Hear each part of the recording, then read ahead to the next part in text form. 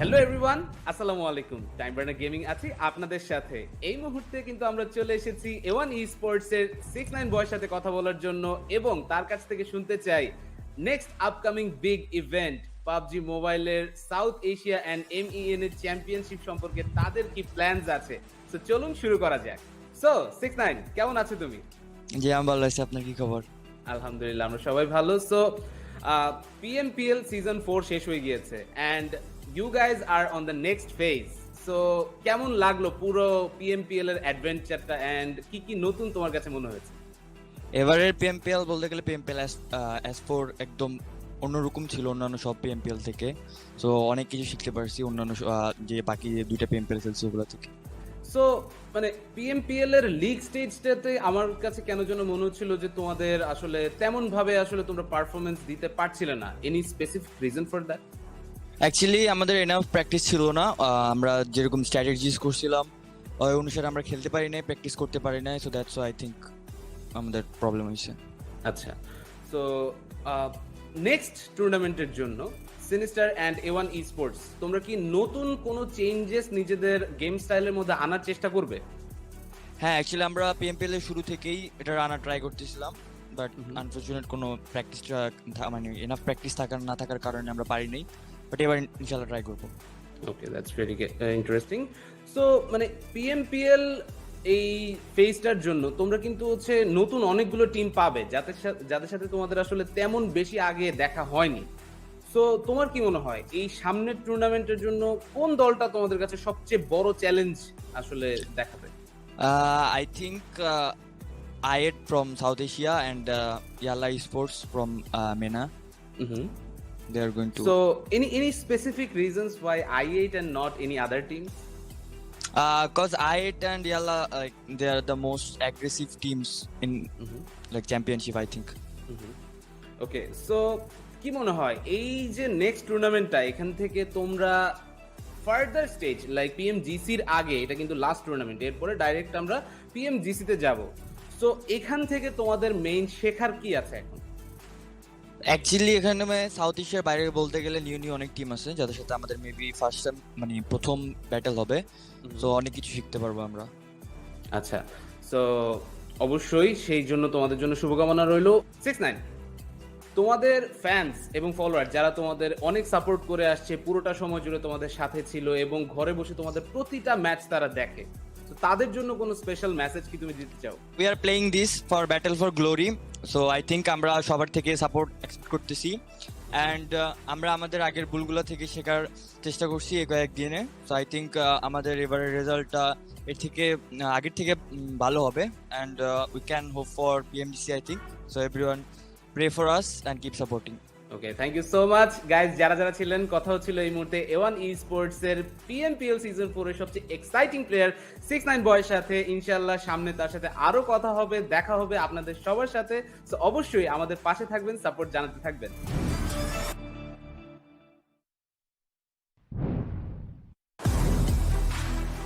What is up, ladies and gentlemen? Welcome to the PUBG Mobile Pro League MENA and SA Championship Season 1. And today we have with us Kevin from YALLA Esports joining us for a lovely conversation. Kevin, how are you doing? How are you feeling about the tournament? Hello, first of all, thank you for interviewing us. And we are pretty much ready for this tournament. We're gonna make our best to be on top and represent our team in the best shape ever. You guys are the biggest name as far as the MENA region is considered, and it's going to be really amazing to see you go up against the South Asian teams as well. But I want to ask you, like, the momentum that you have built for yourself from the previous tournaments that you have played, how confident are you and the boys feeling that you will be able to carry it forward to this position and make the next push that is towards the global championship? Well, in terms of the team, this team has been together since for already 2 years, 1 year before YALLA Esports and 1 year now with YALLA Esports. We have played the PMPL season Arabia season 1 and season 2. Definitely, we have came to the runner-up, top 2 in PMPL season Arabia 2. The guys are pretty much confident. We worked on all the negatives, let's say, or the mistakes that has been happening in the team, and they are ready. We are really ready for this tournament, inshallah. I mean, definitely you guys look pretty ready, but I want to ask from you, as we did mention the Global Championship, and I mean, only a few slots remaining from this tournament. So which teams do you feel will give you the toughest competition in this run? Like a few teams from MENA and a few teams from South Asia that you will definitely be quite cautious about in this tournament? From MENA, we are always having, let's call like rivals, or a GXR and Frequent Field team. They were always our top competitors. And from SA, I would call Stalwart Esports, because they have same landing spots as ours in Miramar and in Sanhok, and this will be a huge challenge. I mean, it is going to be really interesting to see, as you mentioned, Stalwart Esports, and you share a few key drop locations, so it's going to be really interesting to see how you guys adapt to that. But talking about adaptations, the two regions have completely different, not completely different, but slightly different playstyles, I would say, wherein over at MENA, you guys are a little bit more controlled with how you play around those team fights. Over in South Asia, team fights are just very chaotic. So I want to know, like, how are you guys planning to adapt to that situation? Will you stick to your own playstyles, or will you bring a little bit more aggression when it comes to those late game fights? We have competed before in PMWI against some South Asian teams, but definitely when we're talking about PMPL MENA and SA Championship, it's different. Securing that spot to the PMGC is not an easy road, definitely. We need to always make sure that we're going to be in the top four to secure that stop. This is first, and second, regarding the fights and whatsoever. I believe that having also mixed of MENA and SA will not make it as like one game style. So neither the SA teams can play their like fully game style, neither the MENA teams. For that, I guess we're gonna wait for the first day. But for YALLA Esports, we're gonna play our tactical side. We're gonna play our good positioning, how to secure the good position to get those chicken dinners. Kevin, I have to say I love the confidence that you have put on display in this interview, and it's going to make watching you guys a really exciting ordeal in this entire tournament. Now, one final thing I want to ask you is if you have a message for your fans that will be cheering for you and supporting you throughout this PMPL MENA and SA Championship. So for our fans, we always promise you to be on top, and we always grind hard to be on top. Hopefully this time also never gonna disappoint you. We're gonna reach it to PMGC together all the way up, and call it out, YALLA up and YALLA on top. This is a battle for us, and this is the battle of the glory. Well, that's just amazing, Kevin, and I'm pretty sure the fans are going to be cheered up even more after watching this interview. Thank you so much for giving us your time, and good luck to you and your team for the matches ahead. Thank you.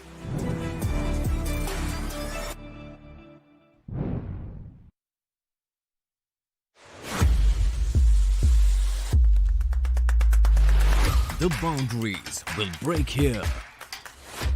The biggest regions will come under one roof. Here the weak will turn into dust. And survival is the only way to the top. Watch the elites make history. In the ultimate face-off, PMPL MENA and South Asia Championship is here. Battle for glory. 9th to 14th November. Hello and welcome to PUBG Mobile Pro League MENA and SA Championship. A huge thanks to Oppo F19 Pro for, well, hook up your fun. This is all thanks to them. I'm going to be your host, brother. Joining us are these two incredible dudes, Ocean Sharma and I Super Johnny, to be our analysts. How are you guys doing? Final day, fourth day of the league play. Final day. Well, I'm glad we are done with the third day, the day that just gave us a lot of upsets though. But this day is going to give us 16 teams, and that's why it's important. That's why, every team that's out of that border will have to do everything that they can to be at a safe spot, because obviously there are 5 games, but well, each team gets 4.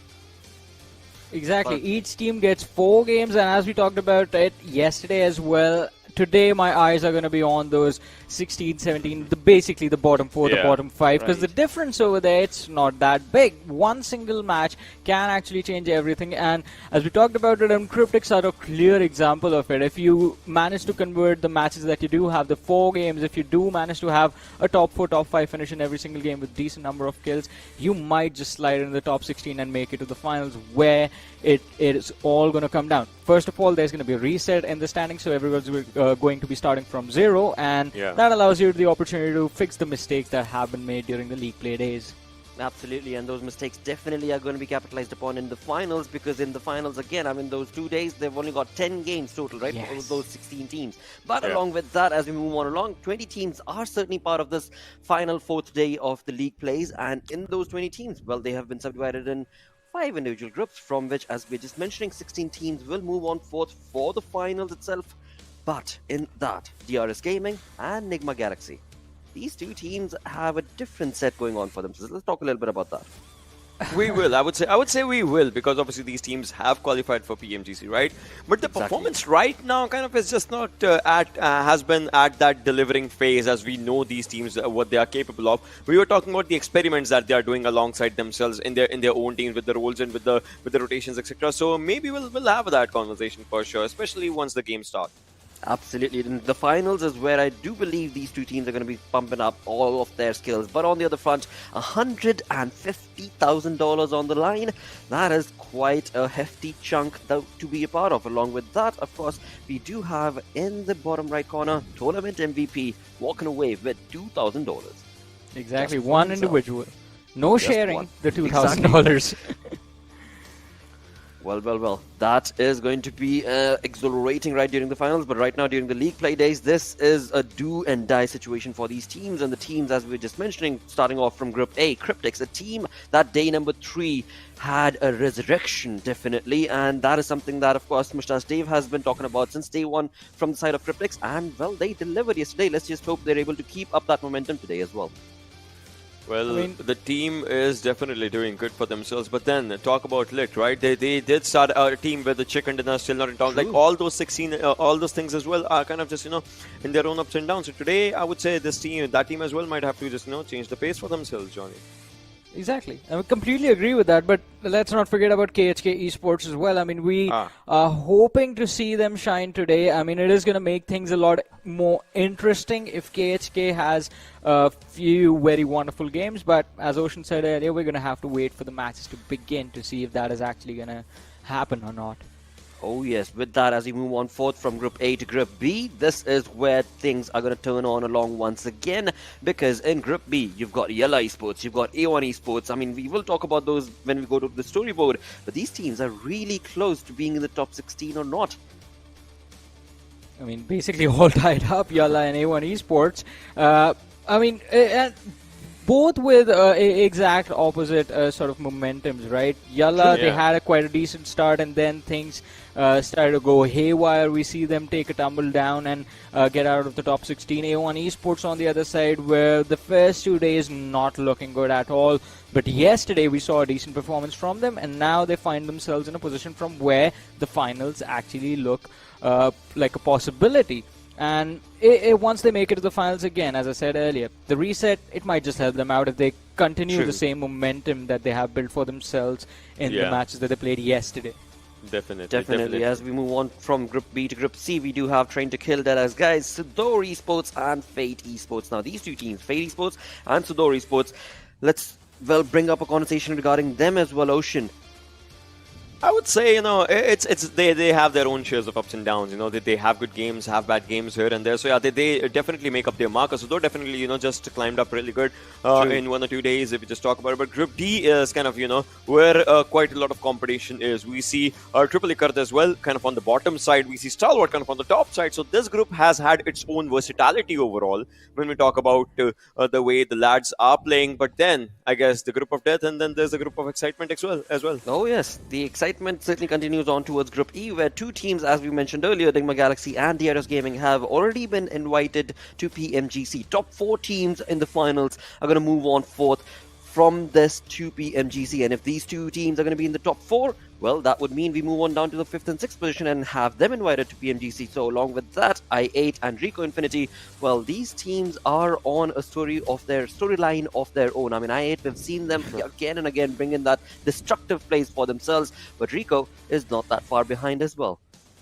Exactly. I mean, Rico Infinity have been really fun to watch this time around. I mean, based on the sort of momentum that they were coming into this tournament, it was looking quite interesting, and Rico Infinity delivered to the expectation. I mean, look at that. The team from MENA inside the top 5 with 1 chicken dinner and basically tied up for the 4th position. It was really fun to watch, but as we mentioned, I mean, Nigma, Galaxy and DRS, I will still be hopeful. I will still think the same way I'm thinking all this time. Like, these teams are just doing their own thing because they have already made it to the Global Championship, and all they are here to do is earn themselves some money and also scout out the competition. Basically see what the other 4 teams that will be joining them in the GC, what are those teams up to. Exactly, and right now, as we move on from first page to the next, now this is the page where quite a lot of ups and downs are going to be created today with the 4 games that are remaining for all of these teams, all of them wanting to be in the top 16. But again, I mean, you talk about that top 16, right? The contestation is between A1 Esports and YALLA, because from there you move on down, there's a hefty chunk of points difference, Ocean. Yeah, there is, definitely. 64 points, 62 points, 44 points, 39, 36. But yesterday's example of Cryptics, that they set up an example for the entire lobby, and that is, you can have 2 bad days, but if you are climbing good on one day, make sure you count it out, right? Make sure you make that day count.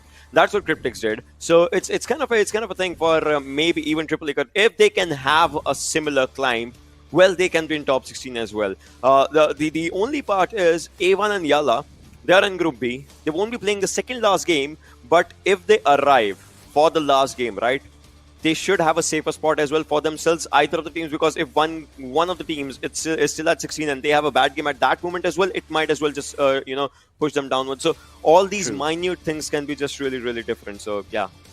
Oh yes, indeed. But on the other front, as you were just mentioning about Cryptics, let's talk a little bit more in depth about the team, because day number 3 of the league plays, this team has come back with a dominating play that has definitely boosted them up into the top 16. But their journey does not end, because the 4 games that they have today, well, they are going to have to keep up with that momentum. Exactly, and Cryptics definitely, as Ocean mentioned and took the example of YALLA Esports and A1 sitting at the second last game. Well, Cryptic, their pressure is going to be different because, I mean, they basically have to watch the last game with their fingers crossed.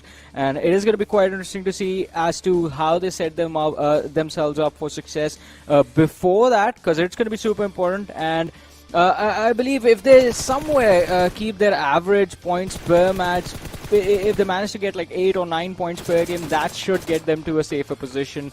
But it is still looking like a very close finish. We'll have to see, right? Obviously, now, yesterday they had a really good jump, but now it does look like, they are kind of struggling around 15, 16 position. I get it. But today, if they play similar, if not even similar, if they play safe, and we know obviously this team would not want to play safe, they would want to play aggressively, but if they can just, secure one good game by placement points margin, they can definitely just, make sure that they have that safe spot for themselves. But then again, we can just speculate. Whatever the team will do, well, they'll have decisions for themselves, definitely. And they'll obviously make good decisions. Yeah. So, yeah. Well, if yesterday is to be considered, they definitely are going to be making those decisions in every single game. And as you can see, I mean, that jump that they were able to create on day number 3 of the league plays, if that is an indication to what this team is expected, well, things are looking pretty good for them. And again, on this final day, with the pressure levels going a little over the top, we can maybe also bring up their gameplay till now.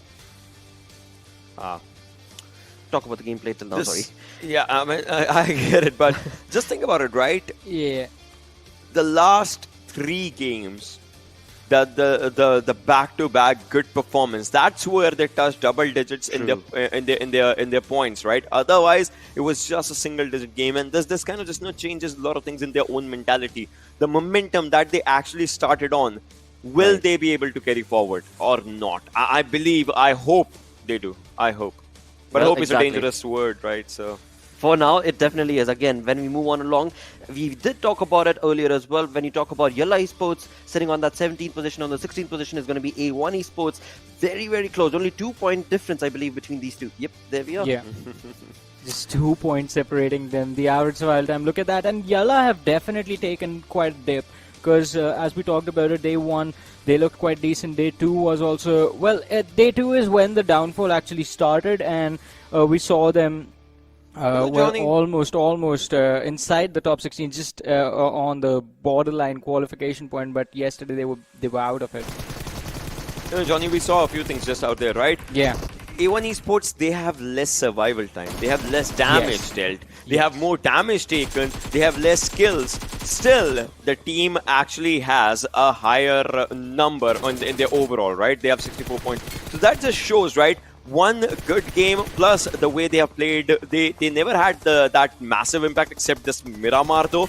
They never had that massive impact. But still, slowly and steadily, they did make their games count. And that's why they're at 16th at this moment. Meanwhile, YALLA is at 17th. That 2-point difference, that all just came down through that steady performance that they have. But still, they are in the red zone right now.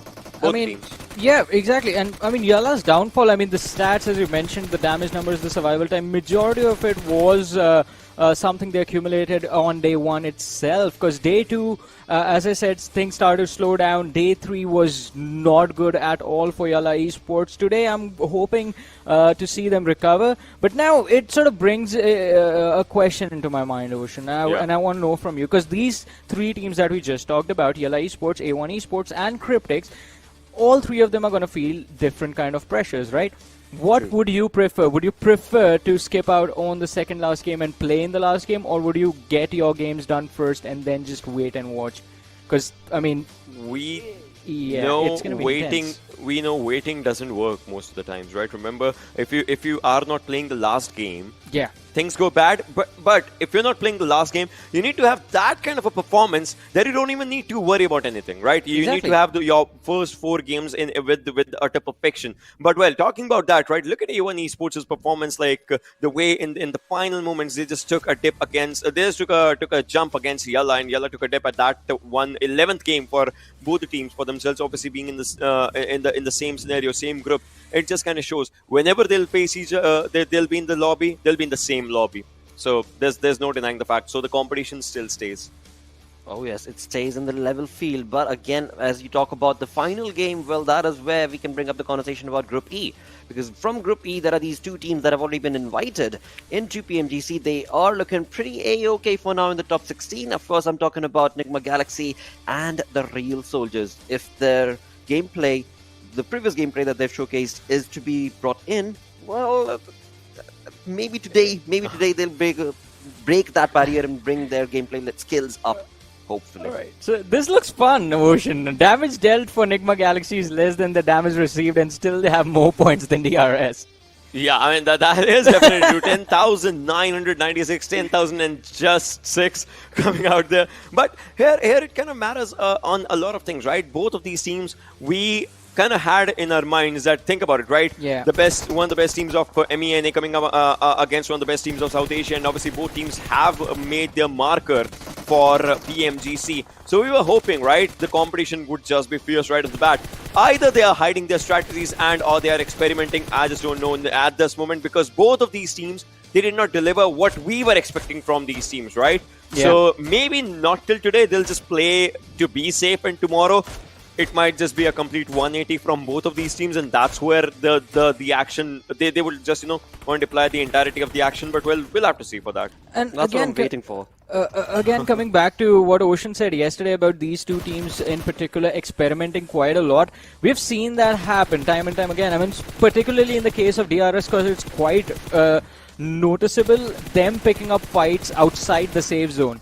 They hardly used to do that, but this time it seems like that's all they want to do. They want to try and see how many teams they can pick off before they move inside the circle, and it's looking quite interesting because I mean, we've seen them force those fights and lose out on a few individuals, but again, moving inside the late game stages, they try that again, and if they start avoiding those fights after losing a few key players, maybe things might work out. But so far, DRS, I mean, Nigma Galaxy, do they really have anything to worry about? I mean, you are already heading to the Global Championship, so... No, but it's not just always about worrying, right? It's about the practice that the team just keeps on doing. If you're having bad games, right, that kind of just, even if you're out there for global championship, but that this is your practice. This is like the way when you're practicing, like what you need to do and all. If you're having bad games, it will still come down to decisions. Why are you still having bad games? You should be doing better than this at least. That's the whole point of practice, right? To figure out what went wrong and not let it put a major impact on your overall result. And this amount, we talked about it on day one, like the amount of freedom that Nigma, Galaxy and DRS would have in their matches. Like they are allowed to do whatever they want without it impacting their qualification position. So that is something that I guess the teams, as you said, are working on. And those decisions, if they figure it out before they actually head into the global championship, it's going to be very interesting to see what the new DRS and what the new Nigma Galaxy is going to do. Absolutely. They're definitely keeping the entire lobby in a little bit of a black hole that they've created. And again, when it comes to the Stras, well, in the finals, I am keeping my fingers crossed. These two teams are going to be delivering. With that, as we move on forth, let's get the show moving across to now the viewers. The viewers is who I'm talking about, because now this is where you get it. Well, you have the perfect opportunity to get into the game and get this PMPL 2021 special crate that's only available till 16th of November. So get on into the game, log into the game and get playing, because there are so many gifts that are available for you all. Alongside that, as we move along, there are redeemable codes that are going to be shared in chat, through which you get Oppo Reno parachutes. You get to, well, flaunt with your friends, amongst your friends, 2021 t-shirt from Oppo, as well as an Oppo hat. These are all in-game items that are available for you, but to be able to do that, you have to be viewing the stream via PUBG Mobile Esports South Asia page, because that is exactly where the codes are going to be shared in the chat. And from there, as we move on along, now this is where I need your help. This is where I want your help, and I want you to start sharing this championship stream with your friends, because we want to have this milestone completed. 60,000 viewers, well, you get perfect opportunity to get these wonderful in-game items. 80,000 viewers, that many more. And when you move it to 100,000 viewers, this is all in-game item rewards that is available for you, that again you're going to have to keep an eye out in the chat, especially right here at PMPL South Asia and MENA Championship. With that, let's move on, get our show started off. It is time to move on along with the schedule of the day. And today we're going to be starting off on Miramar, where once again, of course, Group E is not going to be playing. So maybe, again, I mean, we were talking about YALLA and A1. A1 got their chicken dinner on Miramar. Yeah. Just maybe this could be a game for them. What do you guys anticipate? I mean, for today, personally, I would say my eyes are just around the teams at 16, 17, 18, 19, and 28. Yeah, so if you're asking me to, indirectly, Lotta, if you're putting us at the spot and asking us to pick a team, I would go with the A1 at this moment. Not just because, you know, they had a really good game yesterday and all those things, but because I want to see the chaos in the minds of the players as well. I want them to just, you know, feel the way the pressure is just, you know, crumbling down on them. And that's where obviously it just comes on YALLA. Obviously with the players like Yusuf, Powerful Bandar, ID7, those lads will be prepared for anything that just comes down to their path. So maybe A1, maybe YALLA. But then if we just, you know, talk about it, I'm pretty sure this thing, nah. Yeah, that, but no, yeah. You have to be careful with magical objects when you're tossing them around, Ocean.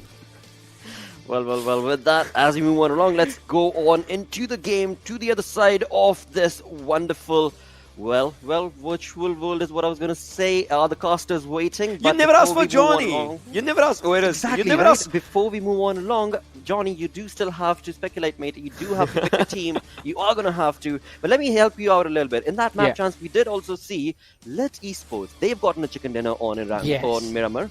So that could be maybe a possibility, right? Yeah, I was just going to say that. I mean, YALLA Esports, we've talked about them. We've talked about A1 Esports. Let's not forget Lit and KHK as well. I mean, KHK, as I said earlier, I want to see them outshine in at least one match today, and then probably build on build up upon maybe that the starting later on. Exactly. If they do it in the first game of the day, it's going to be the best possible situation for them, because then your confidence is going to be high throughout the day, and you can build up on that performance. You know, Lit Esports, as Blot mentioned, we did see them earlier, Johnny, and maybe they can turn things around right now.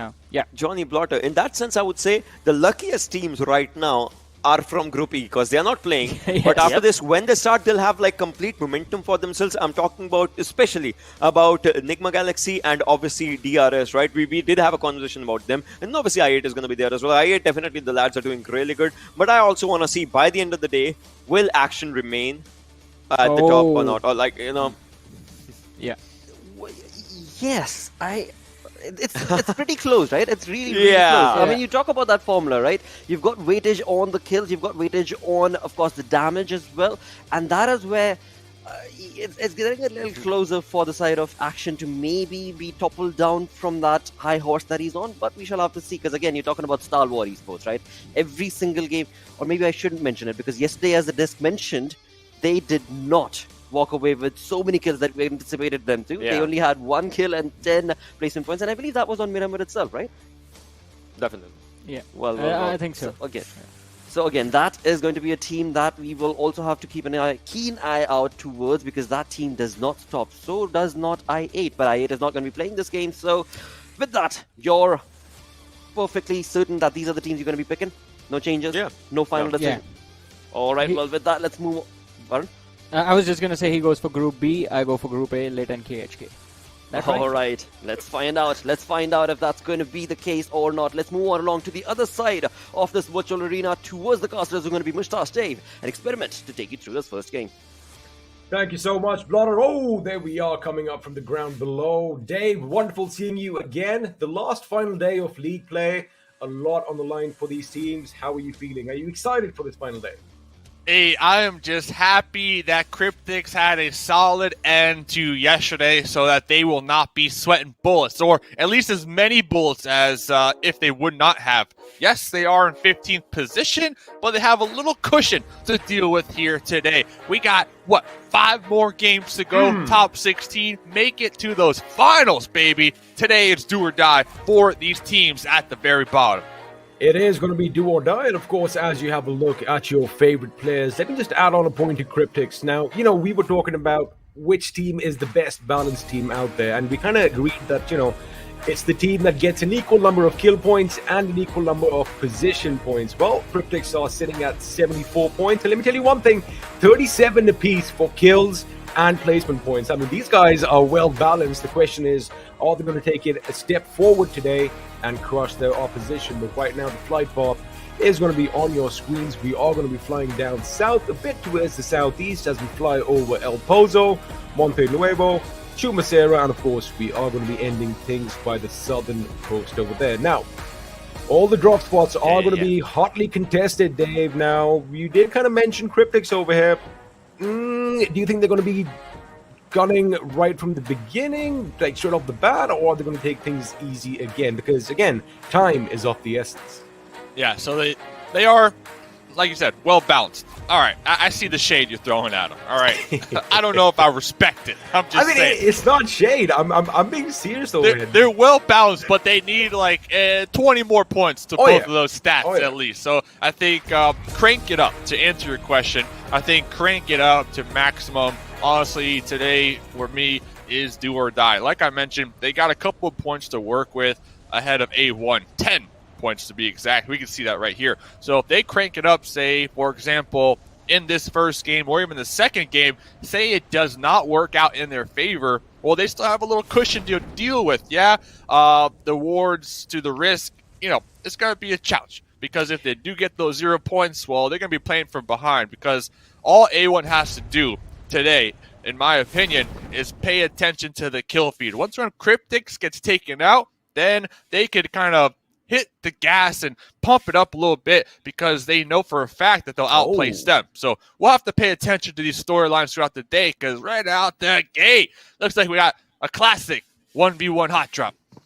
Well, they're going to have to pay attention on the ground as well because SUDOR Gaming are going to be going up against Icord Triple Esports. Now, SUDOR, they do have a few position points on Icord. I do believe they are going to be in the last position right now at the bottom. So today is definitely going to be an important day for this team. Now, we did kind of see them, shy away from a lot of fights in the past and just be unlucky as far as rotations and positioning in the zone goes because you don't want to get yourself surrounded, but right now it does look like both members have an idea that the other is nearby. Now, SUDOR is going to be going in with that Uzi, just trying to tease the opponent, but S-Rod over here does have that mighty shotgun. Now, if that shotgun goes off in your face, it could be devastating, but it looks like he's taken another route, and now they're going to be on either side of this door with that Uzi magazine being spent. The reload comes in, but again, it's going to be a stalemate between these two opponents. Ooh, what I see is Santa Claus with the shotgun. That is not something I want to face check. And now here comes the support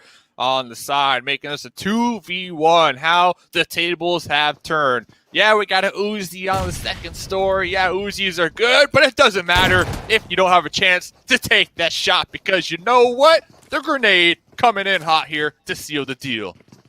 Well, when guns can't do the talking, you let some shrapnel in the window, and well, that is all she wrote over here, as First Blood is going to be coming in. And we were talking about Triple Esports, being at the bottom. This might just be a little silver lining for them, as they are going to be kicking things off with First Blood over here. Now, the circle, of course, we did see early on is going to be towards the north, with the water treatment plant pretty much at the center, which means all these teams down to the south are going to have a long winding road as they migrate up north. And the thing is, it's Miramar, you're going to see these vehicles from miles away, so it's going to be a little problematic circumnavigating their way towards the newer circles. But right now, A1 Esports, we did kind of mention them, Dave. They have kind of they've gotten out of that slump of the last 4 positions, which means YALLA Esports, KHK, and Lit, and of course we obviously have Triple Esports as well. These guys are going to have to face a lot of the brunt today. I mean, it is going to be a monumentous task for them. It is doable, but maybe it's a bit too late. Ickard, like we saw right there, you said good start, right? You said good start. They got 1 point. Well, they're going to need to do that about 35 more times. All right?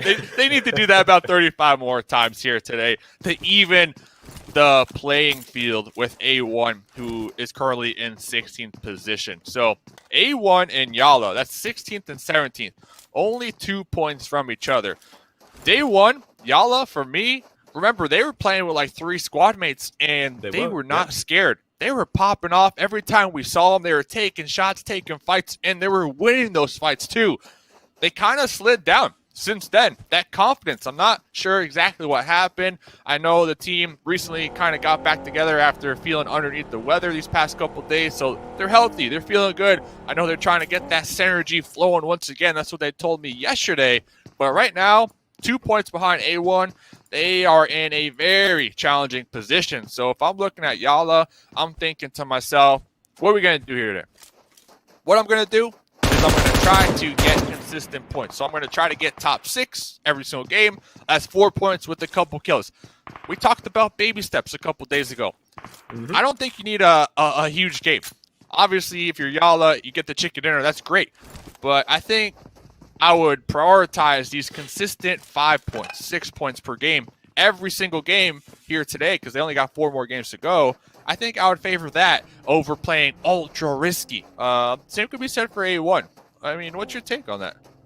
I mean, I am going to have to agree with you on a few of those points. Yeah, but again, they only have 4 games apiece left for either side. So, time is of the essence. I mean, it is their make it or break it moment right now. So, yeah, you can still go for those 5-6 points average a game, but it's not going to be enough. I mean, you are going to have to get one big game. But again, it's easier said than done. It's so easy for us just to sit over here and just speculate. Oh, you should have done this. No, we should have done that.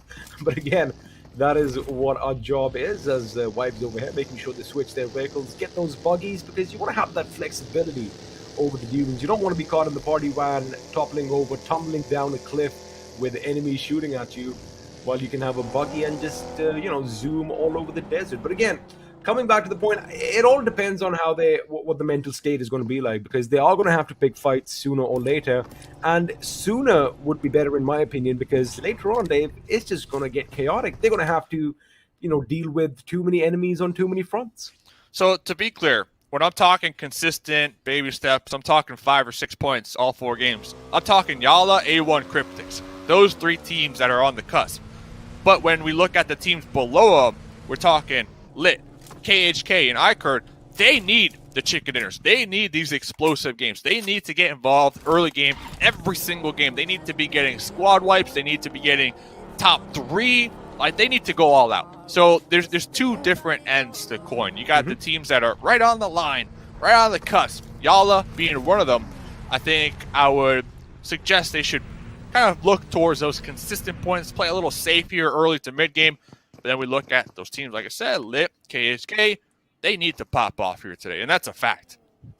Then I suppose, the gameplay for YALLA Esports is going to have to be that they should play from the periphery and make their way in, making sure that they have a back against their wall, in the form of the blue zone, without having any enemies come up from behind, and just make sure that they are focused in one direction. Again, it is all speculation, and we're going to have to see what the zone is going to do later on, because that is going to be the dictating factor as to how these teams are going to be moving about this map. Now, Wizzes with wives on our screens, man, these boys have been surprising us. They've been entertaining us, getting those high consistent finishes and a chicken dinner to boot as well. Oh, my ears just perked up. I did hear a bolt action M24 go off in the distance. Looks like Wolves might have spotted somebody or something moving or slinking in the distance there and decided to take a pop shot. However, nothing met the bullet's track. But again, coming back to the points at the bottom of the table, I beg your pardon. Yeah, it is going to be a difficult day, but again, there are teams who have done wonderful. I mean, if you compare teams of the opposite spectrum, Stalwart Esports, I8, of course, are not in this game, but boy, they have been firing on all cylinders. But have a look at this. Now, all the teams are going to be congregating just north of San Martin, and that is where things are going to get a bit dicey. Chaos is definitely going to be ensuring as an AUG A3 drops from the skies above. Yeah, to make matters worse for these teams that are on the cusp, like just going to be fighting tooth and nail today, right? Struggling, like they're giving it their all. You got teams, like you said, Stalwart Esports, all the way at the top. I saw a Instagram post saying that it's getting lonely at the top. They said that. They said that. I know what you're talking about. With all their points. So to me, with that confidence, they could do whatever they want. Because remember, the goal here, league play, top 16.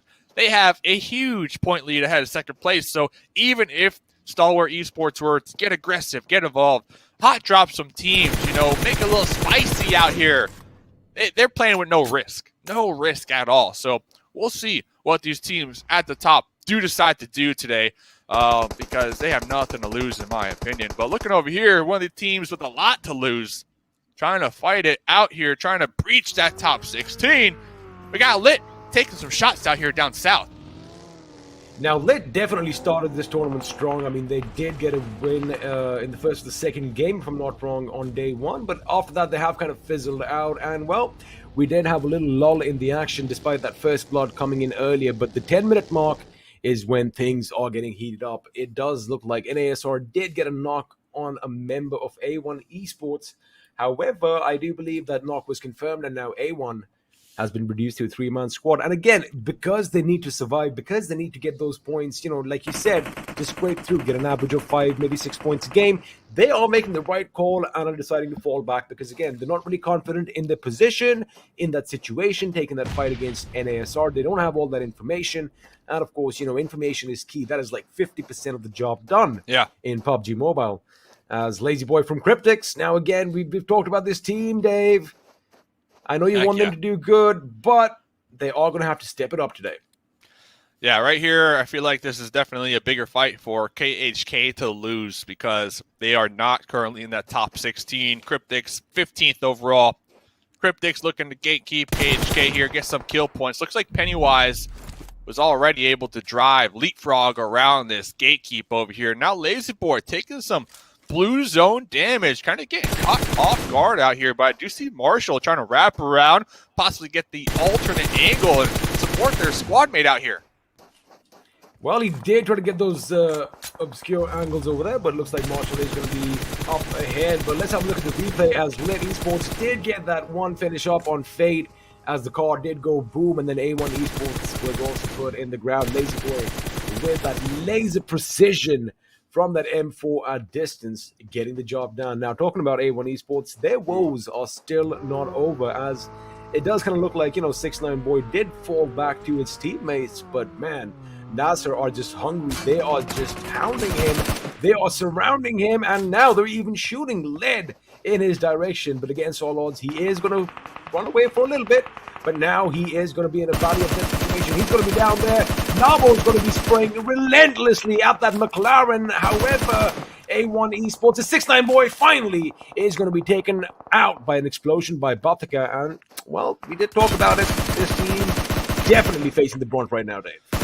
That thing is just zooming. So it looked like Jackson Dante were already on the reposition, on the move to get a new spot in the next zone. So he couldn't really provide that support to 6ix9ine Boy out there. Like you said, stuck in the Death Valley out there. Very challenging situation to be caught in. But at least the duo from A1, they do have a nice spot for the time being in the new circle that they can kind of turtle up, hunker down, and hope that nobody crashes them. Hope that no full team pulls up on them. And talk about hoping that no one pulls up on them. Well, what's going on over here? Little bait action. Little punch out. I thought... Took out the pan, too. I thought we were going to hear a skull go crunch under the wheel, but in fact, it's going to be that metal pan that's going to smack him across the face and put him down in the ground. That is just... that hurts. But anyway, the circle has kind of shrunk in, and now Cryptics, we did see them towards the northwest of the map. They are still in that little stalemate with KHK, but it looks like they are going to be making a move as Marshall is going to go up on the left flank. That is the dangerous position to be in because he's suddenly going to be spotted out. 3 different weapons trained at him. Marshall goes down. Lazy Boy is going to take a brunt of that damage as well as Del Chapo and Senke now have to decide how they go about it. Pennywise making a good decision, coming up on the right flank, trying to cut them off as quickly as he can. That grenade could be devastating. Senke, in fact, could be the recipient, but no, it's Pennywise who has a little bit of a mishap, and the grenade almost knocks him out, but it's Biscay from distance who gets a knock on Lazy Boy and Senke with 1 grenade, and Cryptics, boy oh boy, they are dwindling here, Dave. Huge yikes right there, in my opinion. Cryptics, they were on the hunt. They knew exactly where KHK were. They were on the hunt. They were following them this whole time, and for Marshall to pull up and give away a free point like that in their vehicle, and then the double knock grenade to kind of turn the tides. And wow, Cryptics, don't lose your point lead. I know I said you got a cushion, but that doesn't mean to show up here and just start feeding teams in the lobby. So that right there, that's a good sign. I was talking about this earlier. That right there, A1, if they're paying attention to the kill feed, they recognize Cryptics are out. That's a great sign for A1, especially because they only have a duo. So if I'm A1 right here, I'm going to do my best this game to try to get as many placement points as possible. I've got a couple of questions about that skirmish. I'm going to come back to that later right now because Rules is going to be charging up this mountain. He does get one of the members from SUDOR Esports, and now he is going to set his sights on the last man in the buggy.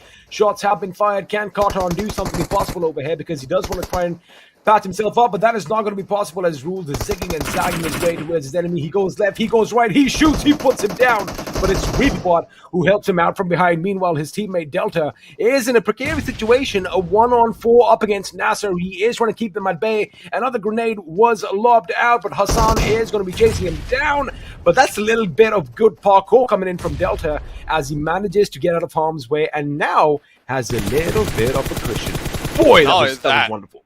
Yeah, not only that, though, those shots are going to be alerting Vibes, who are currently on the approach in vehicles. They might tend to third party, get some kill points, as we are going to be looking over there. Some pot shots across the way, but hey, bring it back to the fight, man, as Delta was able to sneak out the compound, and I have to say it has to do with Vibes pulling up and third partying.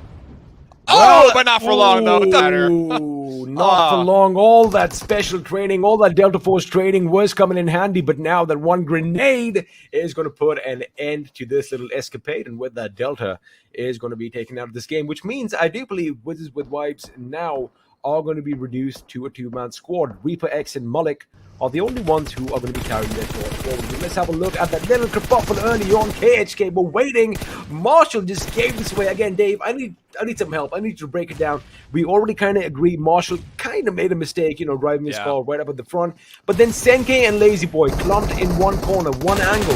Your thoughts? Yeah, the way that this whole thing started, Cryptics, they were in a convoy, like really close to each other in a straight line practically in their vehicles. It looked to me that they were chasing them down. They were in a skirmish for the longest time, right? They knew exactly who they were up against too because they got knocked earlier on. So not exactly sure what that was. Just a little throw here.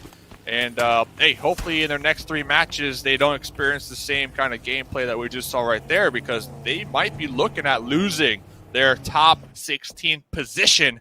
And that would just be horrible for the Mustache Dave hype train.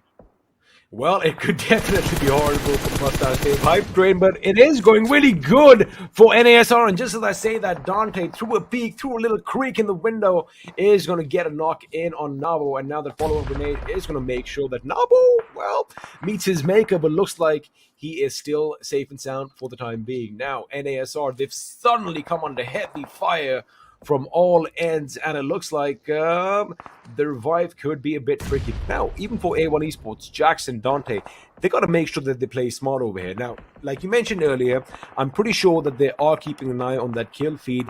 They should be kind of aware that, Cryptics are pretty much out of this game, which means all they need to do is hold on to another couple of position points. There you go. Now, the cherry on top of that cake will be if they get a few extra points through kills. But again, they got to go for plan A. Plan B can be implemented later on. As Hojuan from K7 trying to keep his angles. Now, they do know that, Wizzes with Vibes are going to be in the vicinity. But it is a tricky circle because we do have bits and pieces of the water treatment plant. However, we still have a lot of open ground to cover. There you have it. Stalwart Esports dead smack in the center. And the circle is going to be kind to them as well. However, Dave, this means in the matter of seconds, a lot of teams are going to be heading straight for that bridge. Yeah, Stalwart, they had a 2-2 split a couple zones ago. They got favored with action right there in their current position. They grouped up. Now they are 4. Dead center. Once again, 2 zones in a row. Dead center. And remember, this is the best team in the lobby as of right now when we're talking the overall leaderboard. So I wouldn't be surprised if they're able to get a lot of kills from their current position because there's a lot of open sight lines where they're currently holding. And popping back over to our A1 storyline and already repositioning on the road, I believe Dante and Jax, they're going to try to stay separated here to kind of help their odds here as the game progresses because the 12th place is only 1 point. So I really appreciate this strategy that A1 are coming in. Oh, it makes sense, but right now, T2K are going to have to fend off an attack because Lit Esports have kind of crushed into their position, and Jade over here is confused. He has a lot of sound coming in. He is going to look left, but he doesn't look right. In fact, he's going to get taken down by Nil, as Nil is going to be popped, making sure that Sandesh is going to be taken out of this game as well. Lit Esports now, they were struggling just a little bit, but looks like they've made the best of the situation as they've pretty much annihilated 2 members of T2K in the blink of an eye. Could they have done better? Possibly. However, that is not what we are discussing right now. As Ikud Esports are going to be moving in on Fates' position, and funnily, they did take a lot of damage. In fact, it's Deadeye's guys shooting at them from the distance. This is problematic for them, Dave, as it kind of looks like End is going to be the last man standing for this team. Yeah, Lit, they need this game. Right now, they got 4 kill points. They're about 20 points behind getting into that top 16. So Lit, I can see them still in the kill feed, getting some knocks. They are doing exactly what they need to be doing here this game. Down to 1 squad mate, but I'm not even worried. Popping over here, though, K7 Esports just trying to steamroll, trying to sweep up the edges right here. And look who was in their crosshairs. YALLA Esports, 17th place on the overall leaderboard. Not what they want to see here in Game 1. Not what they wanted to see, but I will say they do have 6 kills. Not a bad outing for them in this game right now.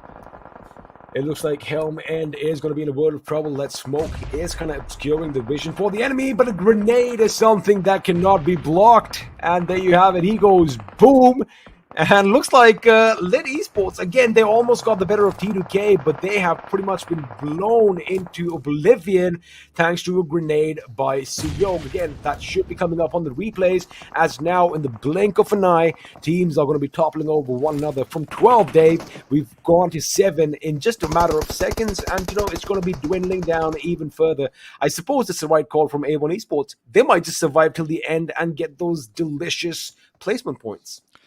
I call them chicken nuggets. Not the chicken dinner, but the chicken nuggets. Yeah, if you don't get first place, you get second or third.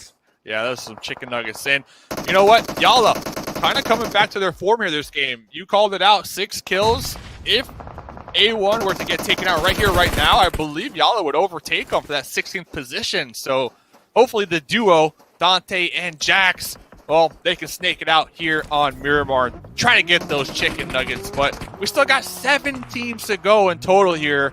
It's going to be a bloodbath. Oh, that was a bit of a risky move over there. Now, he did run away with the vehicle, but I'm sure they did spot the enemies, and Legend's position has been given away. Miracle is going to pop over this little crevice and take a few shots, but Legend is going to be quick on the reaction, gets undercover. Now, that grenade, though, could be problematic. There you have it. That's all she wrote. Miracle with a boom. Make sure that Legend is going to be knocked out, and now he's going to have to change his position because A1 Esports kind of snuck in through the back door over here, and Batika and his teammate Miracle suddenly are going to find the enemy on the other side. But they make the right decision. They're like, you know what? We have the circle. We see that little ridge. We see that tree. We're going to go park the vehicle and make a little fortification right in the center of the circle. Yeah, that is huge because we saw Jackson Dante, they were getting pre-fired, sprayed upon behind that boulder, but then Nassar decided to reposition and kind of give that one up. Like, that's a blessing right there. STE, though, they have been in this zone for some time, just hunkering down. They still have hard cover to work with here, as we can see the flat terrain on the high ground, and then Dante and Jax with that slope that they're able to deal with right now. That slope right there on the edge. If the next zone does not favor them, remember, they're on foot. They don't have vehicles to build their own cover, and I have to assume their smokes probably not the strongest here either, just because of how far we are into the game. So we'll see what happens. But Deadeyes still up, still strong in the fields, using these hay bales to still put in a lot of work. Well, they are putting in the work, but Action over here is going to make sure True Love is going to be brought down to his knees. This is where NASR can actually do a lot of damage on Deadeye's guys. Like you did mention, if the circle moves away from A1 Esports, that little dip that they have is going to be all for nothing, and they are going to have to move out. And I'm not sure how many utilities they have, whether they have enough smokes to make sure they're still efficient or not. But right now, it does seem like Stalwart Esports are fully focused. In fact, with horse blinders on Deadeye's guys, they have patched Action up. The circle has kind of imploded in on itself. A1 Esports are going to have to move in just a little bit. This is going to be tricky. Now, if Stalwart are fully concentrated on Deadeye's guys, they might surprise them from that left flank. Yeah, I wouldn't be surprised if A1, they try to wrap around somehow using that ledge, that slope as much as possible instead of face checking STE in their compound right here. And they might even be able to pop up and catch one of the Nassar players off guard and take up that dip for their own. But this is going to be challenging. Look at this terrain. It is just wide in the open as they make this cross. Well, Stalwart Scribe gets a vehicle and moves up a bit as Action is going to get a knock on top. Now, as far as A1 and NASR are considered, I'm pretty sure both teams have an exact idea of where the other is, as Deadeye's guys are now forced to pretty much take cover behind one hay bale. That could be problematic later on. Dante spots the enemy, makes a move, but from distance, from the other side of the circle, it's going to be Deadeye's guys' Frag Boy, who is going to put A1 Esports out of the misery. A fourth position finish there is not going to be anything to scoff about. As Scry, he did try to make a move. Unfortunately, it's not going to work in his favor. But now, Deadeye's guys, they only have a few seconds to work with. They only have that one angle. Can they get out of harm's way, or are they going to be put down on the ground? Yeah, fourth place, 8 points right there. So that's the chicken nuggets that we're talking about. Now Stalwart, though, going to be pushing out of their compound just wide in the open. Nothing but confidence right here. And we'll see if they can use their numbers to their advantage to get another chicken dinner underneath their belt. Remember, they said, hey, it's getting lonely at the top. Well, you know what? If they get another chicken dinner, it's only going to be lonelier here at XP. I mean, maybe they need to throw a few games if they want to make some friends, because this is a dog-eat-dog world. No one is their friends, but right now, Top almost getting knocked out. Gets the better of Vathka, and Miracle is going to be the last man standing. Now, he needs some divine intervention. He needs something miraculous if he wants to be saved over here, because Pika is right at his face. Shots are being fired. The M4 goes off around the boulder, and with that, Stalwart Esports have snatched victory once again here in Miramar. Woo! Ooh, I love that whiteboard behind them. See, I saw that whiteboard, and it had the strategy. It had the strategy. It said, day 4, win. That was it. That was it. That was the game plan for today. Just win. Oh man, Stalwart Esports, man. So what I gotta say though, this might be a hot take, is I hope that they can perform the same in the finals. Right? Finals only 10 games. You would assume they can because they have been so consistent. But I just hope they don't use all their gas here in the league play where the goal is only top 16. Nah, I think they'll still have something left in the tank for the finals later on. But again, a wonderful show of prowess and their tactical skills overhead. The fact that they have the control. Now, some might argue that, hey, maybe the zone was favoring them a bit too much. But again, it's an RNG thing. It's not like they put some codes in and, got the zone to favor them. But again, wonderful, wonderful zone control. I'm sure the analyst desk will break a lot better. So let's do this. Why don't we get off camera? We'll make sure that everyone is going to be ready for the next match. But before that, we, of course, are going to have a teeny little break.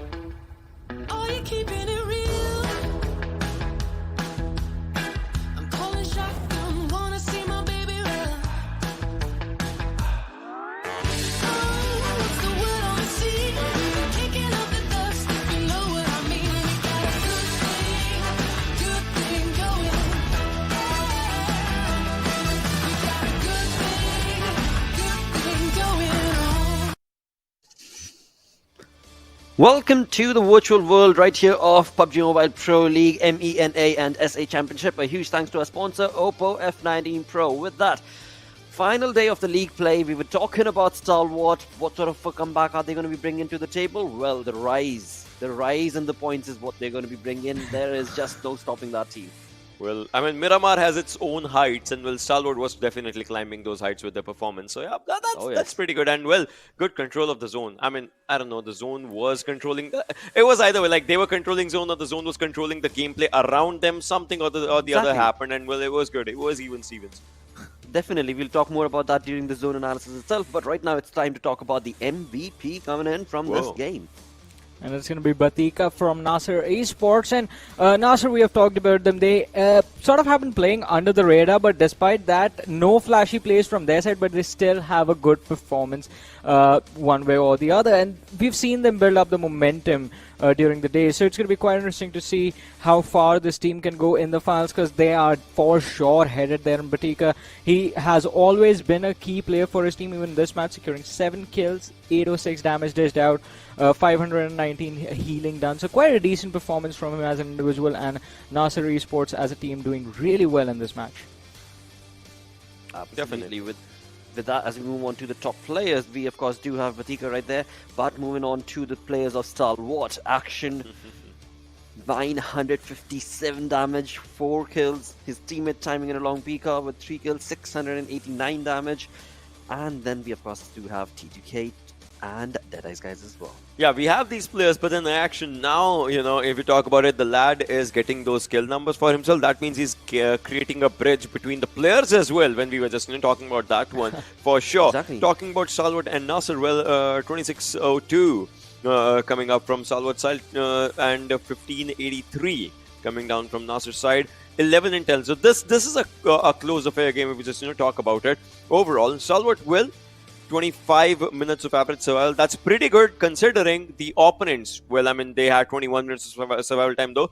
The opponents, they did try, but they did lose. I mean, Nasser, they did lose a few players here and there, but still pretty good performance. Yeah, I mean, it was a wonderful run from Nasser Esports, considering, as you said, they lost out a few individuals earlier on, and then in the end it was just Miracle hiding behind a rock, just trying to survive from the players of Stalwart Esports that were running in his direction. It was an interesting finish. Also, we got to see some interesting shots from top as well from Stalwart Esports, just hopping behind the banner, a little throwback to what they did on day one of the previous South Asia Championship. Yeah, the school area, right? I remember that one. Yep. But right now, most utility is used, coming down 18 by Miracle. So Nasser, no doubt, alright, so this is the thing. Stalwart did win this one, but the impact that Nasser created with their gameplays, like the lads they created with the gameplays, that's just so good. Miracle's out here. Batika, we see his name as well. So yeah, these lads did really good, and that's amazing. And well, that's the competition right now. So far, first game has been really good in the hands of Stalwart and Nasser. Absolutely. On the other front, as we move on along, A1 Esports also bringing them decent amount of points for themselves. 2 kill points, but 8 placement points, confirming that 10 point is certainly going to be helping them out for the cause, as they are on that 16th spot, or maybe we'll find out. Well, alright, so for this game, I have to say, I mean, Ocean was the one who called it. I mean, he said A1 Esports, they're going to do really well. My bet was placed on KHK and Lit Esports, who, well, they did try to get a few decent points for themselves, but the mid-game stages did not really go their way. Indeed, but with that, let's move on and have a look at those rotations that were made that were then caught off guard for a few of these teams. Ocean, walk us through the zone analysis. I mean, this one here is quite simple and normal one for one team, and that's just here. Look at this. Right off the bat, kind of not exactly the central lines, but still kind of good central area that they had for themselves. Meanwhile, look at this. The entirety of the game was happening around them. First circle, inside the zone, really good. Then the next circle comes up, still, they are in the zone, but then this is the classic strat if we just talk about this team, right? I mean, Johnny, we have talked about this previously as well. 2-2 split. Yeah. This team loves to have that kind of a split for themselves. That just gives them their safety cushion. And this Reg, they had a Reg on one side, so even if someone would have been charged on or would have been charging on them, that would not have been possible. And on the other side is where they were having their eyes on, which was completely empty. So this team just had a lot of time to think and re-strategize themselves. Exactly. I mean, and while there was time to think, they had to act quick upon this, because if you are going to try and move towards Hacienda, where the teams, I mean, we do see Kurth Triple Esports over there, you have to be extremely careful, because if you are a little too late, you're going to be in a world of trouble. But hey, I mean, as you mentioned, as soon as the game ended, Ocean, this time, I mean, the circle was for Stalwart the entire time. Yeah, and look at this, right? Nasser just losing out on their players here and there. Meanwhile, they were just 2 players surviving that just had a good area for them to just get inside the circle. This time, they did focus on getting in the circle first. I mean, although they did have a loss of 2 players though, but they did focus on that. That was really good. And after that, well, they did perform incredible for themselves, if I just have to talk about it. And, well, Stalwart staying in the circle, and A1 Esports as well, just staying around the circle for them, it was really good. And now when Stalwart had to get inside the circle, but they were not getting inside the circle exactly, they were charging in with good confidence. Oh yes, they certainly were, and that has resulted in, again, I mean, the points that this team has been able to walk away with, definitely going to be helping their cause. But again, we already know that they are on the top of that leaderboard, and there is already a difference, quite a lot of difference between the first and the second position, but it certainly does help out for that cause. On the other front, as there were so many fights that took place throughout the entirety of the game, let's combine all of those clips through the Oppo F19 Pro moments. And again, I mean, it is going to be Miramar, so you have to be careful while rotating, as I guess Fade Esports found that out the hard way inside this game.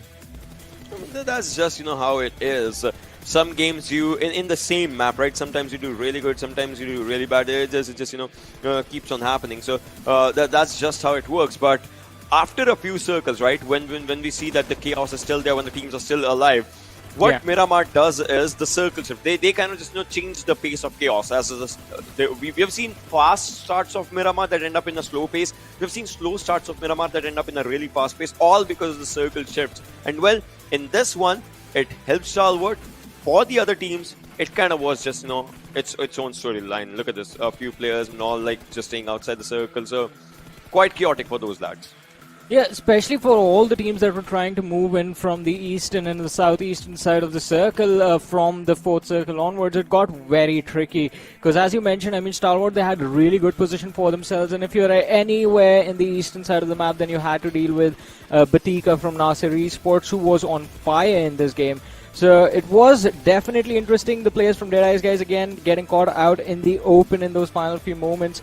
It was a really difficult situation they were put in, and escaping from there, it was definitely going to be a challenge, as they found out later on, getting eliminated from this match. And the final moment, Pika just hunting Miracle down. Just another day for Stalwart when it comes to their playstyle. I mean, there is just no stopping. Yeah. Exactly. I was just asking, did anyone get a look on that board right there? Did we get a sneak peek on the strats? Strategies. Yeah, strategies. Well, they know best. No. They know best.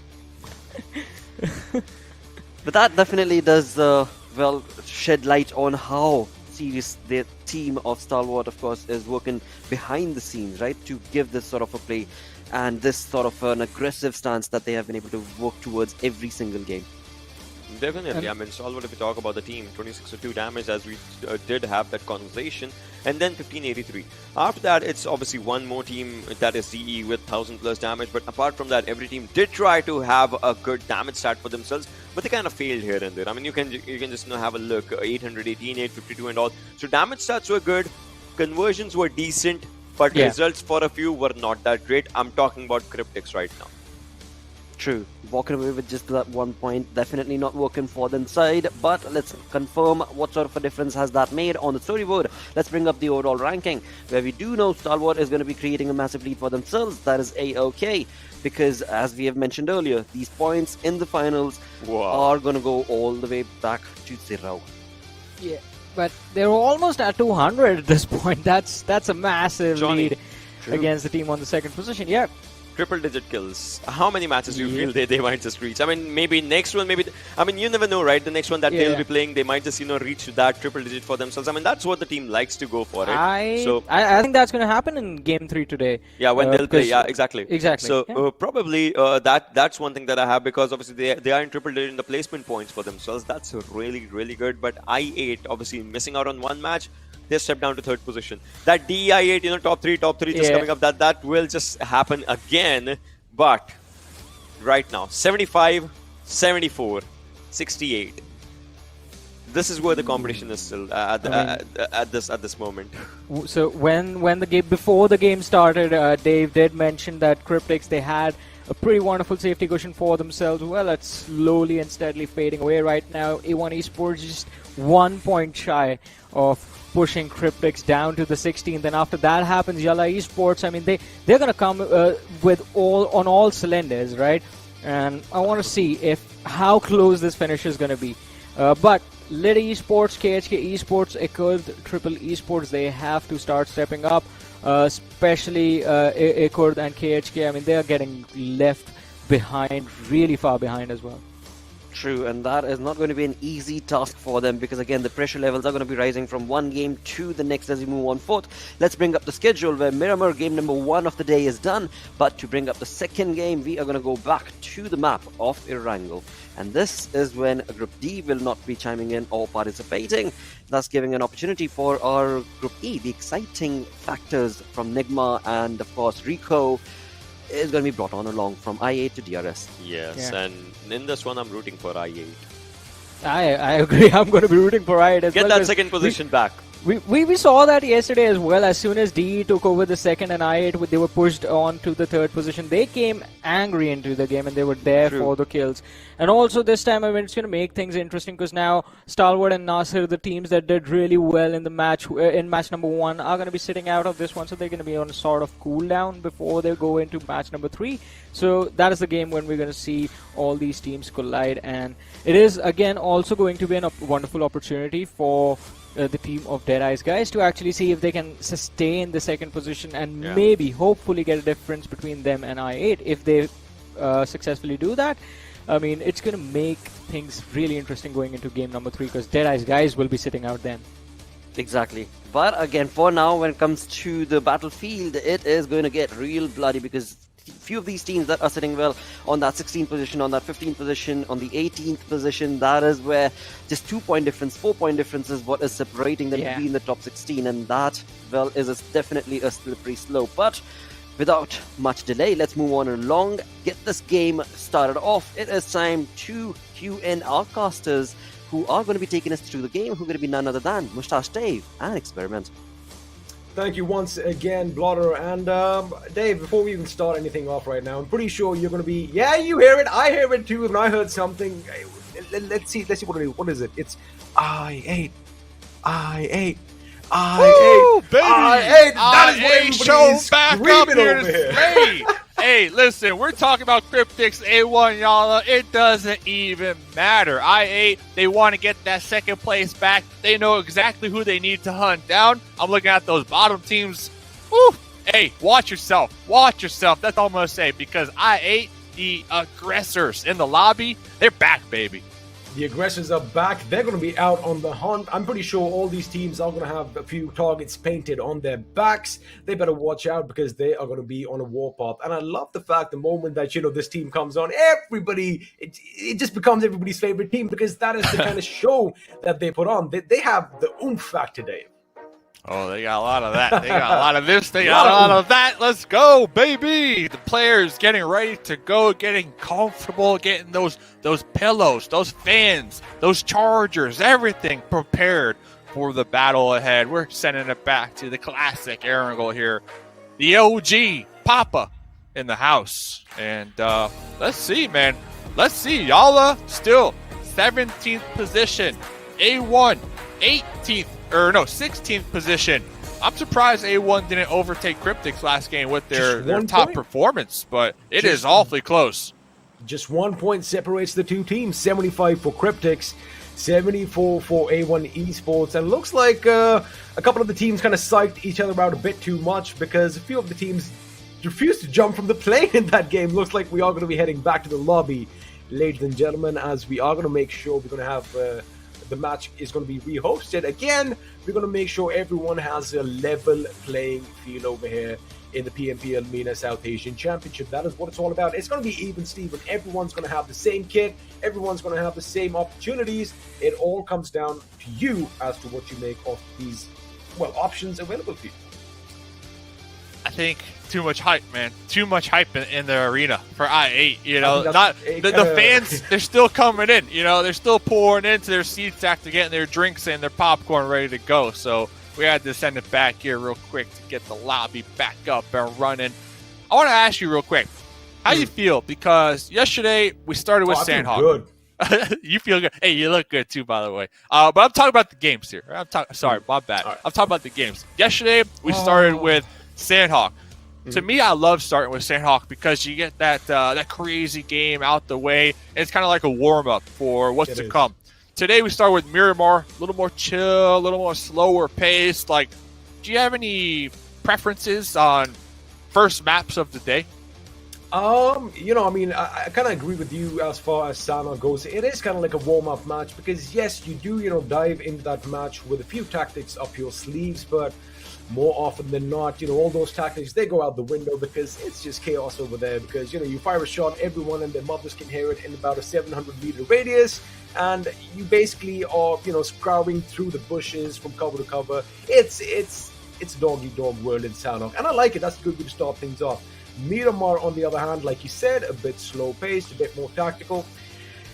not the best map in my opinion to start things off, where you are a little, the nerves have a little better of you. You aren't really warmed up, which kind of sounds silly to say out loud, because I'm pretty sure a lot of these teams get in a lot of warm-up matches before any big games like this.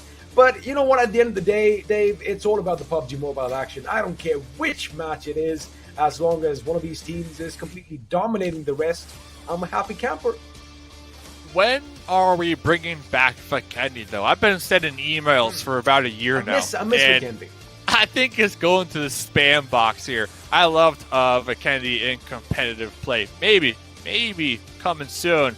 I hope so, because I like having all the maps in rotation here to really test the skills of the players. Not only their gun skills, but just their map awareness, their rotation skills. And if we had to look right now, Stalwart, woo, baby, they're about to break that 100 kill points marker. Do you think they could do it here? Oh, easily. I think it's 7, maybe 8 kills. They can easily attain that in the next game itself. Because again, you got to keep in mind, it is going to be Erangel. Not only is Erangel, the crowd favorite, the fan favorite map, like you said, the OG pop-up map. But again, it's the map that every single player has played probably the most in his lifetime. So, they should know the map in and out. They should know all the nooks and crannies. And they should be pretty comfortable with the whole situation around them and the environment. Now, things like this, they definitely come in handy later on. Just to give you a little contrast, for example, if you haven't played enough of Miramar, especially towards, those distant peripheral locations, you're going to have problems over there deciding, how to go about rotating against a team because, well, basically you don't know the geography. So again, Erangel is going to be one of those games where it's going to be pretty even-steven for everyone, and I just can't wait for the show to be started. All right. Well, appreciate that. And you know what else I would like to see? I know it's probably not going to happen, but Cryptics versus A1. Maybe. Ladies and gentlemen, we're going to send to a quick break here. Don't go anywhere. We'll be back with more PUBG Mobile.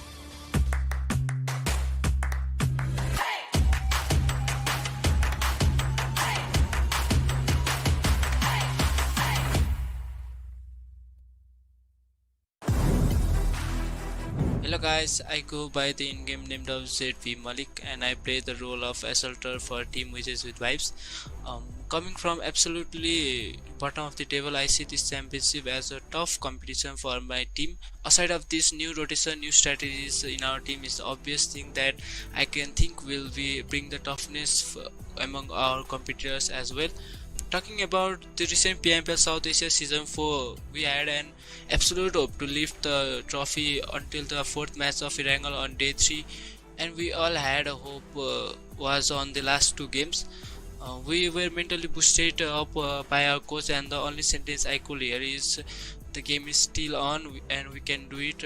The only weakness we had during finals was we weren't absolutely prepared on the first day, as all the members were very tired from the festival going on around all the Nepal. But on the second day we were already on the race. Talking about competitors, I guess YALLA Esports will give a tough competition in the lobby, but a matter of fun fact, we are guys will be giving a very high skill performance which we couldn't deliver on the recent PMPL.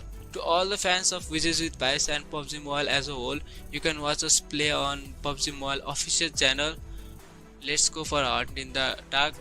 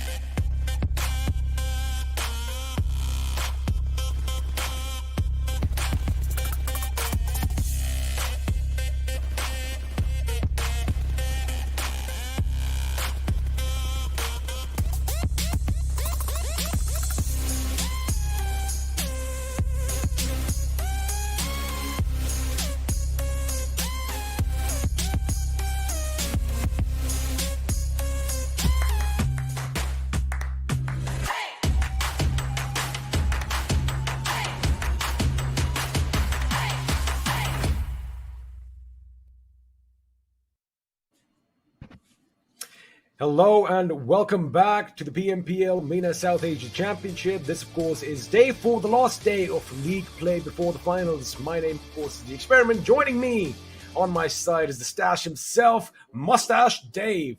Dave, I mean, we have a couple of hiccups today, but everything else is looking good. Game 1 off the bank. What are we expecting in Game 2? You got hiccups, you drink some water, it goes away. Bada bing, bada boom. I'm looking at Cryptics in A1. For some reason, I looked into the crystal crate and it said that they're going to hot drop each other. Just because. Just because. 1 point. I feel like with only 1 point, you need to hot drop each other. Like, that's how you settle this. If I'm Cryptics, if I'm A1, I'm like, listen, I don't like this 1 point gap. We need to settle this right here, right now. Let me meet you somewhere. Meet me at school. I remember when the game first came out, school was the spot. I'm thinking, hey, drop, punch out. You know, no more 1 point gap. I guess that's what it should be like. It's like, you know what, we're not going to let fate decide what's going to happen to us. We're going to take our fate in our own hands, and we're going to do what we do best. But right now, the playing path is going to be heading to the west.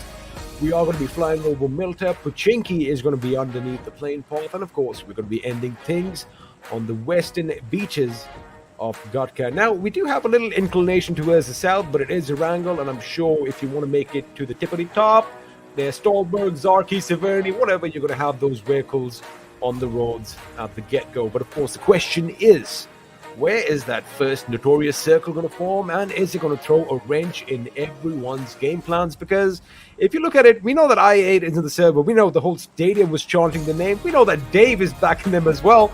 They're going to be heading to the military base with pretty much no opposition. I'm still thinking about the punch out. Cryptics A1. Listen, if it was to work out, they go to school. To go down. They go to school, and then I8 could be the referees. Make sure it's a clean fight. You know what I'm saying? Make sure everybody follows the rules. No weapons, just straight up. The circle. First zone does go on up. This is looking pretty swell for DRS, who are going to be heading up to Yesnaya. But checking in with those teams that are on the cusp, we got Cryptics heading to their drop spot, very close to YALLA. But what's happening over here? He's trying to give him the ride. Here. The taxi's here. Where are we going? Well, Enigma over here, they are going to have the teammate coming in to pick him up. But Bashawn over there trying to circle his prey like a little predator, of course. Unsuccessful in that little hunt, but he's going to make sure he goes to a few buildings, gets a couple of guns handy, because the opponents could be coming in, and elsewhere it looks like Rico and DRS are having a little fun of their own as well. Of course, this is going to be taking place in the plains just south of Yesnaya. I like the fact that, you did kind of anticipate that we are going to have a few drop spots being contested there, Dave, but it looks like the only contestation I see is for vehicles along the roads. Yeah, not the hot drop that I was pumping up here to the fans. Got to say, when I'm wrong, I'm wrong. High hopes, fan. I'm saying 1 point. I think that's what we need to make a new rule. I'm going to send an email. New rule. If we got only 1 point, meet me at school. We'll settle this the old-fashioned way. So, getting into the game though, Cryptics, they need to be careful, right? They need to be cautious. Everybody knows they like to go North Georgia pool. Hopefully, they don't get kept out, because YALLA right over there down south, also looking for some points. All it takes is some VOD review and some studying of teams and their habits, their rotations that they tend to take on certain zones. If I'm YALLA, I might be looking at taking an early fight here with Cryptics. What's your take on that? It could be possible, because like you said, Cryptics, they've been doing the same thing time in and time out in Erangel, and like we mentioned earlier, us humans, we're creatures of habit, right? We're going to do the same thing if it works. So what YALLA could in fact do is, if they're going to head over towards the zone, probably north of Rozok, which is kind of the little route that Cryptics might take, they could kind of put up a blockade and, just pepper them with bullets every now and then, putting the pressure on them and, well, making them make all the mistakes. Because that's what it's been so far. Most of the teams, they do have a good game plan that they do stick to. And let's be honest, the gunplay is pretty similar for a lot of these lads over here. So it all comes down to, maybe, I don't know if luck is going to be, a little factor over here. But yeah, they do have a lot of potential over here to, do some damage to Cryptics. But let's see if that is going to be the case. Because again, YALLA Esports, Dave, I do believe they might go for those position points. But one thing definitely is not working for them. You know, the fact that they're sticking to the periphery, the edges of the circle, and are trying to, you know, inch their way closer towards the center. They have to pretty much get done with that, head for the center, and try and, you know, navigate in the circle a bit earlier. I think that is what is going to help them get those placement points. And eventually, if they are in a good position, you know, those skirmishes will come along and they might just pick up a kill point here and there. We saw last game they had 6 kill points, so they were really aggressive early game, and then they got taken out. But look at over here. This is lit. Currently 18th position on the overall leaderboards. Looks like they're trying to do some scouting. They might have spotted out a potential enemy out there, but they are awfully separated to be sending it into this town here. Oh, but they're collapsing though. They're wrapping around. I wonder if they're aware. I think they are. Sinister is going to be making sure he has good trigger discipline, because he's going to make sure he opens up in the nick of time, and it looks like Mercy is going to be in the line of fire, but none of them go down. In fact, both of them with a sliver of HP, as Jax now has 3 men on him in his house. He does take 1 out, but Wei Hong is going to make sure that he puts Jack on his knees and eventually down on the ground. Between Sinister now has his work cut out as enemies are trying to get in on his position from all ends. He's going to be surrounded. Shots are being fired. Nil goes down. He takes 1. Can he take another couple down with him before he eventually will lose his life? But no, Nil has been snuffed out. A1 Esports making sure they have that 1 point to their name as he's still jumping. But finally, Wei Hong with the drop shot is going to put Sinister out of his misery. Not a bad effort coming in from A1, but a little unfortunate, Dave. 2 for 1 special right there. 2 kills, 1 death. And I think this is one of the disadvantages of drop splitting, or yeah, duo. We saw A1, they had a 2-2 split on their drop over here. They're right there on the cusp, right? 16th position compared to Lit, tied with CS right now, 75 apiece. Yeah, exactly. And Lit, they're working as a unit, they're working as a team, and they recognize, okay, there's some enemies out there, maybe 1, maybe 2, and we saw them immediately wrap around and take full advantage of that, not even allowing the other duo from A1 to even support them. Because of the distance that they just weren't able to, and Lit, they cleaned that one up pretty quickly here. So I think if you are one of these bottom teams on the cusp and there's a lot on the line, I think you got to play as a team a little more. I don't think they can afford these riskier drops here like we just saw.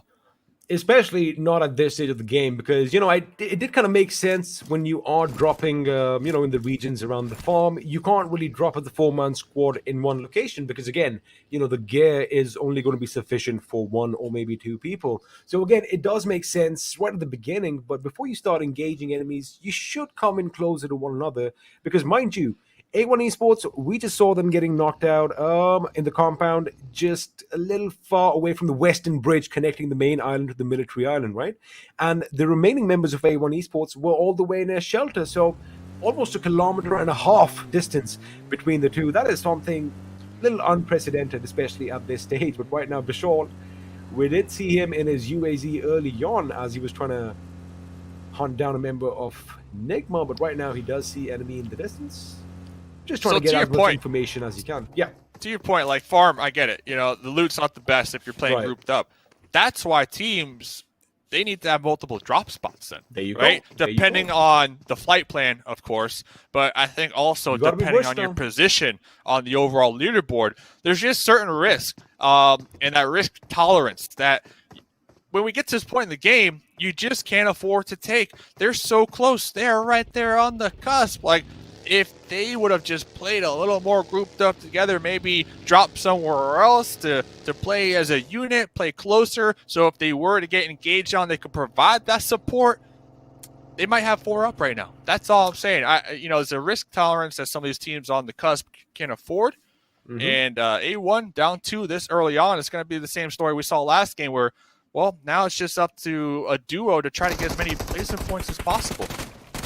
Well, Dave, you know what they say, woulda, coulda, shoulda. They could have done a lot of things different, but of course, what's happened has happened. And as you have a look, Sinister doing his best to try and make sure the opposition is kept at bay.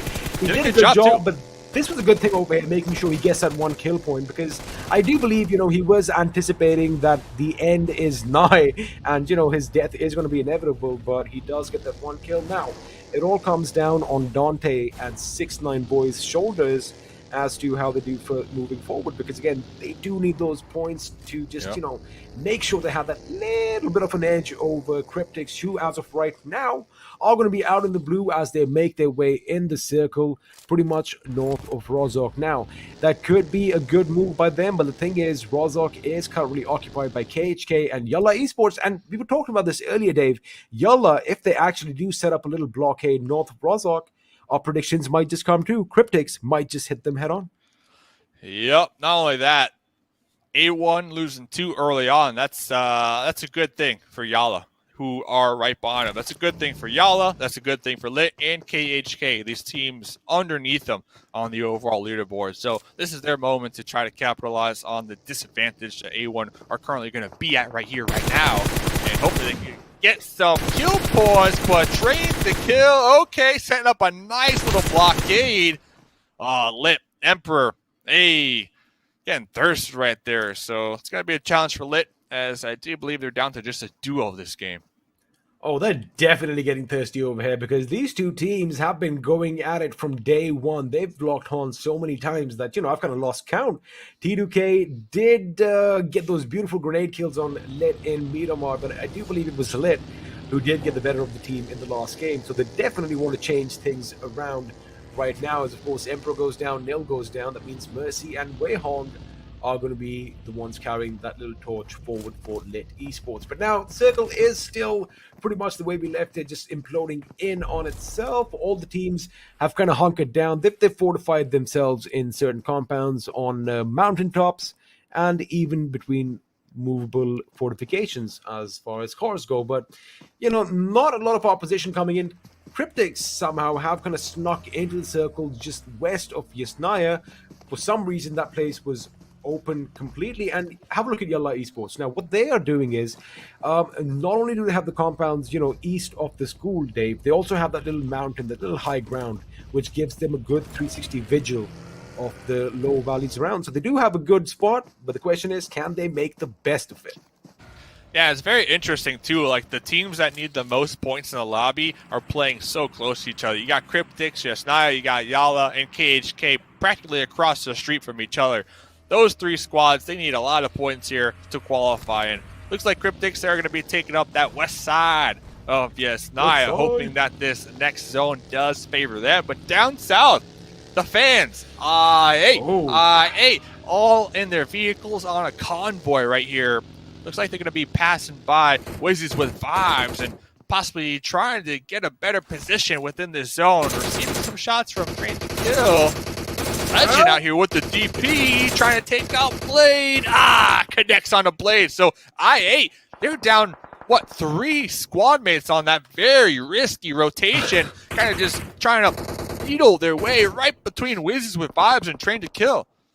Well, you know what happens when the war wagon, or the war convoy in this case, is out and about. They do make a lot of noise, and they do ruffle a lot of feathers, but it looks like T2K and Wizzes were ready for that little aggression this time, as they pretty much caught them in the crossfire and obliterated them, punished them for being a little overcallous, as 3 members are going to be brought down, which means Crypto, I do believe, is going to be the last man standing for his team once again. And in an instant, the I8 chants have kind of died down, and now all I can hear are murmurs of hope and a few prayers in the stands. And look at the zone. Look at the zone. If they wouldn't have sent it and kind of YOLO sent it to try to get a center position on that last circle, they didn't need, if they would have just played edge, they would have been big chilling down there in the south, just past Wizzes with vibes. So it's one of those things that they're going to look back and be like, did we really need to push that? Did we really need to lose all 3? I know you like to put it would've, could've, should've, right type of deal, but I got a feel for him. After seeing this zone, if I'm Crypto right now and I'm looking at this zone, I'm like, oh my goodness, we didn't need to move at all. But hey, they got a couple more games to go. I'm not worried. No stress at all. Especially at this stage, you should be anticipating, you should actually have a little bit of an idea that, all the compounds are going to be taken. But there you have it, the vehicle exchange was the first blow. Reviews being taken now, and then Blade came under fire from T2K, but it's Wizzes with vibes who get the kill points for themselves, snatching it away from the boys from Train to Kill. So Nash over here finally is going to get a knock and a finish on Reviews, but again, I8 completely obliterated there, as we now are going to be concentrating on the little lumberyard northwest of Milta, as K7 are taking on SUDOR Esports, whereas on the other hand, RAW's Assault OP, ooh, that's a dangerous position, directly below Siyog. The thing is, Sandesh or his teammate elsewhere could spot him out. This could get problematic. Another thing I'm interested in is I see the duo from A1. Wait, they're did you see near Spider-Man? shelter. I don't know if they're underneath the ground of shelter, which I think would be a huge 200 IQ play. But talking about teams that need points, well, YALLA currently in an engagement themselves with Rico Infinity. It looks like we're trying to toss out some smokes, maybe get the pickup out here. Or down squad mate. Meanwhile, Powerful going for some nice spray downs, as it does look like Rico Infinity trying to pull back, reposition, and kind of catch their bearings out here. They are trying to do that, as it does look like SK Ton is trying to make his way back, crawling on his knees to cover, but Powerful does a little bit of an obvious move, gives his position away. Again, not a lot of angles coming in from YALLA Esports. It does look like Yosef got in for that revive, but those grenades are going to make sure that it is going to be all for nothing, as his teammate 0777 has been put down. Now, Anas from Rico is going up to the aggression. He moves in. He is going to be the first man in the line of attack for this team, and with that M762, he's going to make sure YALLA Esports lose yet another member, as Bonder is now the only one standing on his feet. Yeah, this is rough for YALLA Esports. This is the worst case scenario. 16th place will be 0 points right now. And Anas, one of the most aggressive players from Rico Infinity that we've seen during league play. They got the knock and immediately set trying to get these kill points. But one thing to note, Cryptics are in the area. I repeat, Cryptics, they heard those shots. I see them in their vehicles. They might be looking at third party, and here they are. They're opening up like opportunistic parasites. They are going to latch on at the right moment. Unfortunately, Marshall was taken down in that skirmish, but Chapo comes under fire. It's going to be Hero from Rico trying to do the damage. El Chapo, of course, the man, the boss, is going to make it behind cover. He is trying to administer that first aid, as Anas, the man himself from Rico, is trying to prop a grenade. In fact, that grenade was thrown beautifully. However, El Chapo gets out of harm's way in the nick of time. Now, Senke is doing the right thing, going in for the revive, as it looks like Anas was taken out elsewhere. But meanwhile, we have another fight breaking out. Sandesh from T2K giving Fate all that he has, and well, Fate are doing something similar they've done in the past. They're all clumping together, Dave, and one good grenade could spell trouble. Yeah, and right here, Train to Kill, got a little 2-2 split going on. So they got two of their squad mates on the edge trying to keep out Fate. Meanwhile, Legend up there in the zone trying to keep Raw at bay. So they're taking fights on multiple fronts right now. This is dangerous because Sandesh is not all by his lonesome. They do have a couple of members near the position, but the fact that they're on this little downslope is going to be problematic. Elsewhere, we did see KHK take a fight up against Wizzes with Wives, and it does look like Pennywise is in a little bit of situation. Does he spot the enemy in the car? Yes, he does the last second. I wonder what was going through Rules' mind over there. If he was trying to confuse the enemy? Well, we're going to have to wait and see after the match. Ask him a few questions, maybe, Dave, but that was kind of weird at this stage. You don't see that too often. Dude, Rules wishes that they could have ducked right there underneath the seat. They're like, okay, I'm in the car, I'm in the back seat. They're not going to see me. They're not going to know. Yeah, they're not going to know. And I even think Pennywise was looking around and then spotted somebody just sitting in the car looking right at him. Like, what? You saw that slight second of hesitation. I think they were also caught off guard there themselves that that player was in the back seat. It's just hoping that nobody sees them. Well, looks like he was spotted out. I mean, had it been underwater, it would have made a lot more sense. But forget that, because Fate Esports, they are pushing up on T2K's position. I like that Tandesh kind of did fall back to that compound. That was the right call for them to make. But right now, Fate are definitely amping up the aggression. Mind you, ever since their first win, they really haven't done anything extraordinary in this tournament so far. But right now, Reef is trying to change his allegiances over here. That grenade, had it been on the other side of the boxes, Sandesh could have been taken down. But for now, we are going to have a reverse grenade coming in. It explodes in Reef's face as Jane is going to get a knock. But have a look at what's happening up top. Wizzes with Wives, hear the commotion, and are they going to jump in? I doubt it. But T2K, they are skedaddling out of the day. I love how Wizzes with Vibes, they definitely see the gunshots, they hear the grenades, and they're just casually driving on by like, yep, we're going to ignore that here. And it looks like they're going to get the high ground up there. But in the kill feed, you know what I've been looking at, what I've been noticing is Cryptics have been popping off. They've been taking out some members of K7. DRS right behind them trying to collapse, but 6 kills onto Cryptics this game right now. This is a huge come up for them on the overall leaderboard. Oh, a massive game indeed. Now, we did kind of see that in Miramar. You know, they had a couple of mistakes that were made. They're definitely rectifying them right now. As Hojuan, he's in a precarious situation. He's behind the enemy lines. He's in the blue. They have no idea. Nima's going to be caught off guard. He goes down. He does not go down. In fact, the other one goes down before him. That could have been devastating for Hojuan. But luckily for him, AJ did not react on time. Was taken down instantly with that ratata. And that could have gone very wrong from Hojuan over here, but K7 get 2 more kill points to their names. So good. We've seen Hojuan multiple times in these clutch situations, just back against the wall, do or die. They need to hit them shots, and they have came out on top multiple times. Very impressed with that player in particular from K7, but getting back into the game. Got trained to kill. Still down here. Freaking mayhem in the south as they are just taking shots at everybody right here. And looks like they're getting the better half of at least one of the squad mates from Fate, but they do need to reposition here. That is very shortly. Blue Zone going to start to collapse in here, and they're currently in an engagement with Raw in this guard tower.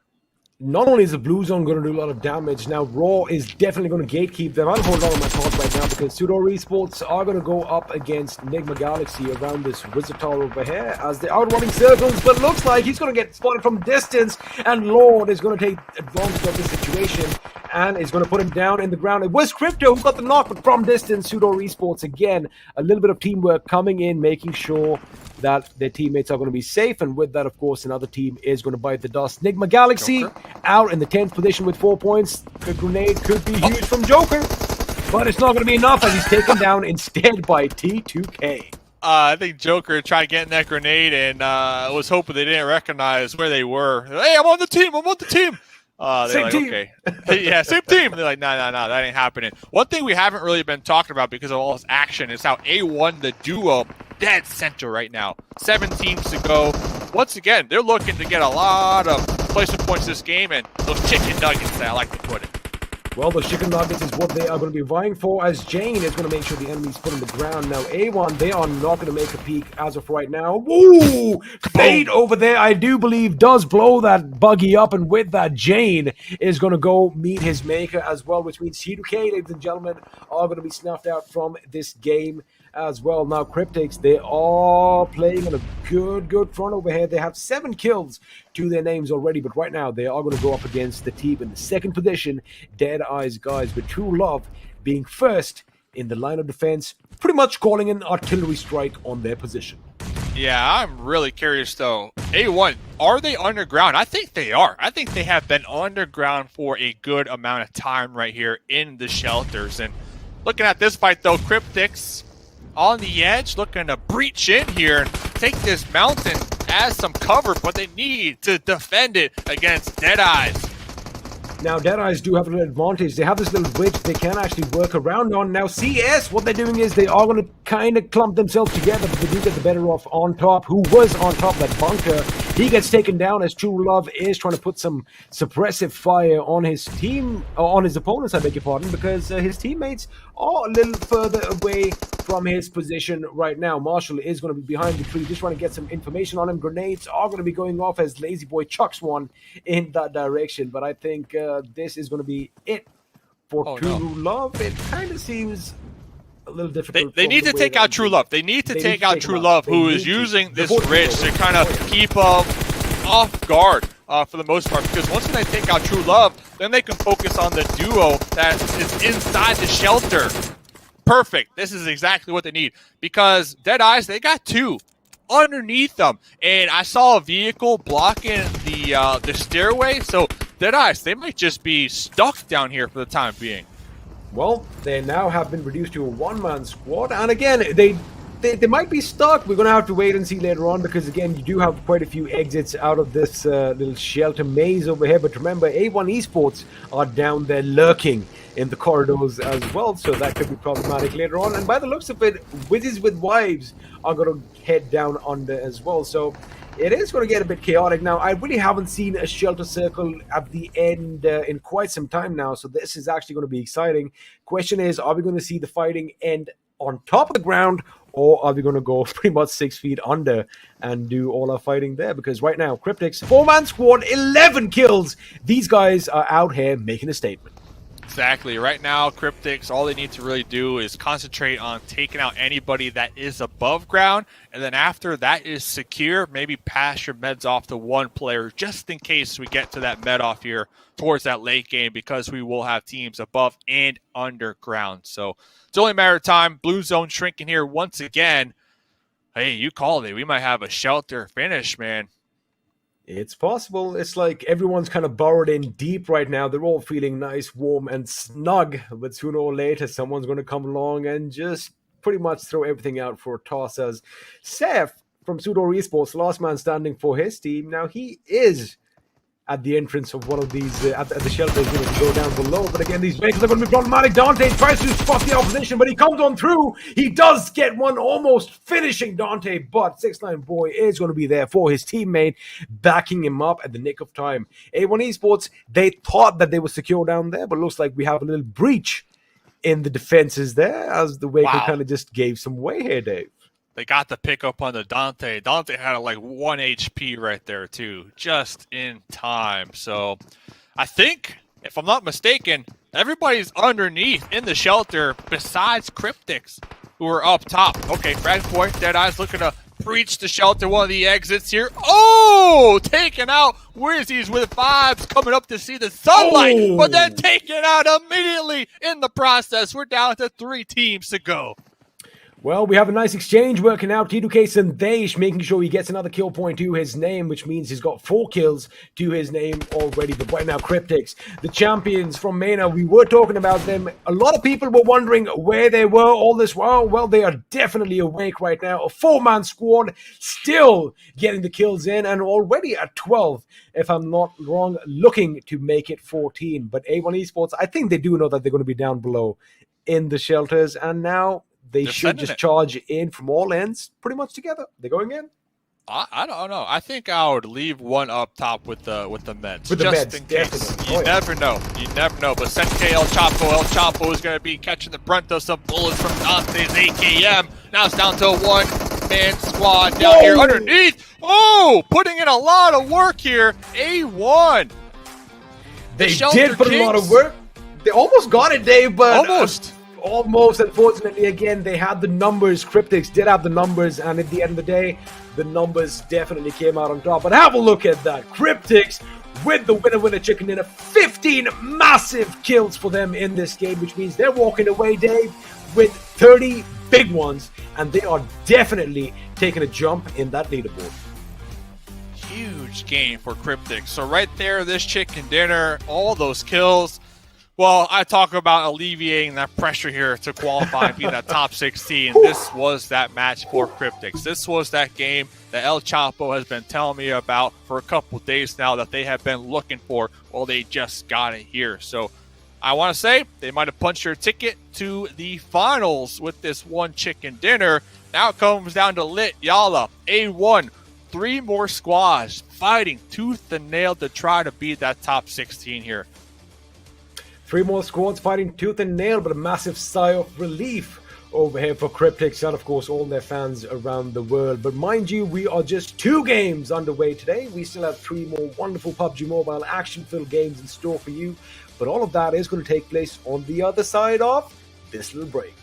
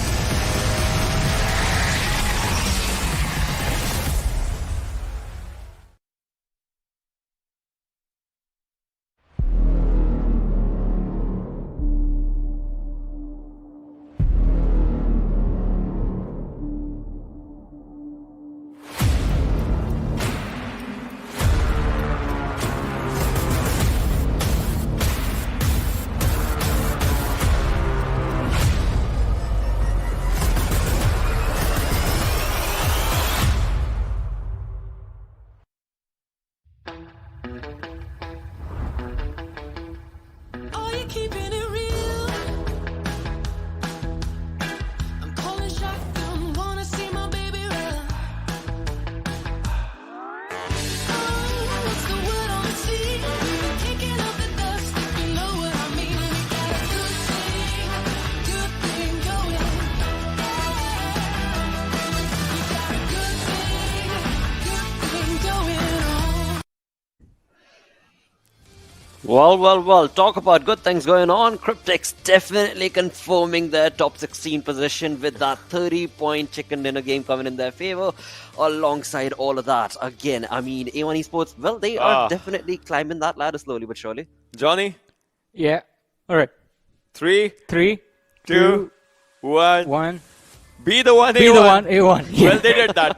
They definitely did that. But Cryptics, what a brilliant game. True. Just coming down from these lads, and this was just incredible. They had the circle, they had the upper advantage on the shelter area as well, from where they started just moving forward, that man advantage as well. Senku, 6 kills, 835 damage, no assist though. I get it. The lad wanted all kills for himself. 344 healing done. He's like, hey, I knocked out the guy. Might as well just finish him off and secure the point early, right? But still, as you mentioned, Cryptics did have an incredible performance. But Ocean, you are the maths guy, so I want to know from you, where does this take Cryptics and A1 Esports? Because we were like, all right, these two teams are really close. They were both inside the top 16, and now, obviously, after this game, both of them will be moving up the standings.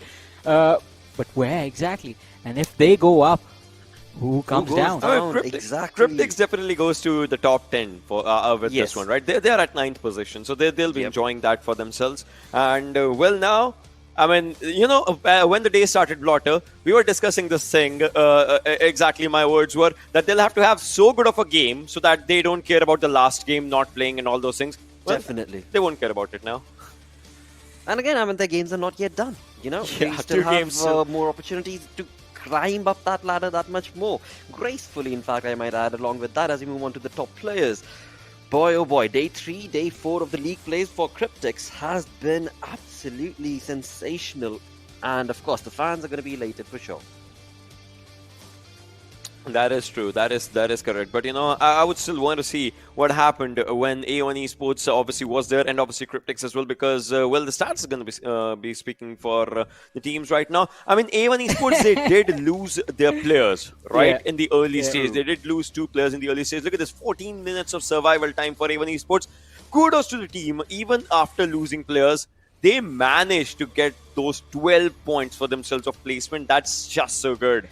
Exactly. I mean, me and Ocean. So me and Ocean were discussing the game while and we were talking about this. Ocean just mentioned like, what is going on right now?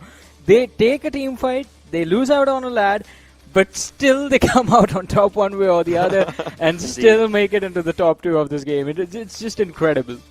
Yeah, it definitely is. Right now, Senku the 6 highest kills with the highest damage as well. Lazy with most utilities, using El Chapo with 1 nade kill. Only 3 nade confirmations in this match of Erangel, if you have to talk about it, which is decent. I mean, obviously, this is not that kind of an Erangel that you remember last time that happened, like what, 6 or 7 nade confirmations in the league of PMPL Season 4, if you guys remember that. That was just an incredible game, but this time, well, not that much on the nade utilities, but good on the information utility. Look at this, Senku, El Chapo, Lazy, 14, 11, 11 utilities being used by these lads. That's good. Indeed it is. With that, as we move on to the match rankings, well, as was spoken about earlier, Cryptics move on to the 9th spot in the overall with this chicken dinner winning game that they've been able to accumulate for themselves, trying to kill with 21 points, certainly looking pretty dominating. On the other front, talk about A1 Esports. I mean, previous game also they were able to jump themselves in the top 5. This game also they're in the top 5. So yeah, they are confirming their top 16 in the overall. Yeah. As of now, it looks like the case. So that's decent from the lads, but YALLA. Yeah. Ooh, DRS. This is unexpected. I mean, DRS is still in a good position. I mean, YALLA Esports, though, this is going to put a really big question mark as to exactly where they're going to finish. But look at that. Cryptics. You know, a fun fact is, they've never had a game in which they had 0 points, though. Every game they've had minimum 1 point. Minimum 1 point. That's That's actually good. I mean, if you are not finishing on 0, because I've always said this, with this new point system, if you finish on 0, that means the entire game was basically, it did not exist. You did not get anything. 1 point at least will take you somewhere, but still, Cryptics, since yesterday, they have been on fire, and it is just incredible to see. Definitely, and the fire is still burning, of course, with the 2 games remaining for them for today. With that, let's go on through to the zone analysis ocean as we talk about the team's rotations. You know, there were so many teams that just had some amazing rotation in this one. This is why I would love to have zone analysis here, because from Yasna starts DRS, right? You see them, they rotated like this. This is not this kind of a team's rotation. You remember how IA drops down here? They like to rotate from here, even if the blue zone comes in. You remember, right? They have those late rotations, but this time they rotated from here. This is different. DE, right? A team that actually starts up from this area, from the areas of Rozhok. They come down to school areas and then they rotate mostly from the southern side. This time the team went for a good, different rotation. So every team that we know by their key rotations actually changed it for themselves. Wizzes with Vibes, on the other hand, well, they were at Milta's area only and they were looking really confident. But this circle, after this, the southern shift kind of changed a lot of things for a lot of teams. Look at this one now. I mean, this is where the game kind of changed. I8, they did come in from this area. The players were taken down. I8 had just 1 lad surviving for themselves. That was a bad news for the team. A1 Esports, they had 2 lads. And they stayed with 2 lads in this area where the circle was forming up. So for them, the zone was doing really, really good job. So multiple times in this game, it was a zone that was playing all over the areas. And well, DRS, look at this. Around the mansion area. And as soon as we see the next circle, look at this. Around the Milta area. This was a really, really, really risky but a really good rotation by this team, Johnny. Yeah, I mean, it was risky. And but it did not work out, yeah. Exactly, you pointed this out. This is unlike them. We've never seen them move around the map, around the circle like this. But on the other side, though, we did talk about Wizzes Vibes as well, as they were trying to do the same thing they replicated yesterday on Erangel, where they were trying to play a little bit slower compared to the rest of the teams. They would allow them to move in first and then try and take the fights, trying to catch the teams off guard. But look at this, DE in control. They had the control. They had the best area for themselves. I get it. They still managed to get in the top 5. That's really brilliant. But had they not taken any chances, any wrong decisions, this was actually their game. Looking at this moment right now, if you actually show it to someone who would be just, who has not seen the game, would be saying this was DE's game. Yeah. And also, I have to say, huge props to 6ix9ine Boy and Dante from A1 Esports, because they lost their teammates super early in the game. They seek shelter, and they got shelter in the right area, right? Yeah, I mean, they found shelter in shelter, and it worked out quite nicely, because there was definitely a storm brewing in the form of Cryptics, and you had to be in cover to survive. Exactly, and cherry on top is the zone itself. I mean, so many times we saw that zone was definitely favoring A1's players, and again, nothing taken away from the 2, right? I mean, 6ix9ine Boy and Dante, that final moments that we were talking about, they were almost able to bring down Cryptics as well with that 3 knocks that they were able to bring. Well, if we're talking about knocks, let's bring in the Oppo F19 Pro moments to go through all of the fights. Exactly, and as we talked about A1 Esports. Yeah. Also, I mean, you remember how the game started, right? I mean, a lot of attempted runovers, but the players do manage to survive, and smart decisions from the team to disengage in time as well, because we've seen those lads baiting the opponents as well, where you're going to be like, oh, I'm going to kill this guy with a car, but no, his teammate shows up with guns. Yeah, that definitely happens. But in this one, look at the amount of chaos that was just brewing up all around. This is where one person just tried to stay in the vehicle, just tried to just stay on the other side, but well, they was definitely spotted down. So yeah, they were taking on a lot of fights happening around shelter. Means on this area, right, you have only few houses here and there and a few ridges. Other than that, well, it's all about who stays on top of the shelter area versus who seeks that shelter for themselves in the shelter area. And well, that's where A1 Esports was, and they had really good composure for it. They were giving footsteps. The teams that were above were definitely getting footsteps, but they could not do anything. And well, even with 2 players at the end, they took a brilliant fight against Cryptics. Kudos to those lads. They kind of took Cryptics, almost took Cryptics down with the players. But well, Cryptics had the man advantage though. Exactly, and the timing of all of it was perfect as well, because they waited for Cryptics to actually start engaging on the final few remaining players of the other teams, and then they decided to step out. And this one moment was quite brilliant as well from the players of DE as they tried to get out in the open, but we knew in this situation, if you stepped out in the open, that means you were giving your kill and point away to the players of Cryptics. Yeah, that is true. But look at this, the last moment fight that happened. That was just yeah, the relief by the relief, right? That is so very important for the side of Cryptics. And again, the journey continues on with the 2 games that they still are remaining to play. On the other front, as we move through this list, YALLA, they need to capitalize a lot, a lot. I mean, A1 Esports were when they started very close to them, but now A1 has moved up, and well, if YALLA is not able to capitalize, it is going to be pretty tricky for them to participate in the finals. I mean, they need a chicken at this point. They need a true. very good Badly. chicken. It's just like the one Cryptics just took in this game, like probably 30 points. Exactly, that's the minimum, bare minimum that they need to be anticipating for their rise into the top 16. With that, as we talk about the 16, let's move on through to the, well, storyboard and find out who all are part of the top 16 teams. As of now, we do know what the first page is going to be indicating, but in all of that, one big massive change is Cryptics, of course, jumping to that 9th position and Train to Kill moving up the 3rd. This is the first time this is the first time I8 left top 3. Exactly. And I mean, lots of surprises in the top 8 itself. As Ocean said, I8 dropping down to the 4th, and also Blotter, as you pointed out, Cryptics. I expected them to be safe, but not in the top 10, and this is just incredible to witness. Yeah, this team is fun. It is on fire. That is what this team is on. On the other front, as we move on to the second page, looking pretty neat is going to be the 13th position right there for A1 Esports. 88 points, 2 points shy on being 12th, and 3 points shy of being 11th. So, still working their magic, but DRS at 16. DRS gaming, yep. All right.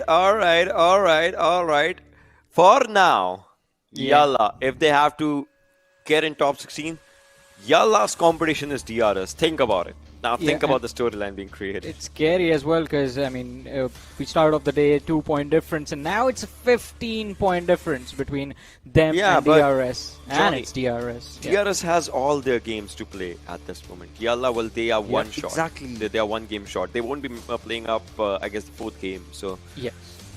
Well. This is looking pretty dicey for these teams, but we shall see what the day's end is going to turn out to be. But for now, what I do have to talk about is this wonderful PUBG Mobile X Arcane collaboration game mode, which will begin November 16th onwards. Unlock daily clues in-game and get rewards. Don't miss out on the action. Go to the game and play to win all the rewards. With that, let's move on along with our show as we get busy with game number 3 of the day, where Group C will not be participating and Sanhok is the map.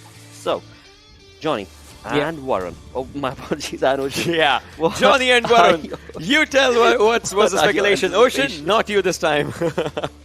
Alrighty, I'm going to Johnny, do all the predictions from this that point. means you'll have to do 2 predictions. Yeah, I'll do a prediction for you as well, because this game, I mean, we will have, I mean, we did talk about DRS sitting on the 16th position, but let's not forget SUDOR Esports are on the 15th with just a 2-point advantage. So thinking about it, I mean, it's going to make things a little bit more interesting since they are going to be sitting out right now. And as for my prediction, I'm going to go with Stalwart Esport, and if I'm supposed to give Ocean's prediction as well, I'm going to say from Ocean's perspective, he's going to predict YALLA Esports to win. I want to say I8 though. Okay. Get in the top 3 No, again. Ocean, it was me all along. I'll be doing your predictions. You pick YALLA Esports. Well, Ocean, you did throw away that special crate that you had made, so that opportunity has now been lost. With that, let's move on along with the game and, of course, the show itself. We are going to get busy with the 3rd game of the day. It is time to cue in the Panda Bros, who are going to be none other than Necro and Pain Fixes.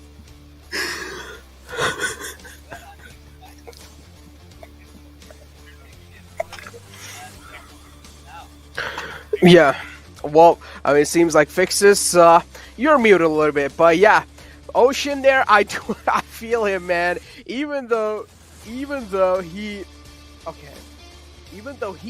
wanted to make a little bit of predictions, but Johnny on his half made a prediction, and he said YALLA. Now that's quite an interesting one. YALLA is in the bottom 4, and this game is going to be really important for them. But you know, the main thing, or the main eye, my main eye is going to be on A1 Esports, because they're always scared of Rico Infinity on Paradise Resort.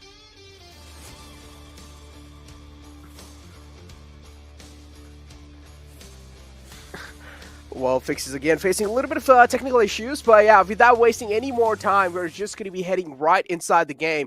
And as I mentioned, Avon and Rico Infinity, the battle continues, and I do want to see this time who's going to be the one to give up on that Paradise Resort. Rico Infinity, of course, there's no chance that they're going to be doing so. So Avon Esports, we saw them kind of improvising in the last moment, in the last second, so that's what I'm expecting up to at least inside this game as well. The plane flight path starting from Kampong all the way towards Ruins. And, well, here we go. As I mentioned, the bottom 4 teams, again, this one's going to be an important one. Group C is going to be sitting this one out. That means Fate, SUDOR, Deadeye's guys, and Train to Kill not going to be in this game. But talking about the top teams, man, yup, I8 finally left the top 3 spots. That means I8 as well are going to be having that little bit of glimmer to actually get on top that again on that top 3 position, because TDK has taken over that, and I8 are definitely not going to be the one to be happy. Here we do see teams going up again, and A1 Esports and Rico Infinity right next to each other. Is A1 Esports going to be challenging the drop location of Rico Infinity? But no, instead that's not going to be happening. They drop right next to Paradise Resort in those little bit of compounds. Maybe they're going to be going inside and try to fight later on. But take a look at the circle over here, all the way on the top left island. Near, this one's going to be an interesting one. It's basically like, this is the hardest circle for teams to bypass or surpass at least. They will have to loot as quick as possible and make a move on that island. If that's not going to be so, well, then we do know what happens for the latecomers. Well. Technology and fixes, they do not go hand in hand. And, well, finally, things have been resolved. And, well, I'm here. And, Necro, we are witnessing a really rather ludicrous circle directly towards the western side. Now, this sort of has become quite common, right? I think it was even yesterday, we really had a very hard shoreline circle towards the west. Now, a lot of teams are sort of, conditioned to such a certain circle, right? Now, we're going to witness a lot of teams going in for the early rotations. But, talking about teams in trouble right now, well, even the desk, even Dave and XP, they've also been discussing about that, the teams on the bottom 4, they need to get those desperate chicken dinners. They definitely do. And the good part for I8 to actually get back on the top 3 is going to be that TDK is not playing this one out, Fixes. They're sitting this one out, so that means I8 now have a free pass to at least try and go for their drop location, or not, at least try and go for their overall rankings that they've got themselves in the top 3. But I also do see A1 Esports improvising on that thing. A1 Esports realizes the same thing, and that's why now they contest Mongnai. Oh.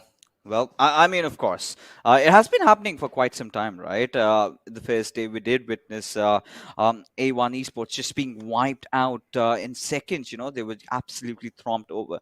And it happened for a second time, and the third time, it never did. And A1 Esports did find different locations. And yesterday also we did see, A1 Esports, trying something different, heading off towards Statmok, like you said. And this time they found some areas around Mongnai just beside DRS. But, the big question over here, I can really feel Ocean. He must be imagining, or rather wondering, which are the teams that are going to be taking those boats to get inside, because a lot of teams have done that. And A1 Esports, if you remember, they did the same yesterday just to fall off the cliffs. Yeah, exactly. I mean, so much effort put in that previous Sanhok, and well, unfortunately, just didn't work out. Didn't even matter. But now, Triple I Kurd, one of those teams, this game is going to be really important for them. Already starting off with a blunder. One man falls down. K7 is the team that is in the front lines. K7 looking quite good on the overall rankings. So they're not going to be the one to sweat over here. Instead, it's going to be I Kurd. This one's going to be an important fight for them. If they lose out on any one of their teammates, it's going to be such a disappointing start, at least for them, because you already do see one man has fallen down. That means Icon now, they are the one under pressure. K7, one man's kind of been pinned down in that watchtower, but it's fine.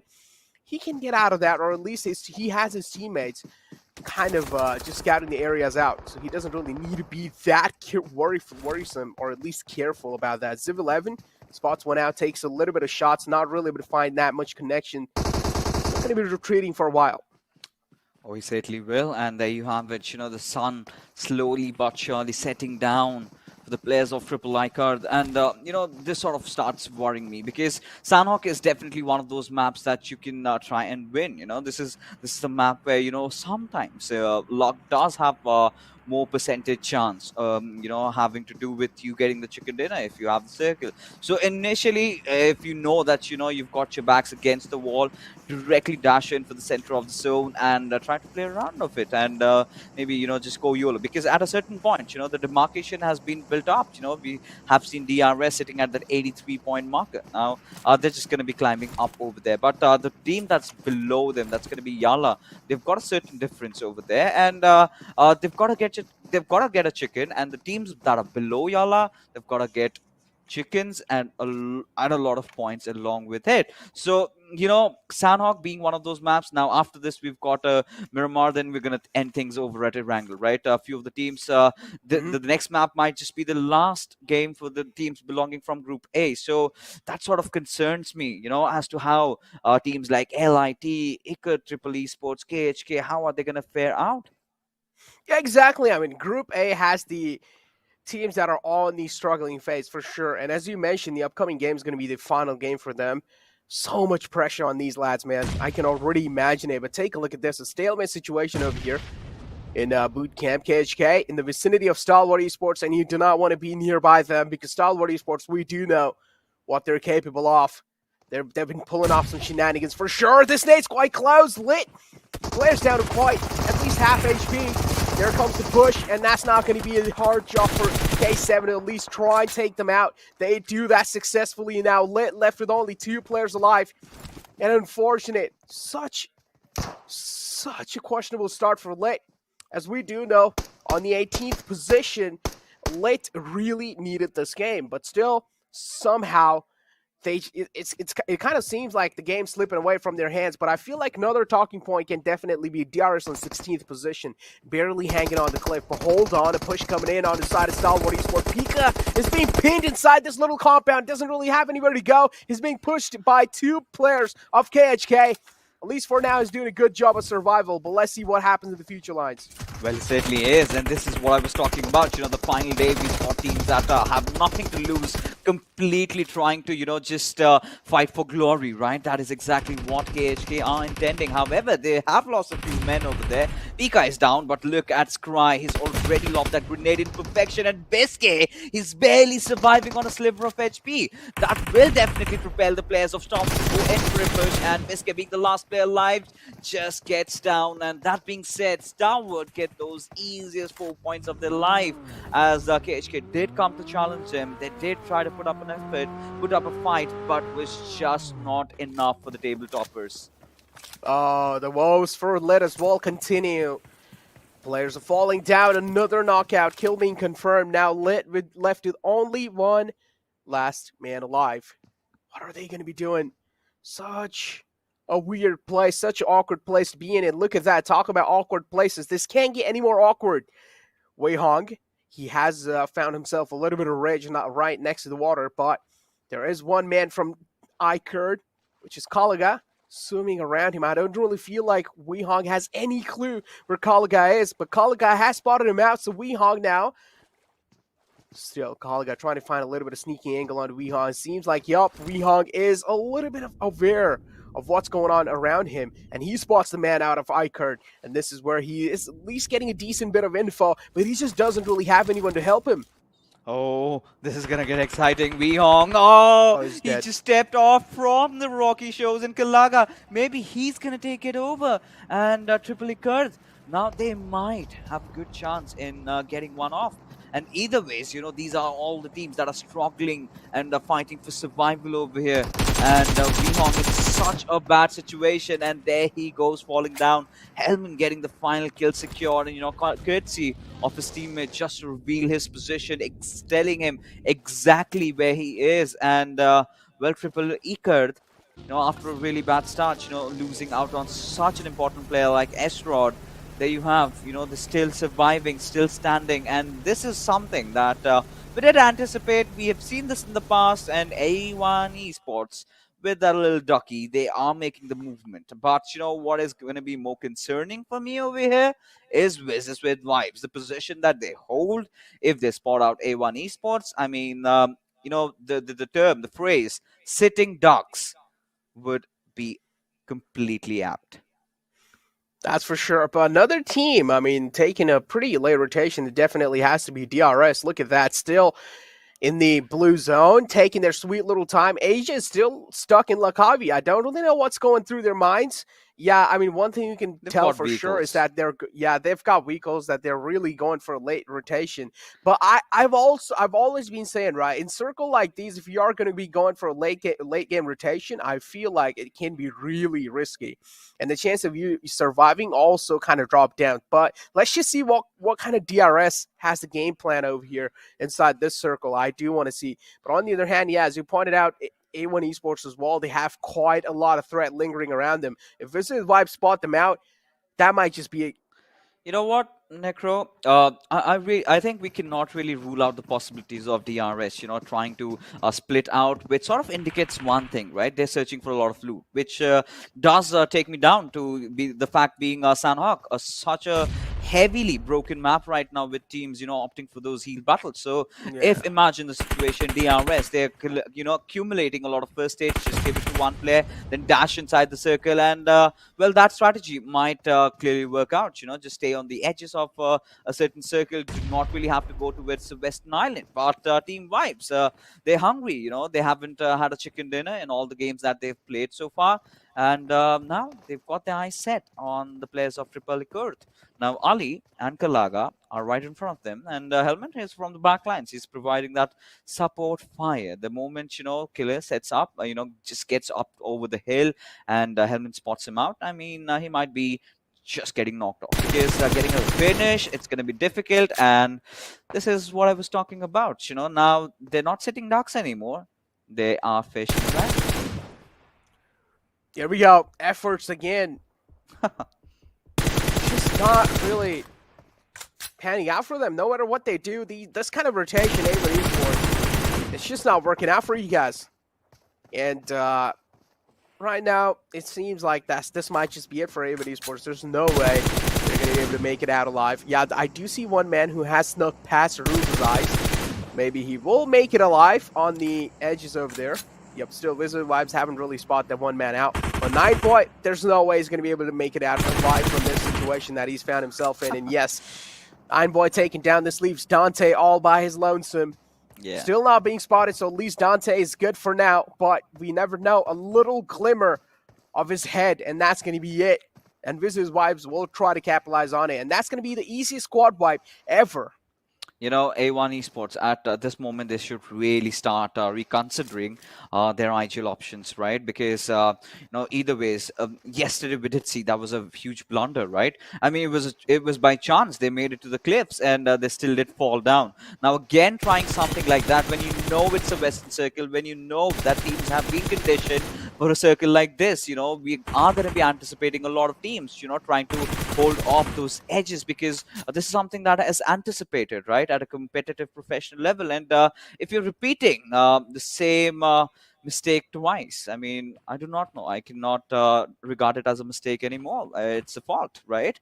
And Dante, either ways, he's made it alive. He's just barely hanging around the shorelines over there. But either ways, you've got K7, the players, Hojwan and his teammates might spot him out any single moment. And A1 Esports, well, I don't know. I mean, they're just not in a whole world of trouble. They really need a lot of fixing right now.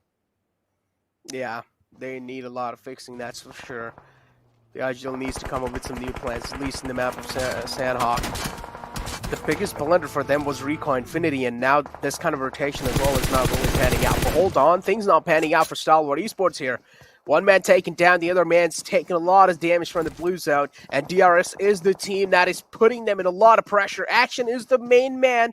If he goes down, Stalwart Esports can be caught in a bit of a pickle, and it's going to be really tough for them to at least get consistent point inside this game.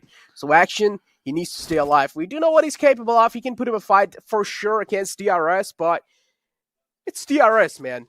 They are one of the strongest teams in the Nepal region. They can make a lot of things happen. And Action, I feel like it shouldn't really be that big of a thorn in their way. They should be able to get rid of him easily. Unless Action, if he's able to get a little bit of backup from his teammates, that's going to be helping him out quite a lot. But here we go. The push, slowly and steadily coming in through from the side of DRS. AJ just rams the vehicle in the compound. Before that, he gets taken down. He swallows bullets right and he will be taken down. Actually doing a good job making sure that he's not really being challenged that easily. Takes 2 down, this leaves DRS with only 2 men alive. Action is putting up an incredible fight. Big questions being raised at Galton, AJ and Nima, they must be furious right now. Where is my cover fire? But Action just being good as ever, changing directions multiple times, not peeking from the same angle, always putting Galton into thinking. Now, this is where Action really shines. He's lobbed that grenade, just trying to get a few knocks secured. But, all he can get maybe is just AJ if he bleeds out over there. But again, both these teams are fighting against the circle. Now, Mafia Ninja and Nima pushing in tandem. And AJ, there you go. The kill has been confirmed. And Starwood, I mean, this is not really concerned at them anymore, right? They're in the first top spot. They are playing the finals tomorrow. They're not going to get anything less, if they, go out early. They've already done the heavy lifting. And all they have to do, here is just to, create a few flash reel moments for us as Action is just hiding in that little house. And any single moment, the players of DRS, if they do realize he's over there, then we are going to be anticipating a few grenades and molotovs at his direction. But Action, look at him. He's just prepared, right? He's right at the front lines and he's just waiting for Mafia Ninja to come over. But yeah, the numbers was just too much for him to handle. And DRS get a successful squad wipe, taking Starwood down. But Heavy have another fight, I8 against Raw. Oh, this is getting quite close and intense. Raw. This fight's been heating up for a long time now, and I8. Oh no, what's going on? You guys backing off just like that? At least try and get a little bit of damage done.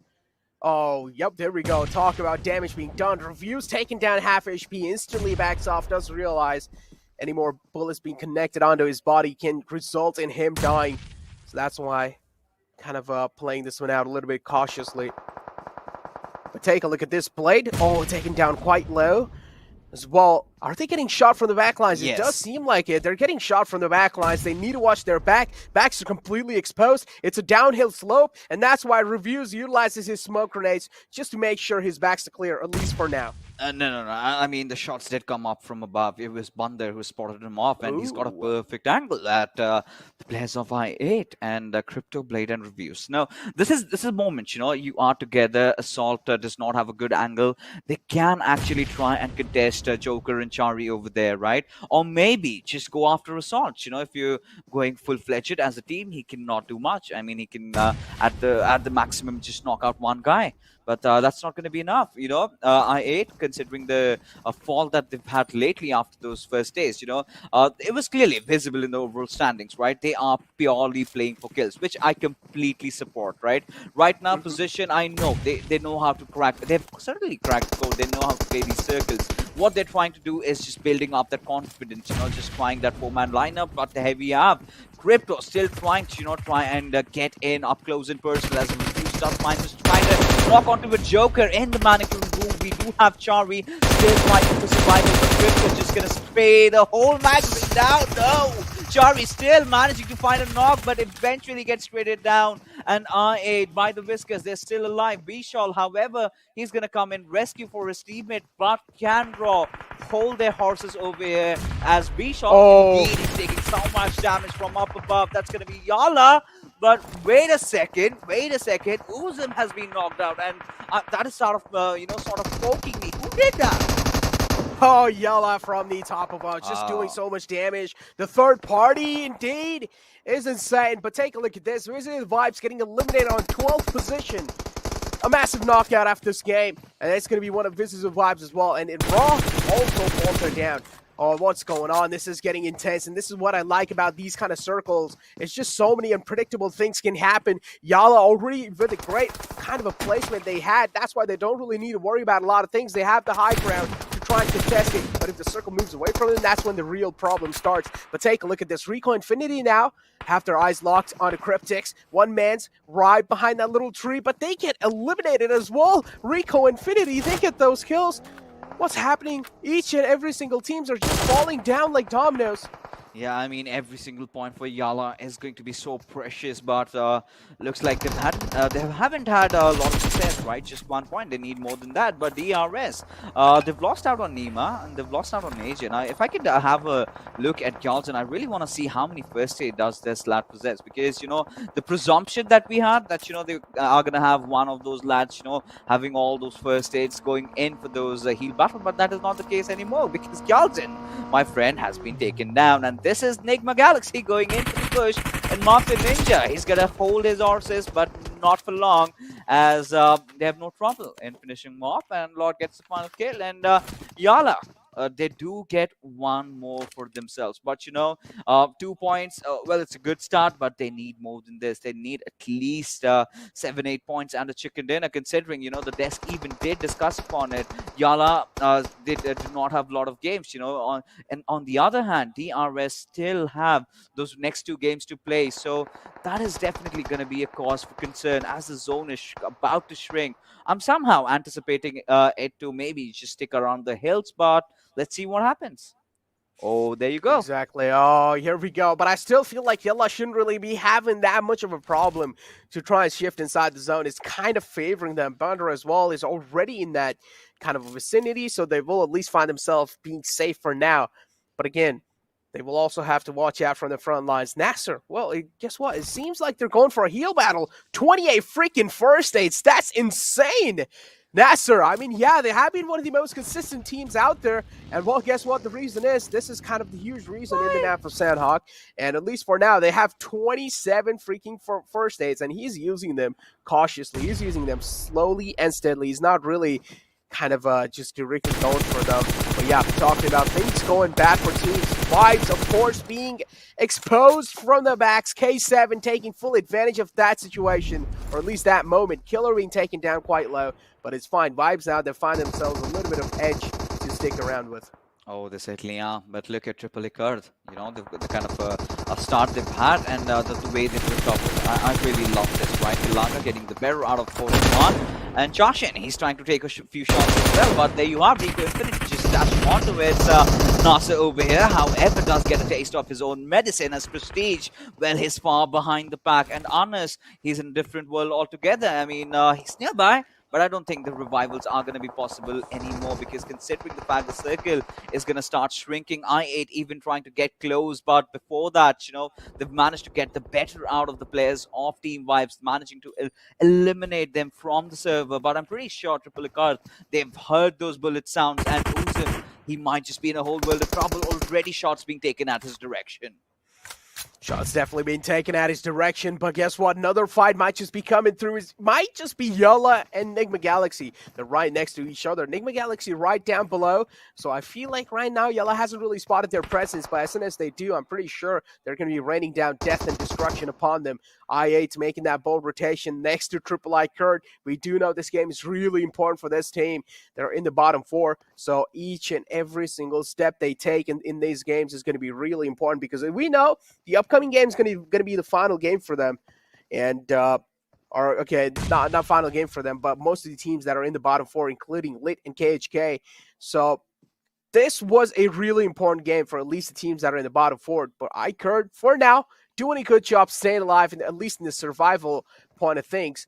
But I definitely do want them to rack up a few more kills. Oh, 100%. Even I do. But, you know, Triple Icard, like you said, they've got a good position, but they've got to be really patient and not really watching their backs as YALLA chime in, and it's going to be their top fragger, Yusuf, getting the job done. He's, however, secured just knock, and Ali will desperately try to get the rest back up, but it's going to be a rather risky affair. And slowly but surely, Triple Icard, they're getting sandwiched over here. I8, they've managed to redeem their numbers. They're a 4-man squad right now. They're starting to head in. They're still inside the zone. Triple Icard, Ali, the onus is on him right now. He's going to somehow, you know, make sure that he gets Skalaga alive. And also, they've got to make a dash in for the circle when the 7th zone does form out over here. And this is it. But somehow, by all God's graces, they seem to be inside the circle. They are inside the circle. They're barely making it in the circle, and the next circle is quite close to them. But again, the grounds in front of them are quite exposed. At least I hope they have a few bit of smoke grenades left for themselves. I'm pretty sure they must. But I8 though, they're just bombarding them down over and over and over, and that's why Triple I Kurd are wasting a lot of time, and at the same time, they're wasting a lot of meds to try and patch themselves up. And look at this, another nade coming in through from the side of Crypto, and that's going to be it. That's going to be sealing the deal on Triple E Kurd. They're out the game on sixth position, and that's a great way to at least get yourself a free frags, I would say, because Triple E Kurd didn't really have a lot of place to go around. They didn't really have a lot of place to at least move. They were kind of stuck in that position. But look at this, what's going on? YALLA, just a send it moment for them, just a YOLO moment for YALLA. Didn't really have a lot of choices to do anyways, so they might as well do it. Balls of steel, just too heavy. You know, just falling off the cliff. You know, the car could not really withstand it. And Enigma Galaxy got the better out of them. But I8, now they're starting to feel themselves and edging in, closing for the chicken dinner. As final 3 teams remain as Lord, he definitely does want to put up a fight. A beautiful reaction. Does manage to get the second one as well. But eventually gets traded off. But Prestige, all right, he is in for the heel battle. He can pull off a surprise. He gets spotted out. Yes, he has. Goes after Refuse. Does knock him out. But eventually, Blade comes in for clutch and does manage to secure a very crucial, very important chicken dinner because, well, I8 had been potted off from the top 3, and I'm pretty sure after the chicken, they're definitely going to be back right up at the second spot. Oh my god, a second spot. TDK now. Again, their position being compromised. As I mentioned, this was their free way in because TDK was out from this game. And now, but the upcoming game, TDK is going to be back in. That means they're going to be trying to contest again that top 3 position. But for now, I8 has found themselves that previous chicken dinner and they moved themselves up all the way to second place. And that's going to be a little bit of sigh of relief. As soon as we saw the webcams, we also saw their faces, right? They were completely relieved. Like, they were so tensed out, but as soon as they won that game, they were relieved. You know, that was the only shortcoming in their game, right? They're getting a lot of kills. They're looking confident. It was the positional points that they were struggling with. And when you're entering into the final day and you get a chicken dinner on a map like Sanhok, imagine the drop location, the distance that they traveled. I mean, they deserve every single bit of it. That being said, ladies and gentlemen, we're going to take a quick little breather because right after this, the desk is going to come in and break all the fights down.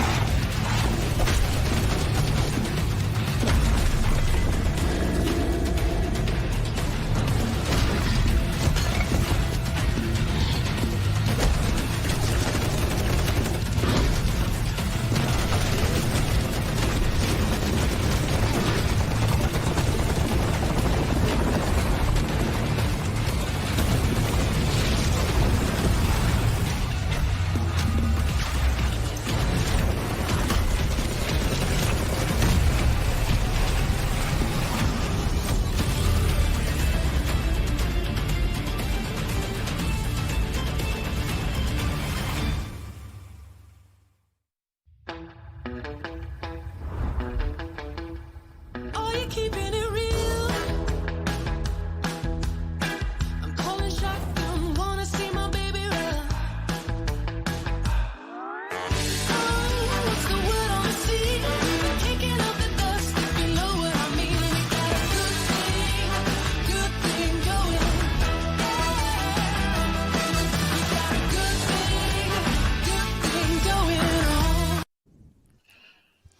Welcome to PUBG Mobile Pro League MENA and SA Championship. A big thanks to our sponsor Oppo F19 Pro. With that, we're in the final day of the league plays and 3 games are done. What a play that was. With that, Ocean is, well, definitely going to be really happy. I see that Crystal Crater's back. What's happening, Ocean? I told you. I told you. See, you asked for 2 predictions from one man, but after that, I kind of gave a spoiler.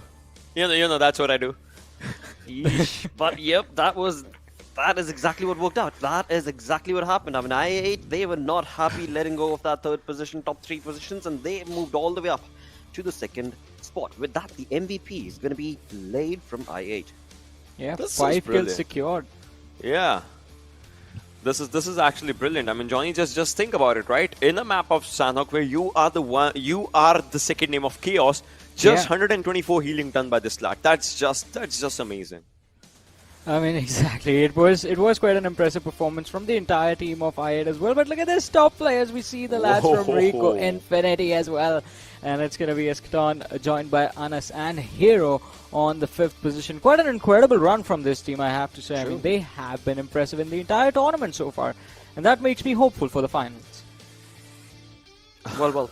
When it comes to Yeah. Rico Infinity, I mean, since day one itself, they have been bringing it. Again, I mean, Ocean, you kind of pointed it out itself, right? I mean, when it comes to that group E, that is where Rico Infinity is from. Yes. That is a group of excitement. It definitely is. It brings up the entire excitement. Think about it, right? Both the teams coming up from that group. 2011 damage coming in from IA, 2,298 from Rico. That's actually indeed a high number if we just talk about it. Kills, yeah, again with Rico, they are there. So yeah, they did enjoy those numbers for themselves. Again, knockouts, brilliant. 14 knockouts coming up from Rico's side. That shows, how much they were engaged in fights. And well, because of that, they did lose out on a few players here and there, and that's why the average survival did go a bit down. Still, they got the 2nd position, and that is all that matters right now. Indeed it does. As we move on to the match summary, we've Wow. got the highest skill coming in, of course, for Blade, but talk about those most heals. Yeah, yesterday, Nabo had 2400 plus heal marker for himself. Today, this lad has 2500 plus. This actually means one thing. Whenever Nasus players, they have to rush in, and if it's like 5th circle or something, they give all their heals to this one lad who's out there as a backup, just getting those heals done. And well, he's securing it for himself. That's just so good. That means, almost around 24, 25 plus first aids on this lad. Exactly. And as we move on to the match ranking, we do know who got the chicken dinner, I8, but very close along with the points is going to be Rico Infinity and Nigma Galaxy falling in along with that. It is, well, DRS nowhere to be seen. Well, 3 from Group E, but not the one. Yeah, Exactly. Just one team is going to be missing. And I believe, Nigma, Galaxy and DRS, they have this thing of just fulfilling like 1 or 2 good games of quota every single day. And well, true. Nigma Galaxy, this one is going to be their decent performance. So you're saying for DRS, it's yet to come right now. In next 2 matches, they might just have good games. I hope so. They better. That's what they've been doing, and that's what's been keeping up. So their good games, their decent performances, they make sure that they get consistent points, right? And that's what's kept them in the competition so far. And also their worst performances are not that bad. I mean, DRS did have quite a slow start. I mean, they were stagnant for a while, but then they started moving up, and it is DRS. We know how fast the lads can play, so it was. They were quite comfortable bringing themselves into the top 16, and I guess they will be playing for the finals, both these teams at this point. But yes, I want to say this though. I mean, before this game, we did see Nasser just behind I8 as well. So now I want to see, will they bring themselves in contention of the top 3? Well, we shall see, because the number of games remaining for the day, well, there aren't many. Along with that, let's move on through to the zone analysis moment, where Ocean is going to be talking for the teams and what sort of rotations were made. Just like you talked about Nasser just being onto the backside. Well, they were backside here as well. Remember that there's slow rotations when they start up, and not just them. DRS. Exactly. And then there's Nasser. And, well, look at this team. There's always one team. There's always that one team that comes on from the water lines, and it never works out for them. This time, unfortunately, it was A1 Esports because they were being caught off by Wizzes with Vibes. So, yeah, this did happen here, but, well, the circle did demand chaos. Look at this, right? Everyone knows it's bound to go to that area. We thought almost like K7 will be having a good finish for themselves because that's where they were around the zone. But if we just talk about the teams that were just creating chaos, that's where, I mean, yesterday we just talk about it. Yesterday's zone formation happened just a bit on this side. Yeah. Had it been the same case, this time K7 would have had a good chance for themselves. But now, yeah. Yeah, apart from that, I mean, so as you mentioned yesterday's game, majority of the teams are in similar positions, right? You have K7 on the shorelines with the Vibes as well. The mistake they made was coming down from the mountains a little bit later, and I8 also changed the way they played. The last time they moved onto the Camp Alpha Island a little bit quicker, this time they took their sweet time. And I guess Wizzes with Vibes, since they came down a little bit early, that decision backfired upon them, since getting back inside the circle did become a challenge, since Rico Infinity was sitting in their way. Yeah, and just think about it, right? If we just talk about the teams and the names that have been just obviously definitely playing along, Raw had this compound for themselves. I8 swoops in, takes up the hold of this compound, and well, they stay here. That was a brilliant fight. We'll see that in the open moments definitely, because that was just a brilliant fight that IA just took for themselves. And after this, it was all about the journey of the zone and how you capitalize. It was all about the timing. If you're at the edge of the circle, then how far can you, how quickly can you just move around? And well, whosoever gets it. IA, they got it. Ooh, they definitely did get themselves this game, and the Chicken Dinner, quite a wonderful performance. But apart from them, I mean, it was an interesting game. As you mentioned, we talked about the rotations, we talked about what the teams were looking forward to. I want to ask you this question, Ocean. Do you think, I mean, as we anticipated, like we were talking about, this is quite a similar circle to what we saw in Sanhok yesterday? Because I was thinking we're going to have a similar finish. K7, they were used to it, Vibes were looking in a comfortable position, but all of it changed in an instant, and it was a surprise. Well, it happens, right? Because at one moment, circle might just be yours. At the other moment, well, it's someone else's, and that's how volatile the situation becomes. Absolutely, and again, it is therefore the PUBG God is the circle itself every single game. With that, let's move on through to the Oppo F9 Pro moments.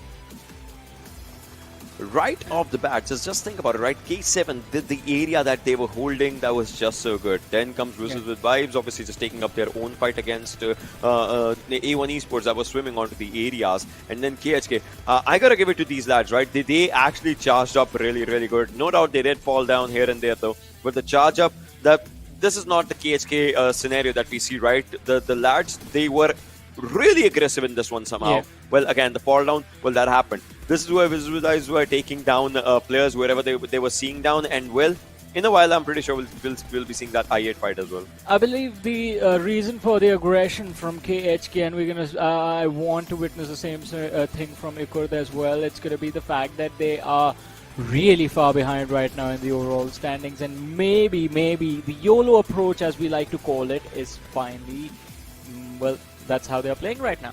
Because, I mean, the fight against Stalwart Esports did get quite intense at a certain point. Oh, that's true, you know, if we just talk about it. But right now, look at this, right? Rico Infinity just taking down players, and then IA, they were charging on wherever they could see someone. Yalla, again, the team did decent for themselves, but I don't know if this decent is enough, because we know, you know, them, DRS, the competition that there is, the contestation that there is. We'll get a clearer picture in the overall, but still there will be quite a bit of a gap. Exactly. Oh. And Yalla won't be playing the next match. Yeah, so the pressure is going to be on them in the last game of the day. And also, SUDOR Esports was sitting out this game, so I want to see where is this match going to put them, because, well, DRS were quite close to them as well. I get Indeed, I mean, you talk about SUDOR, they might find themselves on that 16th spot with DRS in this game walking away with 5 points. Maybe we might see that, but on the other front, as we talk about the damage graphs, well, Raw not Sanhok, capitalizing, A1 just not being able to even start their game. in Sanhok, if you see 0-0 on damage and kill department, well, doesn't mean you might just be in a bad fight. It might just mean you might just be in the worst situation in the water lines, and that's where A1 was. So they couldn't do anything. You cannot even hold a weapon and nothing. So it was done for. It was basically shooting practice at that point. The players of A1 for Esports just Wizzes. completely stranded in the water and getting picked off one after the other. Easy Quite picking, brutal, exactly. yeah. But yep, with that, let's have a look at the storyboard, the overall rankings, where we move on along with third game done, only 2 games remain, and that too, of course, does imply that a few of these teams are going to be playing their final game for the day. Yeah. And hey, Stalwart Esports make it to 200, but Ocean, our prediction went wrong at a certain point. We expected them to cross the 100 kill marker by now. I mean, still, by the end of the day, they can. Yeah, they If have we 2 just- matches. If we just talk about it, they can. So no worries about this one. I would say that was just a bit of a momentum break or something that they deserved for this one. I mean, we can say that. I8, well, again, just like we were mentioning it before the game as well. Well, they are at the second position now, coming back again from the 4th position. Rico Infinity once again getting in the top 5 for themselves. That's really good. Cryptics, no ups, no downs at the 9th position, just enjoying. Nigma Galaxy, 10th now. I mean, slowly and steadily moving up the ladder, but it is not the top 10 we want to talk about. It is the next 10 teams that we want to look at. And, well, Blotter YALLA is on the 16th. And YALLA, Yep. just 6 points shy. YALLA Esports on the 17th. You know, Oh. for YALLA, Yeah. imagine having a brilliant game and jumping to 12th. That would be perfect. Yeah. That would be absolutely perfect. But of course, it is easier said than done. On the other front, as we were that's mentioning, I mean, SUDOR did not play this game, but now they will be. So they are also going to be trying to crack up those numbers for themselves. With only 3 points shy, they might just overcross DRS. Yeah. But let's see. Let's see if that will be the case or not. But on the other front, some good news to bring up in this moment is going to be the PUBG Mobile reunion party. Yep, that is correct. We've got a PUBG Mobile reunion party where you join the game to participate in this exciting global festival, which is only available for a limited time. All the modes in the game are coming back. All of them. From Vikendi to Surviving Till Dawn, you've played them all back in the day, but now you get to play them once again, and that's not it. Daily rewards, well, they are available for you. Just log in, get permanent free items, time-limited UC, and a new character. Anna is also going to be available with her flashing outfits. Yep, that is true. The game just keeps getting better and better for the fans. And of course, it is all for the fans. As we move on forth, there is also a collaboration with football team Liverpool to win a permanent backpack. Look at that right there. Who does not love football? Who does not want to participate in that and get that permanent backpack for yourself? The skin is going to be yours. And last but not the least is going to be the world-leading hypercar. A custom-made Jesco by Koenigsegg is available. To try out the lightning-fast ride, go to in-game and get one for yourself. Only available till the end of November. So get busy, get fast, and get the action pumping with your friends. With that, we're going to get the action starting right here as well. With the final 2 games remaining, we are now going to be jumping to the map of Miramar. What are your anticipations, dudes? Stalwart. I mean, Stalwart, alright. So here's the thing, They right? do that, right? They do that. And look at that already. New record, 100 kills. Well, they will get that for themselves in this game, I'm telling you.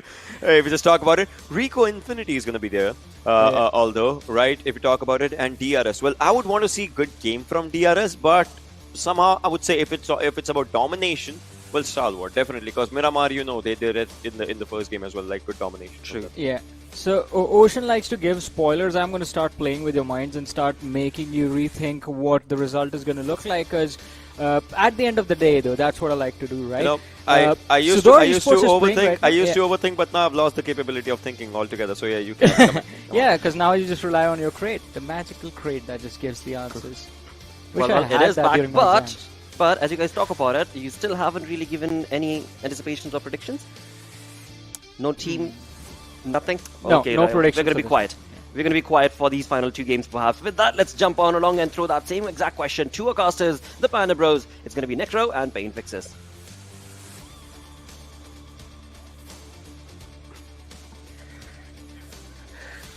Yeah, well, I mean, Blotter, that's quite a tricky question, man. Look, I feel like I am also out of words, just like how Ocean and Johnny are. So, me as well, I feel like Fixes will have the same opinion as well. I don't really feel like he's going to be answering anything over here. But yeah, taking a glimpse of what happened after the previous games, things are looking quite heated up. At least the top 4, things are looking quite interesting. But without wasting any time, we're just straight up going to be heading inside the game. And Stalwart Esports as well, they got themselves 200 overall points. That's quite insane. And now the only thing we're waiting for them is to get that 100 kill marker. And we will see that inside this game at least. Like, they have 97 kills. It's not really that tough for them to at least get like 3 kills. It's like a piece of candy for them. But talking about Deadeye's guys in second place, then Enigma Galaxy on 10th. They are also doing a good job. But what I really have my eyes locked on are going to be DRS. And I do want to see even what DRS have gone for themselves, because they are in 15th position. I do not like them being so uncomfortable right next to SUDOR and Vibes.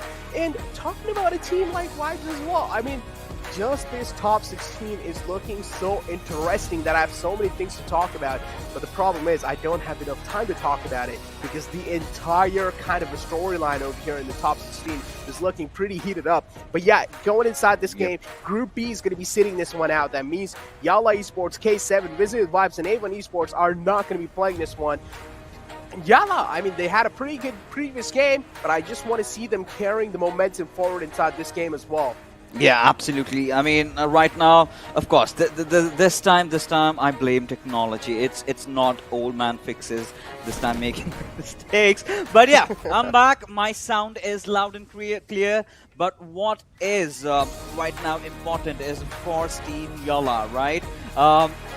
This is going to be so dicey, man. They're sitting this one out.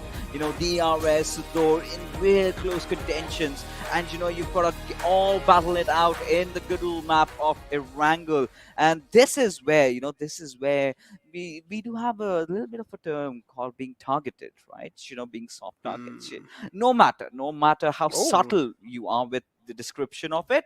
But right now, this is one of those interesting circles, that I've been so longing for. But the moment, I was happy, I was elated. We got a circle as such. Well, the voice in my head says, we're in for a rehost, and that sort of breaks my heart. But the only good thing is we get to talk more of about the teams right now, of how the storyline has really panned out. Because right now we can just put the top 8 teams away, right? They're pretty much secure. Now, what is interesting here is the bottom 3 of the ones being lit, KHK and Triple Cut. I think at some point we have to accept the truth that the chance for making it to the finals is very, very slim, unless and until they pull off some sort of a miracle, right? I would be rather dealing with reality than just dreaming of making wonders happen right now. So the only team that has a chance to create some upsets is gonna be YALLA. And the way they played in Sanhok, it clearly showed that they did not want to take a lot of risks, right?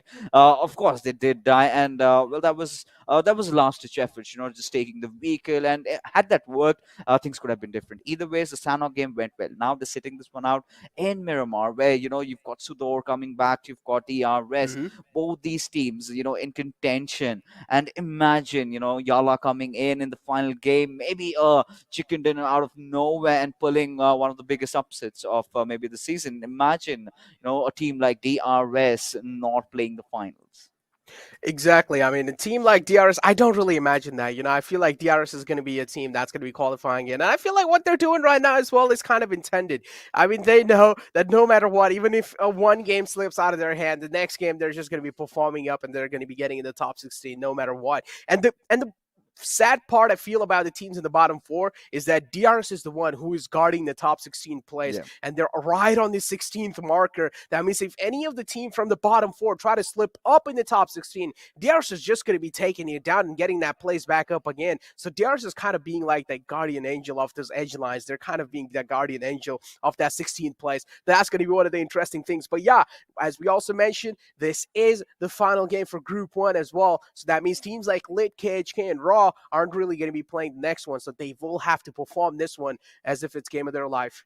You know, 16, 15 does not matter, right? DRS, a few corrections out there. They're on the 15th, I believe, because SUDOR did sit this one out. So DRS did climb up a few points, and I think the difference is just 3, and it doesn't really matter. It's just 3 kills. If SUDOR can get that, then they take it. But, the big question over here is YALLA. Right? The big question, can they pull off an upset? Because if they do, that's going to be big. But either ways, heading into the game of course, Miramar, and we're going to just get started in just a little bit. But before that, we do know Miramar comprises few teams that really excel at you start off with Starboard. Even the Des did touch upon it. Starboard, they've always felt this. The only competitors however I felt during the PMPL SA was T2K, right? The first time they went down, the second time they hit them hard, and they've done that. But yesterday again, Starboard sort of redeemed themselves the way they played, and heading into today, of course, they're going to be the hot favorites for winning this map. But we have one more team, like we did see Rico Infinity getting their chicken yesterday, and if they can manage to pull off an upset like that, pull off one more chicken, then more points for them. But let's be honest, that's not going to impact or create a huge ripple, because right now it's survival on the line. Ladies and gentlemen, we are going to be heading for a short little break, because coming right after is the action resuming for you guys.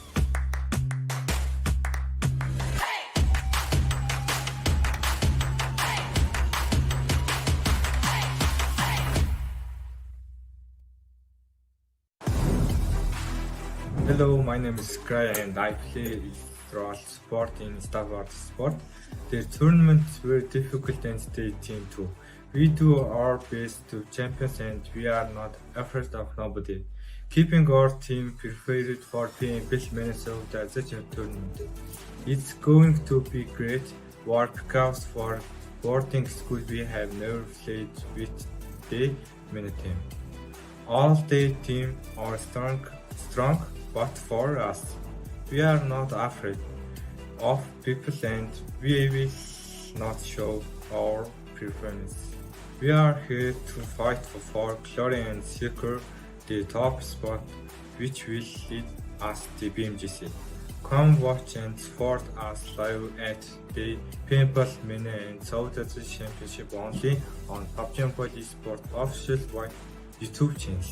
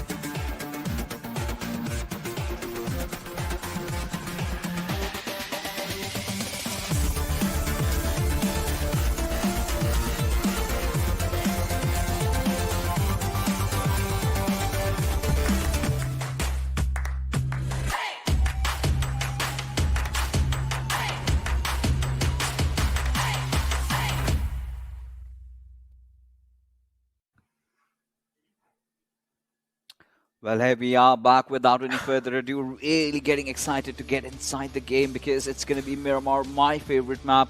And, well, I mean, I'm of course going to be disappointed for one reason because, prior to the rehost, the circle that had formed was clearly ludicrous, out of my mind. The viewers would have loved that. The final penultimate games starting off after this. We have got the final Erangel. So, of course, it's the last Miramar of the league stages, at least before we head into the finals. But let's get the show running as the big bird is in the sky. And this time, I really want to see where the flight path trajectory originates from. And by all means, it's heading from Minas and Wallace with La Durera. And this is one of those trajectories that the teams are going to love. But the circle is something that we are really interested in. Exactly. Circle is what we all are looking out for, and I personally do want to see where it's going to be heading towards. Yeah, even myself, I was disappointed because a Southern Circle, it was quite a fresh, kind of a breath air, at least in the map of Miramar. It's been a long time since I've seen those kind of circles, so I feel like it could have been a unique start to a Miramar game, but it's fine. Let's just see what kind of a circle we're going to be witnessing in this Miramar. Already teams going on their drop location. I8's going towards Impala. And yeah, talking about the overall rankings as well, Stalwart Esports, they only need 3 more kills for that 100 kill marker. And that's going to be an insane achievement for that team because, yeah, I mean, consider the fact that this is the second last game of the league stages. That means in the finals, the leaderboards are going to be completely wiped. They're going to be set back up in the top 16 spot, especially including DRS. As I mentioned, they're in top 15. SUDOR is all the way on 16th place. That means this game is really going to be important for teams like Vibes, DRS, and SUDOR. Oh, this certainly will be. And more than that, I'm really concerned on column of on our right hand side, right? Look at Uzum, 27 kills at the 3rd position. And even better than him, we've got Rules. So, Wizzes with Vibes also stepping up, but we've got some good Picado rumble happening right in front of us as we've got Team Vibes going up against Team Lit. Now, Lit, they, of course, they've got nothing to lose at this point. They realize, their time is done. They've had a fun time in the MENA SA Championship, just those few games remaining for them, and all they're gonna do is try and create chaos. And well, to start things off, they've got Vibes to tackle off. Yeah, I mean, why not, right? I mean, Vibes, they're quite close in the overall rankings as well. They're on 14th place, so if they do manage to take Vibes out, it's going to be helping them a little bit to at least get their mark in the top 16. So I do like what Lit is trying to do here. But again, is it going to be that easy? That's the main question. Because iCurd as well is quite close, or at least quite around them. So Lit, we do see them on the aggressive page. At least Weehong is the man who is closest distance next to Jiggle. Jiggle as well being really cautious about his surrounding, but he's getting pushed by 2 players. Nil knows where exactly Jiggle is located, but as soon as Lit as well, they want to make sure they're not really overexposing themselves. If they do, well, Vibes are just going to be finding themselves an easy knock. Oh, this is going to be really tricky because Shiggle, he's just stepped out of the compound. He's definitely going to get some cover fire from the arena. We've got Probin on his left-hand side. So LIT, they've got to calculate every single movement that they make. They for sure know that Jiggle is around, but they're certainly unaware about the surroundings, unaware about the other players of Team Vibes. As Jiggle, he's just got that M16 and the Mini to work around with. So not the best kind of utilities, but yes, M16, if you're prolific at, if you're really proficient, you know how to use that weapon even in the closer ranges. It's just that one burst that takes to, knock you down. Provided you do not have any vest on you. But right now, as things are, Jiggle, he's fighting for his life. 4 players surrounding him and all his teammates. They're well positioned. Everyone just waiting for any single player of LIT to show their bodies and just open it up. That could be in a close. Hey, Jiggle, though, moves away pretty quickly to the other side. But look at this, Weehong is right next to them, but no, this is what it's exactly saying, exposing yourself, Weehong. You need to watch your surroundings, you need to be a little bit of aware near your surroundings, and this is where Vibes find themselves an easy edge over Lit. And now it's a 3-on-4 situation, man advantage in the favor of Vibes. Prabin as well taking quite a decent amount of damage. He's getting burnt down by the Molotov. Did he just Molotov himself? I think so, he did. I mean, either ways, right now, more than brawls, it's all about brains, right? Team White pulling off those big brain plays, but right now, Jiggle is in the middle of the trouble, and well, regardless, Killer comes in clutch as he does take out Mercy, but Jiggle, he needs to back off, but indeed, he does not want to, as he's got that arm to play around with, and Team LIT, they're in shambles every single time peeking around. This is it, Team Vibes, they've realized, they've got their fishes. Now, all they need to do is completely go in for a full-on push. Now, pushing in tandem, are they and Assassin? He's in for the chase. He knows exactly where Nil is, but he's going to be careful because, of course, he did spot out the door being closed. He knows about positioning over there, and Pubgm just will be there and get those kills secured for him. But Assassin and Nil, now this is one of the fights that we are talking about, and well, Nil does have that arm to play around with. The mags are out of it. That is when Assassin is going to make the move, but he takes a plunge over there as he's again going to try and close in. Nil manages to take one though, gets greedy and gets the finish over there. Damage has been done for Team Vibes as LIT is somehow putting up a fight. They're trying to put up a fight. Neil, the final man alive from Vibes. Assassin and Jiggle in the clotheslines. Neil has done the damage onto Vibes, and this is not the start you definitely want to have, Vibes. They could have had a clean swipe, but Vibes as well got a little overconfident in that previous fight. Decided to push inside that room all by himself, and this is where Killer was taken down. He is the man who likes to play on the front foot, but this time it didn't really work out for him. Jiggle, though, trying to incinerate Neil out of his position, trying to make sure that he's being as uncomfortable as possible. But Neil looking really confident inside this fight. He's looking pretty healthy as well. But no, guess what? Jiggle's movement is a little bit too good, and Neil falls down, and that's going to be a bad start for Lit. And guess what? Not just bad. This was the final game for them. That means Lit are not going to be making in top 16 anymore, Fixes. Yeah, and it's over, right? They've had a good run. They did manage to get a chicken dinner. They did impress us when, they had their time. But, of course, it was not a marathon. It was a sprint this time, and they just could not do it. Maybe next time, the experience that they've taken is certainly going to help them in the upcoming tournaments. Now, this is the moment, where we've got a bit ado to four of our loving teams. They tried so hard playing the region CEOs, playing the regions NCs, qualifying, playing the PMPLs, making it so far, but to realize that the journey gets over and they've got to wait for the next season to start. I mean, gotta feel bad, but again, you never losers, right? I've always said this time and again, you're always learners. And there you have it, Dead Eyes, aggressive than ever, going after. There's a triple occurred. Kalaga in a really bad spot gets picked off by On Top, and the finish is definitely there. And Deadeye is off to a really good start. I mean, I must say they've been doing well throughout the league stages. But finals is what I'm really excited about. Are they going to choke again, or do they have some miracles up their sleeve this time?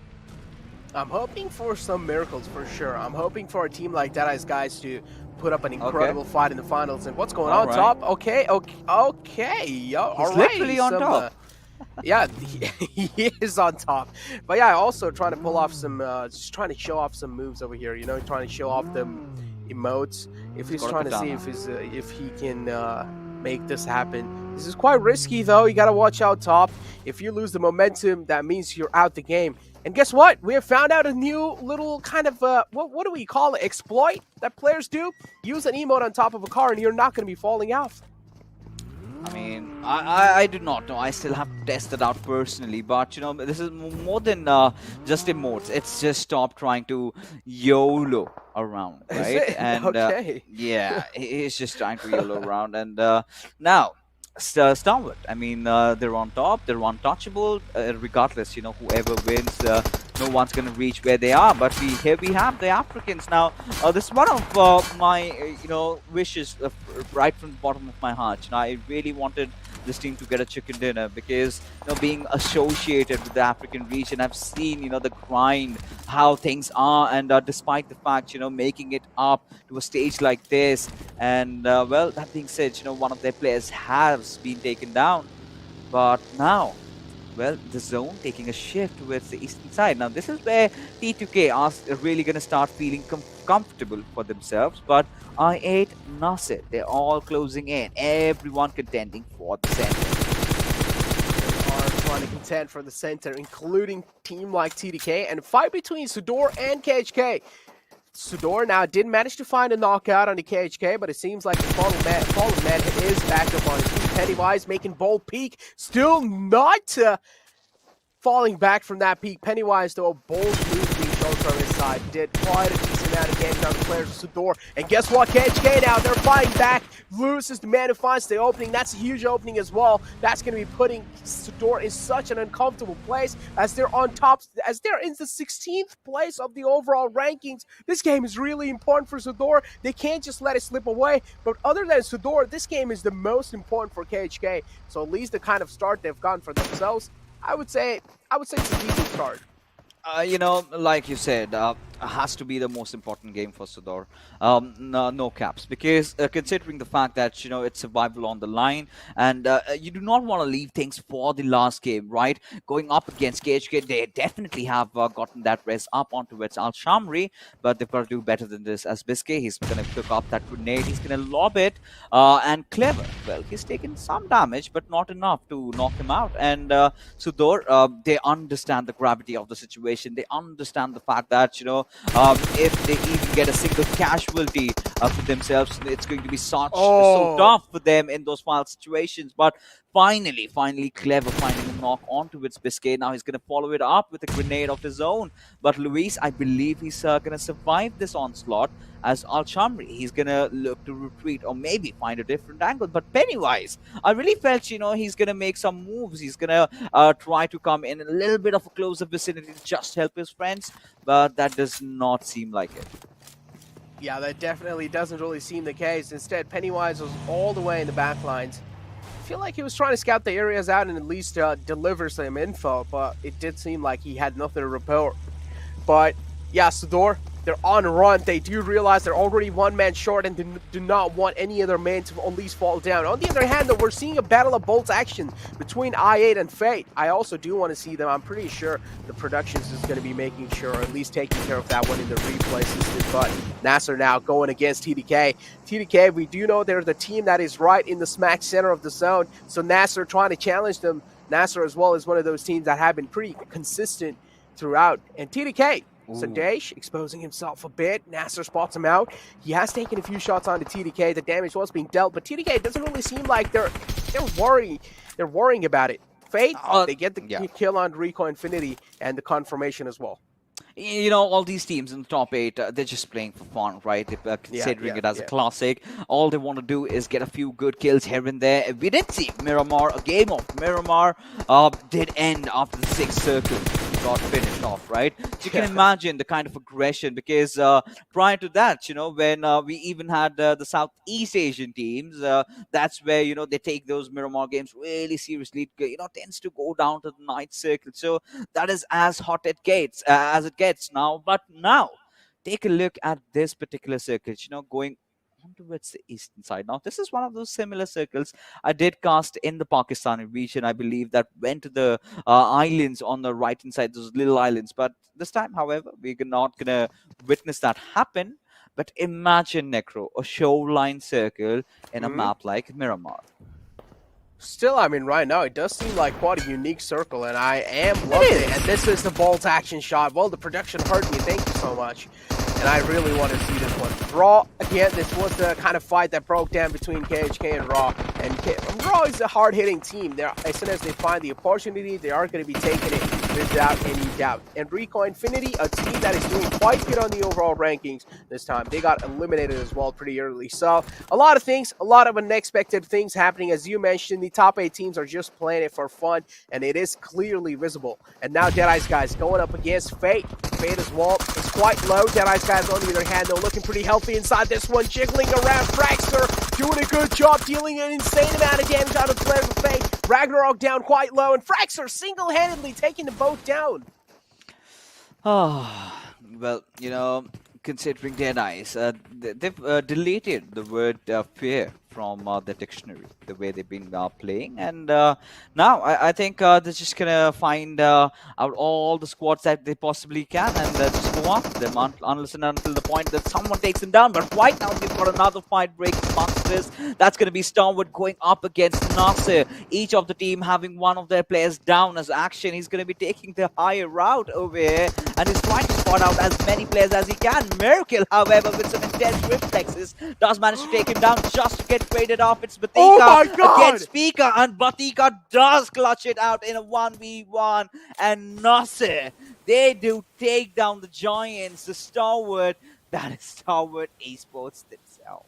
Oh my god, the gaming golem's being taken down. Stalwart Esports with only 1 kill. Fixes, I thought they are going to be getting that 100 kill marker inside this game, but no, it's going to be the answer. Instead, they're left with only 98 kills. They need 2 more kills for that 100 marker. Hopefully, fingers crossed, they're going to be able to make it in the next game. I think so. They probably will be able to at least surpass that 100 kill marker barrier. But now we have Raw in front of us, and TDK is looking to challenge them. Take a look at the separation being shown in the lads of TDK. Legend all the way on the left side, and then Jane is all the way on the right side. That's a huge separation, and I personally don't like it, but sometimes it can pan out.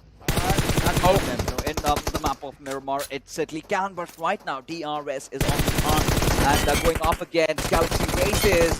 There you have it, Nima being just taken down over there, just taken down one of those players, Lord from Nigma, and now we've got 2 of their players, Rauf and Freak Alive, and DRS. They've got a lot of beating to do. Look at the movements that they're making. You've got Kjalsen starting to slowly but surely close in onto its Freak. He's completely aware of where he actually is. Now, what DRS they're going to try is to get the revive on Mafia Ninja instead. Freak gets one for himself and taking down Nima. This is where, you know, Kjalsen has to reconsider this sort of a push that he has done right now, as DRS seem to be in a little bit of a situation. There you go, Kjalsen getting spotted off from the backlines. It's going to be Hixie who does manage to secure the knock and finish him off. DRS looking pretty shaky inside this one. Started off this fight pretty well, but then it's not ending good for them. Nima in the clotheslines, he's knocked out. Shouldn't really be that tough for Enigma Galaxy to at least try and confirm the kill. They probably will do so. Enigma Galaxy do realize one man slipping away from them. The AJ is going to be the man. Mafia Ninja is in the clotheslines, and DRS want to make sure Mafia Ninja stays alive. He is the IGL of the team. If he goes down, a lot of things can go south. I don't really know why he did not really escape with his teammate, but he's also taking a lot of damage from the zone. DRS still not really looking to get out of this fight. They are still going to be taking a few shots on Enigma Galaxy, or at least looking to, and yes, they do. They find an incredible knock with the Mini 14, and that's going to be at least rewarding them with a bit of more time to try and make it inside the zone. Yeah, and Enigma Galaxy, you know, sort of being complacent and being punished for that. And Mafia Ninja, he's gonna try and get inside the circle. I think he's not gonna have any trouble doing that. But DRS, you know, 2 casualties that weren't ever supposed to happen had they not been careless in that particular fight, right? There was so much tunnel vision on towards finding Freak that they forgot about Hixie's and Rao's position. Now, Freak has been left to die, you know, just bleed out of his injuries, as the other players of Enigma Galaxy, they are going to be trying to get inside the circle. But, you know, taking a look at the center, it's going to be the boys from IA, the boys from Pakistan, who have a really promising position. Now, the big question arises, are they good enough to defend their fortress? That's what I'm wondering as well, because they are surrounded with a lot of teams. It's like a zombie apocalypse in the map of Miramar, and the only survivals over here are I8, and the rest are trying to take him down. A lot of eyes are going to be on them, but instead these zombies also fight each other. But hold on. Fate, they have gone a casualty on their name, but it's fine. Still a little bit of glimmer of hope is alive for them, because one man is still on his feet, and I'm pretty sure he's going to be getting the res back up on the fallen comrade. Shouldn't really be that big of a deal for them. Deadeye's guys getting eliminated on 11th position. That's a huge elimination, or at least a huge knockout off this game. TDK looking pretty strong with all 4 players alive, and guess what fixes? The run for top 3 is still alive. You know what? Guess who's going to be the happiest right now that DRS is eliminated and SUDOR has already lost out on 2 members? KHK? well, I expected better. It's going to be YALLA because they're sitting this one out.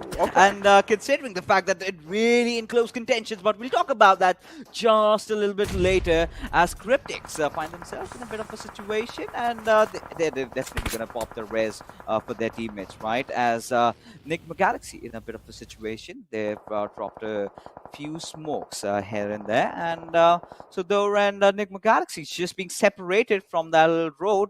But the only common thing that I can find is both of them have to get inside the zone. As soon as I said KHK got eliminated. Sad life. Caster's Curse coming in. But now Fate, Venom, also showing himself on the boards of kills. And now you have Cryptics right on the edge line. So Chopper's going quite low, but take a look at the separation being shown between Marshall and the boys. Lazy Boy and El Chapo are pretty much separated away from Marshall, and I don't know personally if I like it, because Cryptics will still need to make it inside the zone, and they're taking quite a wide rotation. Oh, they certainly are, and well played. Has for the better build spotted out the players, but he's got a lot on his hand, right? He's got to keep care of every single possible direction. There's 8 Galaxy, they're trying to rotate around, but it's going to be El Chapo and Lazy Boy just spraying down all the bullets, and wow, he's just gonna get finished, but the kill has been stolen from I8, and now things are starting to look really annoying for Cryptics. But either ways, it's not gonna, bother them a lot, because their primary concern was to be making it to the top 16. Now they're in a really good position. Now Vixie is somehow surviving by the whiskers, but for how long? Still surviving, the only man from NGX. Oh, I'm pretty sure he's going to be sweating in these kind of final moments. And Cryptics as well, it seems like they've lost out on one man. That's going to be helping them quite a lot, at least if they were looking for to win this game. But as you mentioned, in the overall rankings, they're looking pretty good. So I feel like they have nothing really to worry about, at least the top 8 teams, as we were talking about it. And SUDOR eliminating on 9th position with 0 eliminations fixes. That's going to be helping them out quite a lot. They've only gotten themselves that 1 point. That means it's not really going to be helping them quite a lot in the overall rankings.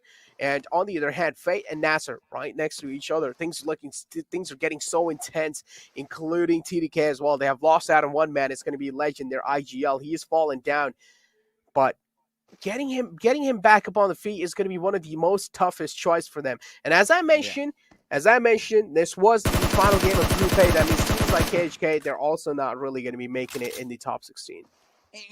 That is something that I believe had been established earlier on, right? Now the only contention, like we did even talk about it, it's all gonna be about whether or not YALLA can pull off a surprise for us over here, as we've got another really redonkulous zone shift heading off towards Triple Curve. Now a few final games for them, and they're gonna be happy. At least the zone did favor them.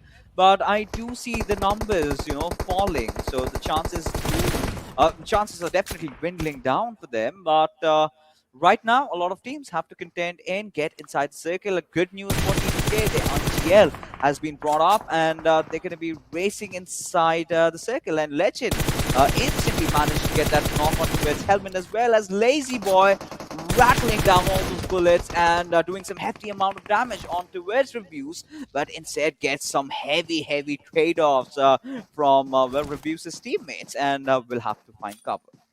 Exactly, and just like that, Triple I Kurt as well eliminated from this game. Again, those were the team that were on a pretty miserable position in the overall rankings, but it's fine. They still have another game coming up for them. I8, they have spotted Raw out right in the front lines. Here comes the nade. Is it going to be connecting? That's the main question. If it does, that's going to be putting Raw in such an uncomfortable position that they definitely don't want to be in that kind of a position for themselves. Cryptics right next to Fate. If Cryptics decide to move out, Fate is going to be having a clear line of sight onto them. And Fate are going to be punishing Cryptics for moving out like that. And yes, that's what exactly is happening. The fight between Cryptics and Fate is erupting right now. On the other hand, another fight panning out. It's going to be between 20Kill and Raw. Oh, it certainly will be. And Legend, look at him. He's just eyeing out every possible direction, even making sure that his teammates get into safety and do not have to deal with a lot of casualties or any damage or any threat from elsewhere. As Legend, he's going to spray onto the players of Team Raw, as I do believe the Salt is on low HP. He needs to patch himself up. And now T2K, considering they've got a really good position inside the zone, this is their game to lose. This definitely is, or this definitely can be their game to lose. And yeah, they're looking to get in the top 3 position as well. So TDK, I mean, I wouldn't really say they're going to be sweaty, but again, it's the play for the pride over here, kind of a moment for TDK, and they are going to be trying to get at least that top 3 place in the overall rankings. Raw moving in forward, slowly and steadily, but keep this in mind, the circle's out in the open, and there are a lot of teams in the center including a team like TDK. They have the max center in the zone. A little bit of Shaq covering them, but Raw assaults. That's quite a bold move from inside. Peeks out in the open like that. Didn't really flinch twice, but guess what? They get wiped out because of that thing. Oh, well, they definitely do. And T2K in such a bad spot. Yesterday, the scenario was the same as well. And this time, Nasser, they are so close. And Miracle instead, he's getting the better out of the boys from I8. And he's going to get those kills secured, already sitting at 8 kills. And Suyok just aloof from his pack. Somehow he's gonna try and get inside. Now the big question remains, in this 3v3 battle that we have in front of us, who comes out as the champion? Exactly. Open fields of Miramar in the front lines. Not a lot of cover left. I only see 2 kind of trees in the front lines and just an airdrop. They do have a few vehicles. They can try and utilize that as cover, and TDK is doing the exact same thing. Moving in forward with the buggy and moving in forward with the vehicles. Suyok from the back lines doing a lot of job done, or at least getting a lot of job done as soon as they peek their heads out. And I like what they're trying to do, distracting them with the sounds of vehicle and also getting as much as area control as possible. Nasser, though, not really falling behind. They're trying their best to fight back, and Nabo is the only man left to do all this work with. He has a lot of burden on the shoulder. That nade is quite good. Nabo, though, still looking quite healthy. He's looking to get the rest back up on the Miracle. Is he going to be able to do so? Well, that's a big question, and if he does it, that is going to be one of the best plays in the tournament so far. But instead, he's just going to stick the res up. Same goes for the players of T2K, and Nabu instantly just tries to create a good flank position. Got that little bit of a ridge to play around with, but can he outsmart the players of T2K? Because they definitely have been outnumbered by them. And, well, NAS are in a really dicey situation. They've got to back off. And Miracle and Nabo, their only 2 hopes for survival over here. Both the teams, they've played phenomenally well. Really good at the Miramar game. But the bullets have finally been traded off from both the sides. Their position is compromised. But who's going to get the knock?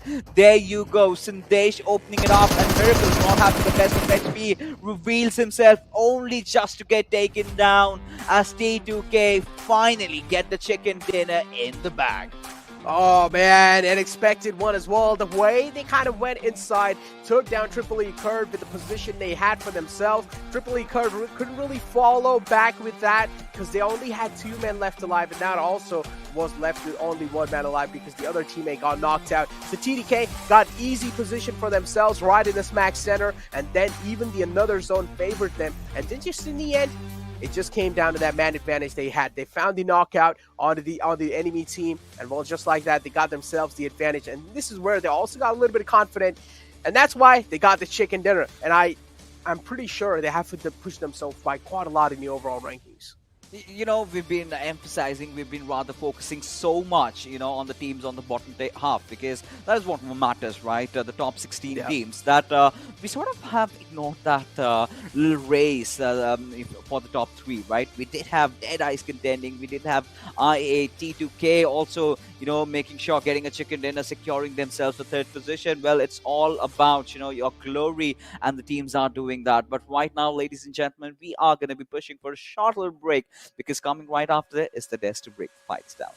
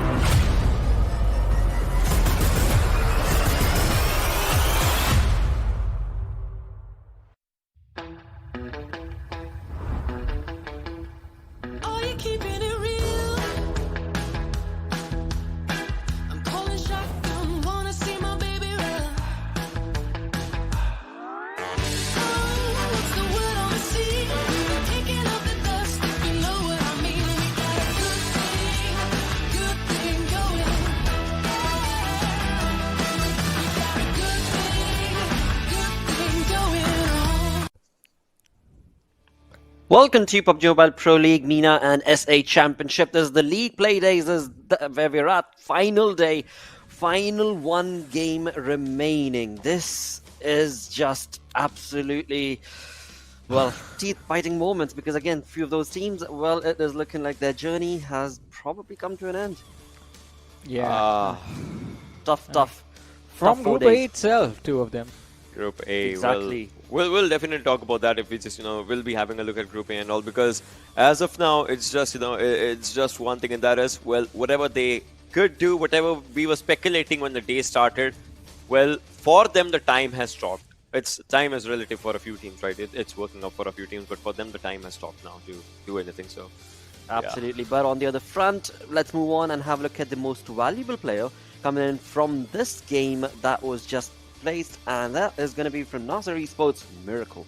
And again, Nasser Esports today have been incredible on this particular map. I mean, Miramar has been a good performance from their side, and I believe this game, since K7 were sitting this one out, and T2K, they have already bounced off to the third position. I think Nasser with this one have brought themselves on the into the top 5, in fact, of the overall ranking. So it's quite a wonderful performance and quite a wonderful run for the entire team in the league play days. Definitely. That's just how it is. But obviously, let's have a look at what the two teams that they were, obviously one was T2K and one was Nasser, what they were doing. Because look at this, T2K's survival time. Obviously, they had their lads for themselves, and they have 1800 plus damage, but not that much kills. I mean, as compared to 1800, like most of the times we see 1800 damage, we see double digits. That shows they did take fights, but they never over-aggress. They were in that limit of just, being with the controlled aggression, and that just worked out pretty well for them. They aggressed in the last moment to take down the last place of Nasser, and, well, it paid them off. Good.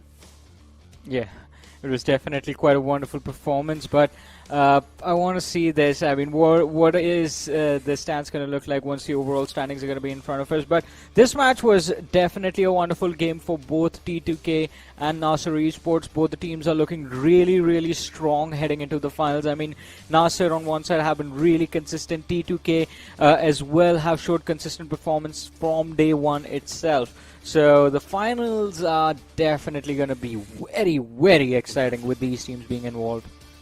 Oh, that is for sure. As we move on to the match ranking, we do know who got the chicken dinner, but the other teams, have been participating really neatly. I mean, I8 was certainly there. Cryptics definitely not letting go, and just, I mean, from yesterday to today, Cryptics is a completely different team. The 2 days have been real good for them. Yeah, they have been. Cryptics, I mean, this game as well, they did perform incredible. DRS, all right, 2 points for this team. If we talk about the points that they accumulated. SUDOR, 1 point. And, well, a team that did not play in this one, YALLA. Yeah, YALLA is going to be happy with that. YALLA, they are going to be thrilled that SUDOR took an exit on 1 point. Because that means the difference is not that big. I believe it was 6 points before this game started. Yeah. Now it's going to be 7 points. So, if YALLA Esports can manage a top 3 finish, if they get 10 points one way or the other, they might be able to make it. And when I say might, that is because, why I use that word is because SUDOR Esports are going to be playing the last game as well, so... Well, it all falls down to that final game. It all falls down to just that 1 point difference, perhaps, is what we've seen in the past as well. But right now, it is time to talk about the rotations that were made from these teams as we move on towards the zone analysis. Yeah, and in this one, look at this, right? We saw the circle just shifting around the areas of I8 most of the times, right? This is where the circle was. And more or less, T2K was around this area as well. Look at this, right? T2K just, trying to find up a good area for themselves, and Nasser as well. Well, I8 was there as well. So it's the impact that these teams created overall, like all these 3 teams created overall, that just changed the pace of the game, all thanks to the center of the circle just, aligning with them. I would say, zone in, zone out, obviously. And DRS, this time again, well, we've seen them in the Sanhok as well. We saw them just, staying in the blue for the first few zones and then just coming in. That's I get it, right? That's important. But after that, they kind of just lose out their spot because the circle shifts. This shift, this one was something that just crucialized themselves as well. Like, look at this. Now the circle just moves around, and, well, this team is again kind of not in the zone. So again, this strategy is kind of not exactly working out for them. I don't know how is it, but I guess again, this might just be an experiment that they're doing. That's what I can say, Johnny. I just want to say GC teams going at it together, so I'm just happy Yeah, I for mean, that. A sneak yeah. peek, a preview before the This- Global this- Championship. yeah. Yeah. And then Cryptics, I mean, this team has just been, look at this. So till this circle, obviously not making that big of a mark, but then they know that obviously they'll have to survive, they'll have to fight and all those things. So this team just making up a really good marker for themselves after this one. So Cryptics has been doing really good, obviously, just like Lotta said, Yeah. in the past 2 days. So yeah, pretty good, pretty impressed though, pretty impressed. And I believe, I mean, our colleagues who have been following the Arabia region quite closely, the MENA region quite closely, did actually inform us that, we say for I8 that they always like to be more aggressive than they get placement points. This is classic Cryptic, by the way, according Slow to them. too, So yeah. they have a slow start where for the first few matches they're just going to be watching everyone very closely, just seeing what other teams are doing, and then all of a sudden they just start getting those points for themselves, and it is just impressive the way this team has been playing in the last 2 days. Yeah. Definitely a rampage being created from the side of Cryptics. But right now, as the rampage was created from their side, well, there were so many other teams who were taking on the fights and the kills as well. So, move on to the Oppo F19 performance. Oh, the M249 just early on. Look at this again. The M249 carnage was just quite a lot at this moment, and when we were just looking forward to it. And oh my God, this weapon is just out there to deliver results. I mean, this weapon is just changing everything as for how players used to just use SMGs. Yeah, I mean, at a certain point, I mean, I remember, I think this was more than a year ago that at this point when there were changes made to the game, me and Ocean were like, all right, 0.45 on the UMP, and things were looking interesting. But now the gun is actually really amazing to use. It's quite fun. But it depends on which end you are of the weapon. Exactly. Yeah, it was an interesting game, and as we talked about the rotations as well, I mean, it is always going to be quite interesting on Miramar to be careful, extremely careful of those compounds. Absolutely, and as we move through the gameplay being showcased right here from the side of I8 as well as ROM, and these teams, they are just, racking up those points for themselves. The teams on the first page of the leaderboard specifically, they are just getting so many kills from every single game, not allowing the opportunity for the teams on the second page to really falter out much. Oh, well, I mean, things just happen sometimes, But also, I mean, me and Ocean were watching this game, and we were looking at I8 the whole time, and they were looking really, really good. Until the later stages. I mean, they did manage the top 3 finish. They did manage to walk away with 18 points. Overall, it was a really good performance from their side as well. But I have to talk about this. NASA Esports on Miramar, you have to make sure you're not in their crosshairs or in their pathways as well, because the rotations are pretty phenomenal as well. Yeah. They always find their way to the end circles, to the end zones. Yeah, the rotations, and obviously, obviously this is not Sanhok, so Number was in the zone as well fighting. Otherwise, the strategies with each and every map kind of just change, and that's again a really good thing. Every different map, they have a different mindset for them. That is true and can be said again. On the other front, look at Stalwart. Stalwart Esports walking away with just 1 kill. Do we talk about it? Doesn't really matter. I mean, they've moved up into a completely different ladder and storyline that they've created. The best part is even they realize it, because within the game, I mean, shout out to the observers for showing us the amazing moment when the lads from Star Wars were just they were dancing on top of moving vehicles. So, yeah, quite impressive. Nice move. That I don't know how do I put this up. That dance did not last long in the game, but the dance is definitely last long in the boot camp for sure. I mean, points for style, Ocean. Points for style. We need to add a section to the overall standings. Points for style, and Stalwart Esports, they get a 10. If you add points for style, then I'm pretty sure every team would be just doing emotes, and no one would be taking anyone down just to get those points for themselves. But yeah. Well, that would definitely turn the game into a dance-off battleground. But right now, it is time to move into the head-to-head between SUDOR and YALLA, because again, you talk about those top 16. Those are the key teams, and right here we have the two. 79, 86 points. That's the difference right now for YALLA to convert it for themselves. Just think about it. And for SUDOR as well, I mean, they are at 16. They would want to stay in 16. So for them, it might just be their next competition. I guess that's DRS. I don't know. Oh, I mean, imagine the pressure. Last game, and I mean, YALLA Esports weren't pressured. They weren't playing this match, but they were still feeling the pressure. Just fingers crossed. SUDOR Esports getting eliminated early. Yeah. For both the teams, there's just one mistake that they are doing. The damage taken, damage received, that's just off the charts, right? Yeah. That showcases that they are at the wrong place at the wrong time and not paying the right attention to that place. Yeah. This game they'll have to. This game they'll have to. Completely agree with that. They keep on running into unfavorable situations. YALLA Esports on the first day itself, when they played majority of the matches with a 3-man roster.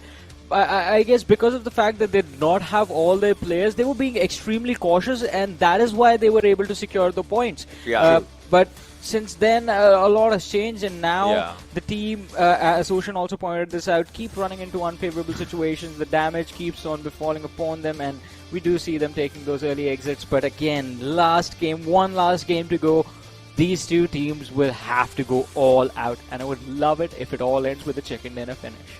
Absolutely. YOLO approach. YOLO strats is what is required from both of these teams, as they are going to be, well, hunkering down their position in the top 16, or rather trying to perhaps. On the other front, as we talk about the storyboard and storyline that we can anticipate from these teams, let's perhaps have a look at the overall rankings as well, as we shall see when it comes to the first. Well, they are in a league of their own, no troubles at all. T2K in top 3, they did manage to get in with this game, definitely. Nasser in top 5, that's brilliant. DE, well, they did falter on. So this is what I'm talking about, right? Yeah. Imagine if there were 16 teams only. Imagine if this would have been the game for your, PMG something. They were in top 3 at this moment. Again, mistakes, making mistakes, and actually, like, they'll have to just capitalize on that one. Definitely, I mean, when they'll be playing all the games, that's the thing, right? Top 4 will be the goal at that moment. But on the other side. On the other front, as we move on to the next page. Alrighty. Okay. So A1 Esports, they're not as safe as we thought. They're on the 15th with 89 points. I mean, we never pay attention to one thing. That team is here in the entire lobby with the lowest skill numbers. Oh yeah,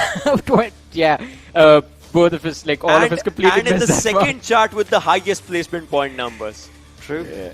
That's A1 Esports for you. I mean, they're always going to be doing something out of the norm and surprising us with interesting performances. So 27 kills, 62 points, and again, A1 Esports 89, SUDOR Esports 86, and YALLA Esports with 79 points. So there is a possibility that A1 Esports might be out of the top 16 as well. They have to be extremely careful.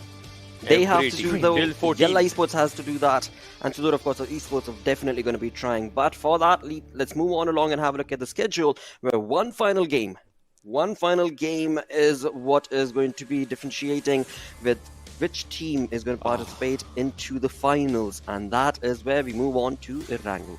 Blotter, don't ask us. Don't ask us. Don't ask us. There are 4 teams that are just, at a bad situation. Don't ask us. Exactly. Don't ask us at all. Right now at this moment, there is no point even asking, because I do believe both of you guys are also hopefully keeping your fingers crossed for the teams that we just mentioned, right? I mean, we want to take one name, but we want to take all 4 names as well. Exactly. That's where it is. It's going to be heartbreak one way or the other, because all these teams are pretty amazing. They've put up memorable performances, and no matter who gets, which team's journey ends after this game, it is definitely going to be a heartbreaking moment. It's going to be a bittersweet situation. Yeah, we'll miss that team starting tomorrow. That's the thing.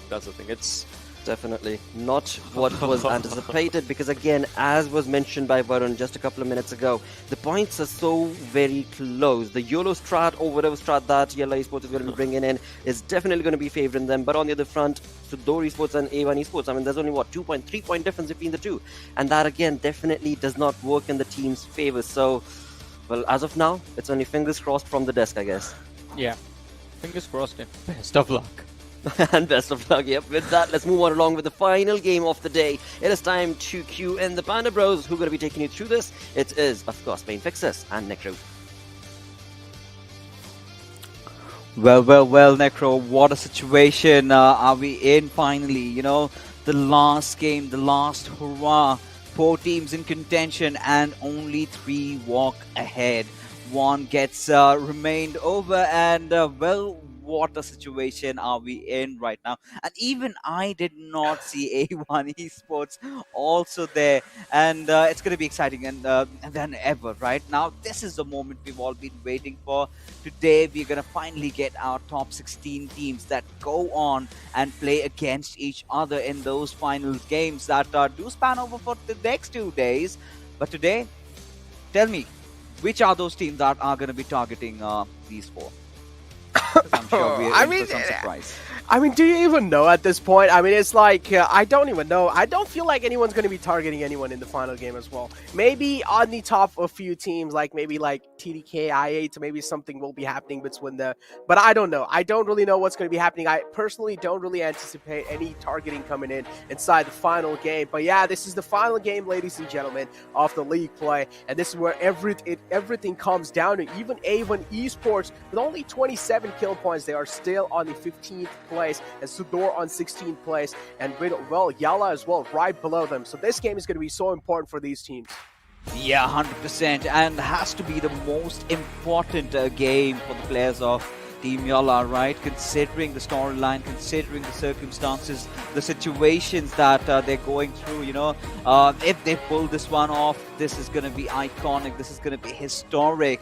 But right now, taking a look at the final right part trajectory for the evening and also the league stages, well, it had to start off from Zoki and end with Melta Power. But the big question still remains, where is the circle gonna form? Exactly, that's the question I'm wondering as well, because that's going to be deciding these teams' fate. As I mentioned, game's going to be really important for teams like A1 Esports, SUDOR, and especially YALLA. They're sitting in 17th position. This means SUDOR now, they are going to be having to at least try and perform as well as possible. YALLA, we already do some proceeding towards George Pool area, which is where they are going to be going towards. So at least I'm expecting YALLA to at least try and stay out of any kind of fights, any kind of harms, but it doesn't really seem like it, because teams are next to them, teams are quite close to them, so YALLA will have to try and make sure at least they're being safe off the bat. Oh, they certainly are. You know, not really changing the drop location, just heading off towards the Western George Paul city over there. But look at who's come to greet them. It's going to be Wizzes with Vibes. Now we've got Starward. All right, they're off on their plan B, right? Because at this basic point, we do know that they've already, you know, are the toppers. There's no chance on earth that anyone could just topple them over. So they can do what they want. And they've decided they're going to go after Team Fate. But, you know, once we have the map feed in front of our screens, we've got some interesting zones being formed right in front of us. We're completely going towards the eastern side. Now, this sort of a circle is definitely going to favor teams like DRS. We have seen time and again that, you know, in circles like this, they certainly tend to thrive. You know, they drop off Artisnai at the moment. Then the next thing we notice is they try to go down a little bit towards the southern side. Then again, revert back to they were. And until that time, that place already gets taken. But action in a kerfuffle against the players of Team Fate, and Ragnarok, well, he's going to take his chance. The funny part over here is that even DRS, they're not really far behind from A1 Esports, but we're still not really talking about it, is because we just have so much trust in DRS, right? We just have so much faith in them, is that no matter what, they're always going to be delivering, especially they also realize this is the final game, so I'm pretty sure they're going to be playing on their nerves. But guess what? Bad start for TDK. Previous game was pretty good, but this time, I mean, it's not really panning out for them. I8 is the one trying to confirm the kill, but guess what? Instead, Reviews falls down. A little bit too greedy there, but you got to hold your horses. Oh, you certainly have to. And at this point, you know, T2K, I8, this is what we had anticipated, right? What is going to happen in the final game? You know, teams are not going to shy away from taking fights. Now, had this been for the first spot, you know, they would have taken maybe a third guess, maybe a fourth, you know, thought, you know, before trying to head in. But there you have, you know, Blade trying to confirm the knock onto Witsuyog, and will make it happen with a PB Bison, though. But Reviews, you know, he's not in you know, deep water. He's not in safety either. But because Legend, he's closing up on him. Blade, of course, is going to try some movement, try and make sure that he survives. But, you know, the question still remains, you know, considering we've seen IA time and again just heading off towards military base every single time. You know, they're delaying so much. and reviews. He's just profusely bleeding over there. The funny part is, I anticipated this coming. Like, I literally knew that I8 and TDK might just fight against each other because they are right next to each other on the overall rankings, and this is exactly happening. I8's pretty much dropping right on TDK. TDK, though, they're making sure I8s are feeling those 30 bullets of pain. They're making sure I8s are not really going to be challenging anytime in the future lines. And I8, they're bleeding. They only have 2 players alive, including Wizzes and Crypto. But guess what? Jane also falls down. That's an incredible headshot onto Jane. He did not anticipate that coming. And guess what? He also falls down. And now TDK as well. They're in an uncomfortable place, including Sandesh. Yeah, the numbers, they've been equalized, and Legend, he's in such a bad spot like you just mentioned, you know, because if Uzum, he's going to make some movements from the left-hand side, then, well, Legend, he's basically done for. And if he has a few grenades to go around with, then that's even better. But now, from what we can really see is, the players of Team IA, they're trying to retreat as Sandesh. He's made a move onto the Crypto, who does not apparently have an helmet. Now, peeking out from the window, that's going to be a risky affair, but still, Crypto does come out on top and makes no mistakes in finishing Sandesh off, and there you go, instantly turns over, and Crypto just well, doing his thing, right? And well, I'm not surprised that that's just him on a normal day in the office. Yeah, exactly. That's just him on a normal sunny day. And here we go. His stats card is well in front of you guys. Good job, production, right there. With 28 kills and total damage of 6,045, Crypto has been dominating these league plays. And this just shows how he's able to do so. And I saw this coming. I knew that TDK has always been a threat for IA to at least try and contest their position. And IA is now instantly dropping on them and showing that, okay, guys, you're not a threat for us. We can take you out in a jiffy. But, you know, it certainly has been Uzum this time who indeed has overshadowed Crypto. Because, let's be honest, you know, every single time we raise this topic about I8 has always been somewhere, you know, around Crypto, right? But this time, you know, the IGL, the man himself, you know, I've seen this lad right from the days that he was playing from Oxy, if I'm not wrong. He's just been that good. And this time, his stats do reflect. And for the first time, I mean, I must say that, Uzum has outperformed even himself, the way this lad is playing, the confidence that he has instilled, not just within himself, but, you know, that's sort of passing on to Wizzes squad. Everyone sort of is feeling better. And, you know, sometimes, you know, we really feel that, you know, the burden on Crypto was just too much. Now it's getting divided, and as a result of which, I8, they're looking so good. But this is what I was talking about, right? I8 always tends to go down south. They need to make sure that they're getting the loot down. But considering the first circle is already, you know, starting to close in, and can they find a good spot later on? Because all the teams, look at them. Everyone is sort of trying to get the better of the zone. Everyone is contending for the center.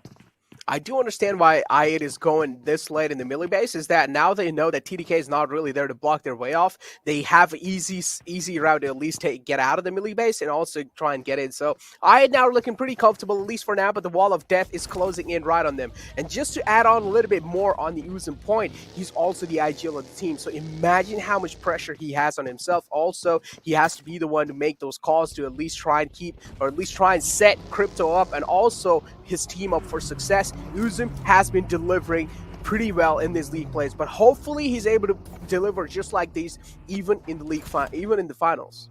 Oh yeah, definitely.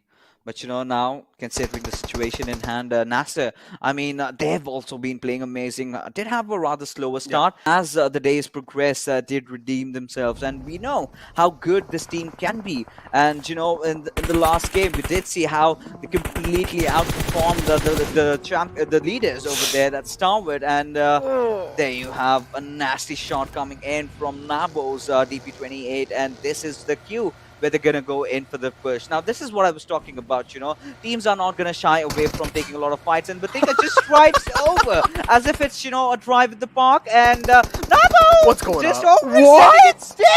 Still, this lad manages to find it off. What on earth is happening over here, Necro? Oh my god, Nasser are silencing the rookies, even though they're not. They're making them look like one. Deadeye's guys left with only 2 players alive. And what's going on? This is some grand theft going on. They're just running behind each other. It's a chase. It's the chase of Gangster to take each other down and to find out which one's going to be on top. On top is the one who has his life pretty much in danger. But here we go. Finally, Deadeye's guys, they're like, all right, enough of running. This is our time to try and fight back. And they're doing so pretty well. Things are going south for Nasser. Oh my god, Turulov, the only man left, and guess what? Nasser being eliminated. What? The hunters have been hunted. What are we in for, Necro? I mean, we did sign up for some excitement, but at this level, I never did anticipate in the wildest of my dreams as things are starting to get even more exciting as we do witness another zone shift. And it's not something out of the ordinary, right? It's something that we did anticipate, and through love, the recent addition in Deadeye's roster, and well, he's completely justifying as to why he's been picked. But you know, the woes for Deadeyes are not over yet, right? Because they've got so many squads surrounding them, and there you have the team vibes rather going after Starwood and well, getting the better of them. Well, this is a clear sign that teams that are all the way on top there don't care about this final game. They're just here to put on a show, and that's is what we like to see. A final game. And well, it's showing its true colors. A1 Esports, this game is really important for their squad, especially hell breaking loose all around them. They are going to be sweating quite a lot. They want to make sure they're not catching any kind of bullets onto themselves. Wizzes wipes as well, bleeding. One player fell down. Delta's still alive, though. I feel like there shouldn't really be that big of a problem. No, Delta's also falling down. Yusuf is single-handedly taking them all down. What's going on, Yalla? Stepping up at the right moment when they need to. But no, they also get shut down by Malik, the final man standing. And here comes a little bit of salt on the injury. Oh, Wizzes with vibes, you know, just delivering for what they did come there for. I mean, I've not really seen them taking that western side, you know. I'm not complaining that they did not drop at Yalla, but I'm pretty sure we all did notice that, you know, they had a similar rotation path. And, well, after those finishes, they were happy about it. And, well, this is what we're in for. And, well, dreams have been shattered. Top 16 And, fixes. yeah, we indeed do have our top 16. It does seem like that because Yalla being out of contention, well, they did put up a valiant fight, but here we have the fight resuming. Starwood going up against Team Wipes, and well, we fall on bonkers as Pika does manage to take down Praveen in the process. Will get greedy and thirsty to just finish him off, but Team Wipes are not really happy about this pack as Pika still trying to contest, but not enough as Team Wipes finally get the better out of Starwood. But still, the big news out here, ladies and gentlemen, the big news, what we all were hoping for, that is Yalla to be pulling off an upset, and well, the complete opposite just happened. A massive letdown for a team like Yalla and their fans. I feel kind of sad for them. Unfortunately, Yalla are not really going to be moving forward in the grand finals, ladies and gentlemen. We already have our top 16, including SUDOR is all the way on the 16th place. There's no way Triple Curd are going to be able to make it up to the 16th place, or at least if they have the game of their life with like 15 kills or something, that the chance of that happening are pretty minimal. But take a look at this. SUDOR now taking a dig out of Triple Curd. They find the kill, and the kill gets stolen. Did it get stolen? I believe so. I believe so. I mean, at this point, you know, anything is really possible. But there you go, the curveball that we were all waiting for, you know, heading towards the eastern side. Now, Triple Curd, I mean, the last final game, and they would want to go home with their heads held high. And what a way to, you know, end things with getting a chicken dinner. And Sudor, they do, you know, have a huge sigh of relief, you know, considering they must have seen Yalla being eliminated, and now they can, you know, have a hearty game. They do not, the pressure that they were feeling before this game started has finally been lifted off. And look at this beautiful corny song, and with all its beauty. Wow. Indeed, a wow moment right there. But hold on, SUDOR. Oh, they're challenging fights in all direction. K7, though, taking a little bit of blood onto themselves. One man falling down, but they also have blood on their hands, and it's the blood of Yalla. And these are the Yalla woes right there hitting Ho Chuan. He gets knocked out. And Enigma Galaxy looking to compromise onto it, looking to capitalize onto this situation. Lord is the one in the clotheslines. Enigma Galaxy looking pretty healthy inside this one. Have all 4 of their players alive. Everyone has full HP almost. But here we do have K7. He has a bolt action in his hands, looking for that little peak, a little glimmer of his helmet, and he's gonna be popping it. He's gonna be cracking it open. But Enigma Galaxy, on the other hand, they're also challenging a fight against SUDOR. Oh, they certainly are, and Wano handling that most in the gun. I haven't really seen a lot out of this bolt action, right? We've seen MP4s, we've seen Car 98s, we have even seen the freaking big green cannon, but not this. And Wano, if he manages to get a knock. And I bet you the sound is so soothing. As A1 Esports are going to contend against Team Fate over here. Sinister is already bleeding. 6-9, not at the best of the HPs. Fate, they do not care. They just want to go in and annihilate the better out of A1 Esports as nades are just being logged over left, right, and center inside the panic room. But Sinister just being smart, and I believe he will definitely get the revive. But this is bombardment. Oh my god. Oh yeah, they're being bombarded. This is like a artillery strike being called onto them on this house. Just Fine, inside. A1 Esports. Yeah, just inside of the house. Yeah, it's not really falling from the sky. Instead, it's like just inside the house. They've been kind of thrown in there. But A1 Esports, yeah, they're doing quite a great job swallowing all those nades. Still, they have made it out alive.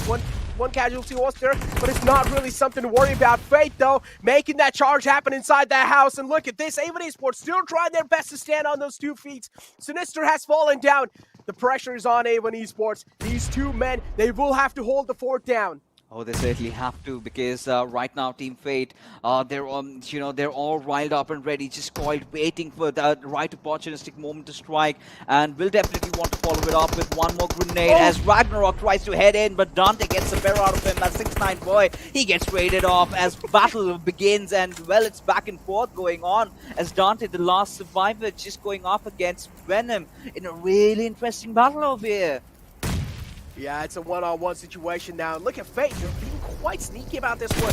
Going for the res, and Dante realizes the exact thing. But guess what? Who's in the party? Wizzes and Wipes join this one. They're like, all right, guys, you're having a party without us. We come in here with some hot air balloons, and they just chucking those nades right in the house again. Another artillery strike being called in the house. And guess what? That's going to be it for Fate. A1 Esports, though, still alive with that one last man alive. It's going to be Dante in the panic room. Wizzes and Wipes, they're charging in forward. Oh, they certainly are, but Dante is a lot of storm on his shoulder. Doesn't try to jiggle around, takes a little bit of shots, but Dante does manage to find one. Can he get the other? Yes, he does, as he needs to get the reload on, as Root also has to charge in. Dante not really having the best of HP.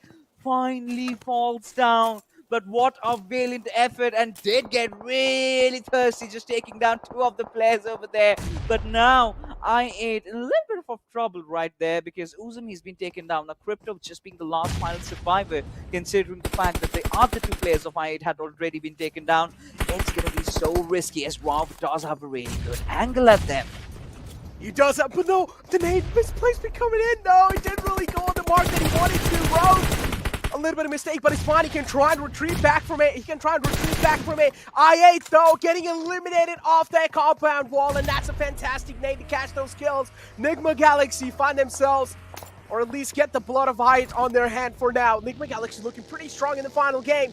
Each and every single team is just a complete hell break loose. Triple I Kurt, they're right in the smack center. They do realize how important this game is. They're all the way in the bottom lines fixes. They're all the way in the bottom of the leaderboards, but they also need a few more kills to at least make it up top there. Yeah, I mean, there's no chance, right? Even if they get the chicken dinner, they're basically done. But what they can do is, like I said, walk off with their heads held high. And what a better way to get the chicken dinner. And Triple Liquor, we did see a few roster shuffles, after their PMPL was over, right? We did see some players from the Ikat squad joining Triple Ikat, and this is what we're talking about. Some beautiful shots being displayed again, and Wizzes with Wipes. That was a mad dash, but sometimes, you know, you need to know when to have the leash on your players because, you know, they just went in like mad people and, well, Dante did punish them. And either ways, you know, good news for A1 Esports, good news for DRS. They've all qualified. They're all in the safe zone. They've all got to have a hearty sleep and come in back stronger tomorrow because starting tomorrow is where it all matters. Every single game does count. Exactly. Tomorrow is where the leaderboards are going to be reset for these top 16 teams. And yeah, AAA Kurt, I mean, they're still trying to give it a run, but I feel like it's next to impossible to make it in the top 16. And guess who gets caught off guard? A player of K7. It's Vibes Jiggle who puts him 6 feet under. And now K7 again on move. They do realize there's no way out of this situation. If you're either going to be making out alive from Jiggle or you're just going to be completely eaten alive by the zone. Vibes, though, missing a couple of shots onto the final man. K7 not really able to connect any shots onto him. Enigma Galaxy right in the back lines. They're also taking a lot of shots onto themselves. This is a complete blunder. And finally, K7 get eliminated. Oh, yeah, they certainly do. And every single player of Team Vibes did take their chances, right? Now we've got the players of Enigma Galaxy spotting out Alchambre in a really bad spot. And Freak is just going to drive over, but that's not necessary as Lord just blows up the vehicle. And Alchambre goes falling down. And SUDOR, well, they did get eliminated at the 7th spot, just getting that 1 kill over there, but does not matter. They still have managed to qualify as Rico Infinity. But Prestige, he's right out in the open, just having cover from the hay bale. The question remains, you know, is that a wise idea? Is that a wise choice? I think what he's just doing is he's trying to mark the territory, right? Let's just assume if the circle shifts towards that, at least that spot is, you know, reserved for them. But considering Vibes and Wizzes with Vibes being in real close vicinities, I really want to see these brothers go up against each other. Top 6 teams alive, ladies and gentlemen. The final game of the league play, just to find out who's going to be sealing this chicken dinner in their backs this time. And one of them are Rico Infinity, of course. They have been delivering phenomenally throughout, and including DRS as well. It seems like DRS finally are taking things a little serious over here, Fixes. The final game, they realize it's a complete bloodshed, it's a complete bloodbath, and they also want to get their hands dirty. Oh, they certainly do. As Assassin, I believe he did have a slight idea as to where the players of Rico Infinity are. He did manage to take some blind shots, but had he had a bolt action and that connected, that would have been ridiculous, right? But considering how the circle has really shifted, it's right out in the open. Not a lot of cover for a lot of teams. Wizzes with Vibes are really trying to contend for the center over there. As DRS, they're finally making the move. And Enigma Galaxy, they're not going to back out as well. You know, already having all their 4 players intact and with 6 kills, they're looking good this game. They definitely are looking pretty good. Visit Vibes in the front lines. One more team in the left side. It's going to be just Vibes. And look at this. Rules is the only man in the front lines. If he catches the nade on himself, if he swallows it, it's not going to be good news for Visit Vibes. They won't really be able to withstand the pressure that Enigma Galaxy will put up on them. But I also do like what they're trying to do here. They're trying to get as much area on the map as possible. But this is where the charging comes through from the side of Visit Vibes. They're also taking little shots. Enigma Galaxy Rauf barely makes it out alive from that situation. And look at this, Rules as well. He's taking a couple of shots on himself. Yeah. Oh, where is he getting shot from? That's a huge question. You know, what a revelation this lad has been. You know, Rules, when we were talking about Wizzes with Vibes, it was always about Delta or Malik. But this time, you know, he's made it about himself. He's stolen the limelight, and he completely deserves that. The way this lad has been playing, not just how good with his assault rifle skills, but also with the bolt action. And, you know, yesterday we did see him single-handedly dealing with the players of T2K, you know, as if it was a walk in the park. And this lad has a really bright future. Now, this is something that I really love about the Nepali region. Every single time we do see them, there's someone new that comes and tends to impress us, and it's going to happen every single time. But considering how the circle has panned out, Wizzes with Vibes, still, you know, this time around the edges of the zone, do have to deal with, you know, threats happening from every single side, because you've got Vibes on your west, you've got Enigma Galaxy on your side, south, you've got Triple Kurd on your east, so they've got to be very picky in choosing their fights. Oh, look at it. Kazan. This man has some bolt action in his hand. Looking to connect to that headshot, but still not really finding that connection. I'm pretty sure he has a little itch. And there we go! Finds that one. DRS. Oh, they're going to be feeling that one pretty intensely.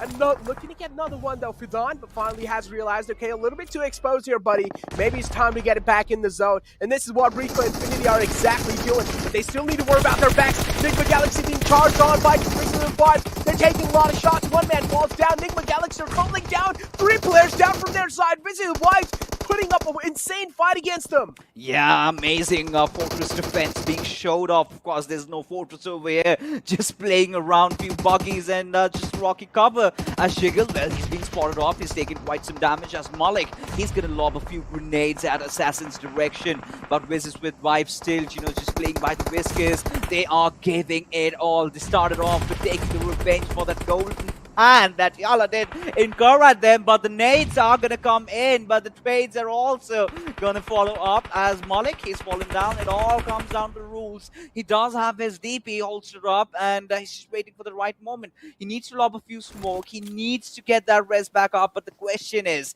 can he actually pull it off?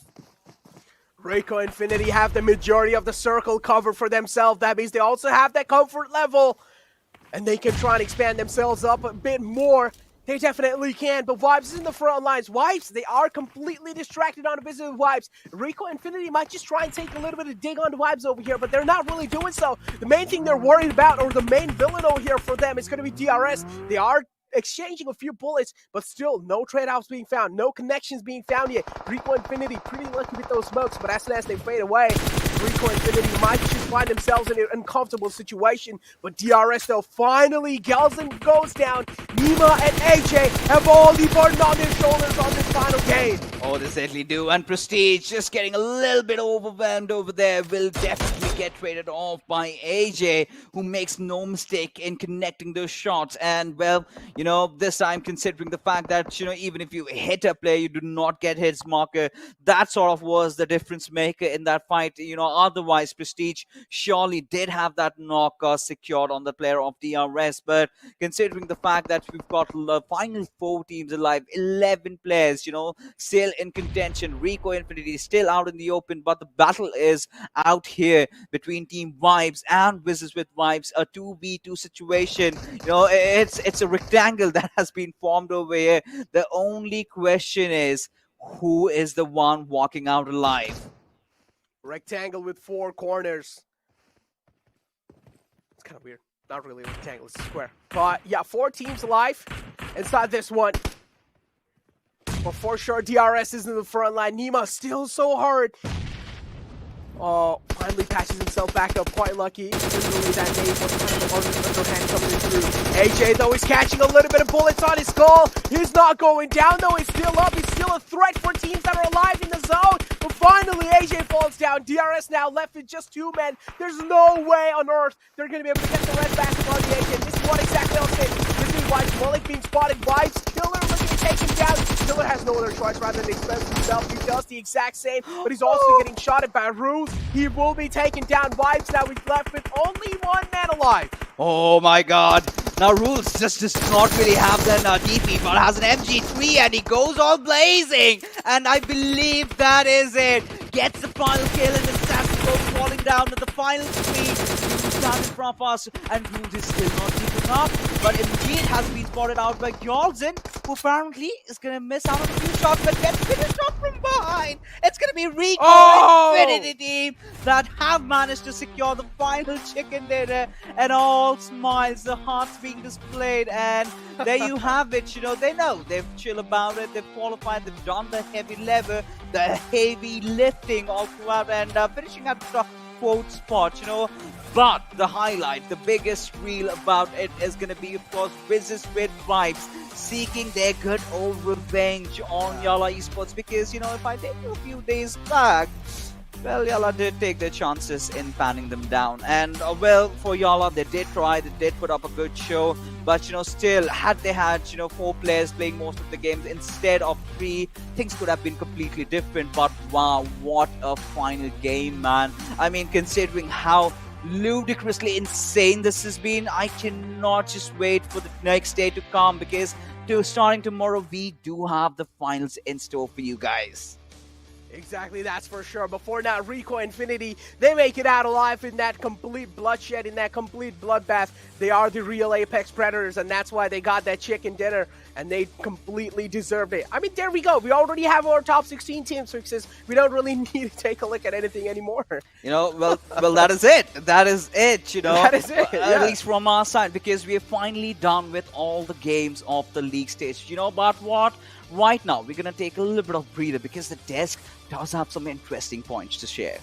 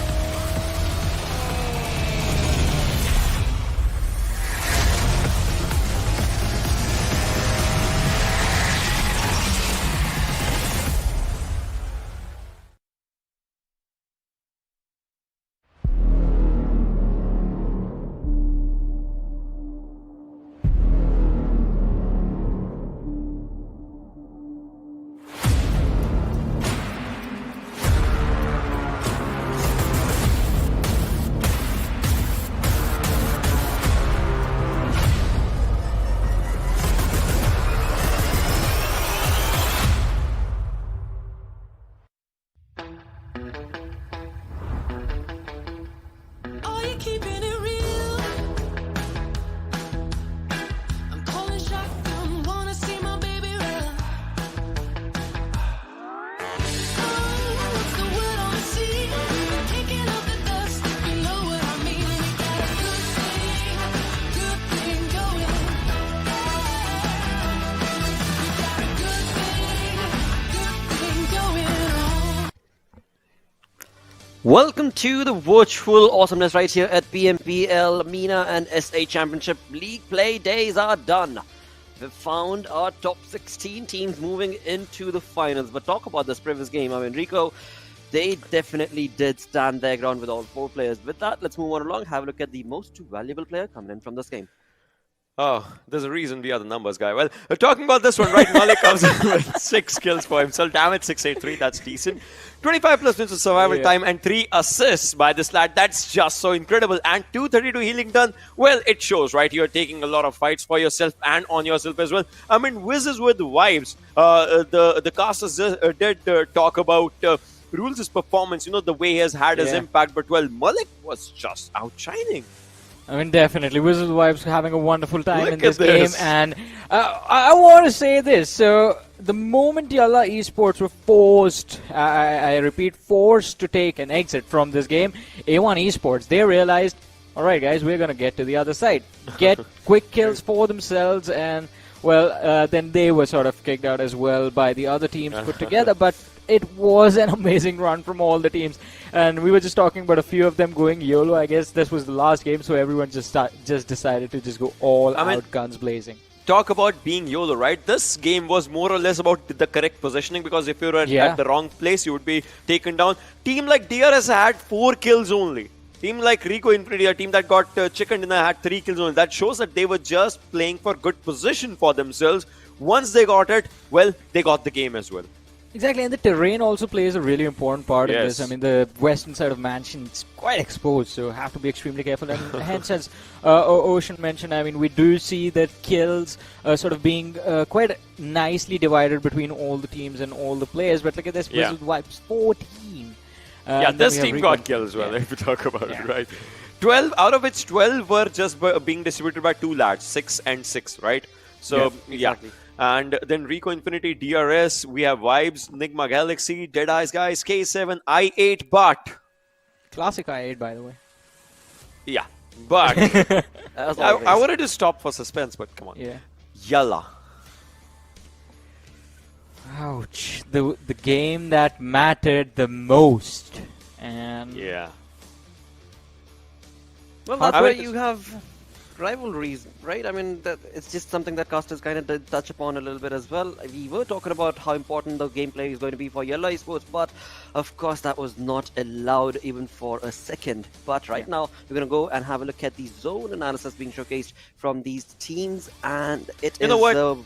well, let's never mind the zone let's analysis, move actually. forward, because I mean, zone we talked about, right? It was just about the ups and downs and all those things. So let's have a look at this one. I love these ones. I mean, this means less work for me. But yeah, I love these ones if we just talk about it, right? And the way the fight started, where YALLA went down, you saw that happening. And hey, DE, True Love just surviving at that moment. That was just such a bold move by the lad. The chase happening, and this was chaotic.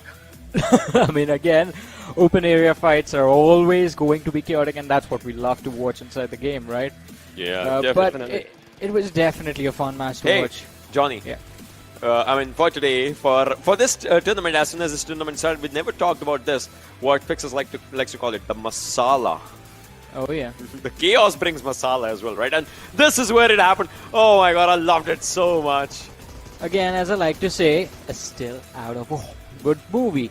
It was incredible, and True Love was definitely the protagonist of this movie, doing a wonderful job, as Ocean said, surviving over there, and even the way the fight was engaged was quite perfect.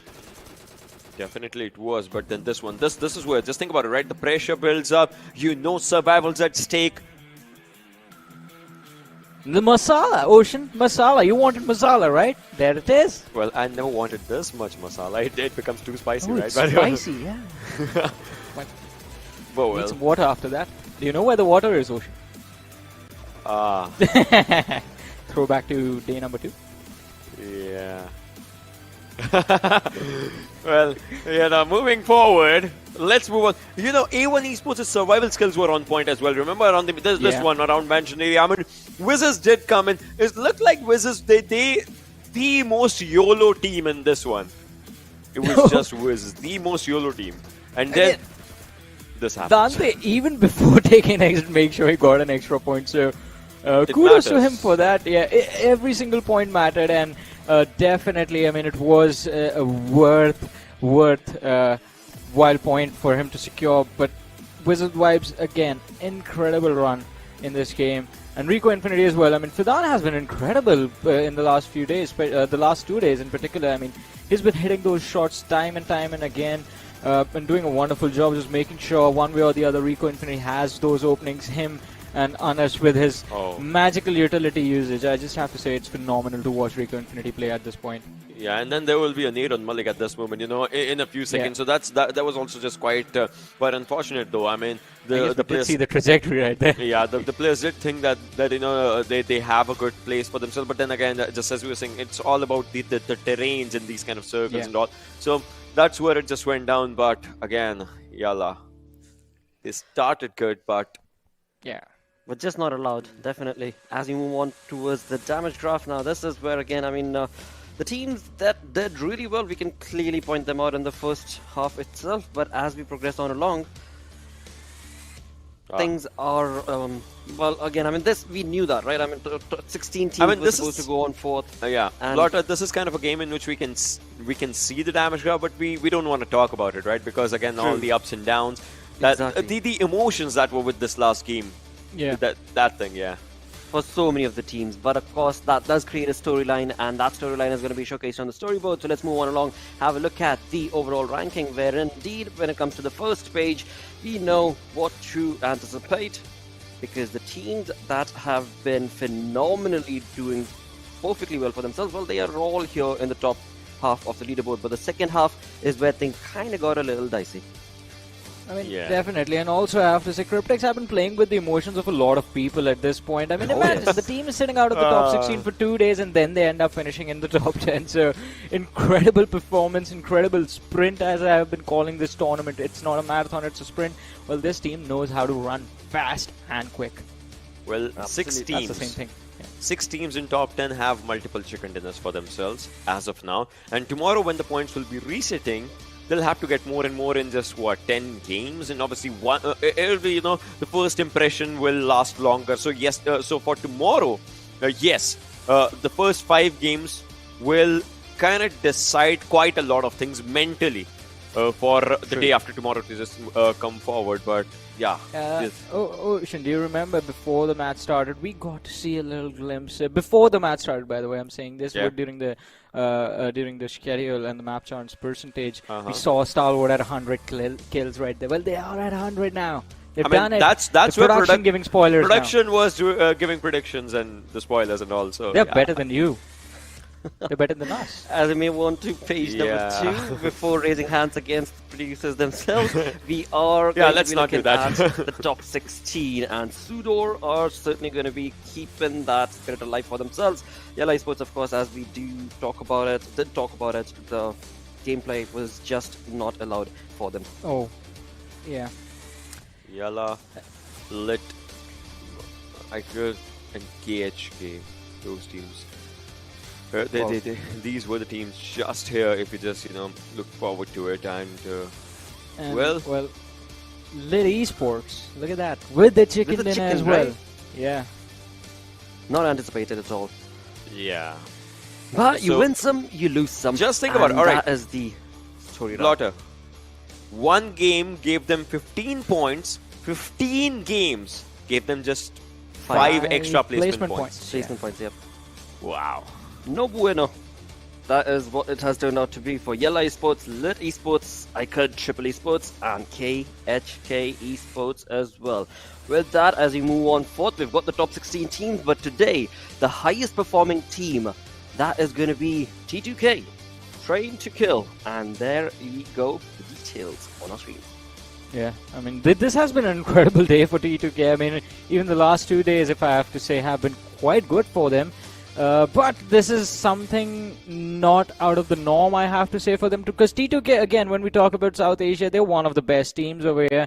And this was sort of expected. The surprise was the slow start that we witnessed from them. But I guess they were just trying to get into the groove with the MENA teams now. Johnny, in this 4-day saga, this is the second time that this team has appeared. Yep, exactly. Just think about the impact that they have been able to create. That's consistency with the stats overall. Yeah. Ocean, think about how chaotic this day has been, that the average survival times after 4 games are like 17 minutes. Yeah. Oh, what a wonderful day. What a wonderful day indeed. Not for all of them, but certainly for the top 16. As we move on through from T2K, let's have a look at the team that was up on top of the leaderboard, creating a league of their own with 204 points. It's going to be Stalwart Esports. 32 kills in 16 matches with a KPM of .2 with an average survival 1824 and damage 8106. That's just so good by Action. I love it. Like, every digit is even number. So that's really brilliant. And well, it worked out for Stalwart Esports overall, but now they're going to have to do it all over again. With just 10 games. With just 10 games, they're going to have to do this entire process all over again to get that lead for themselves, to be a part of the $150,000 prize pool, and maybe even walk away with 40 grand. We shall see if that will be the case, or will we be looking at a completely different team. As we move on through, let's have a look at the league summary from days 1, 2, 3, and 4 of the league plays. Stalwart, T2K. Hey, here's again, it's like 2 days for T2K. We used to talk about it, right? Take 2,000. K2K, yeah. I mean, there was no $1,000 for chicken dinners over here. Otherwise, I'm pretty sure they would have been getting 2 chicken dinners every single day again, because that's sort of a habit for them. But incredible performance by Train to Kill, and I have to say, I mean, the finals are going to be fun. I mean, because think about this, right, guys? I mean, usually when you talk about championships and leagues, we've seen, I mean, the tournament goes on for like 2 weeks, 3 weeks, but this time it's just 2 days, 10 games. Talk about pressure on these 16 teams at this point. Exactly. As Ocean has been saying, I mean, has been mentioning again and again, you mess up that first day, and it's going to be tough. Yeah, it will be, because as soon as those 5 games are done, if you're not in top 10, right, because 4 teams will be moving forward. If you're not in top 10, let's say top 12, because obviously DRS and Enigma Galaxy, they would want to be in top 4 as well because of the prize money that they would want to just have their eyes on. So if you're not in top 12, next year starting onwards, it might just not look good. It might not look good. So we'll see. We shall see which team will it be. But right now, as we move through from the league play days, let's have a look at the kill leaders.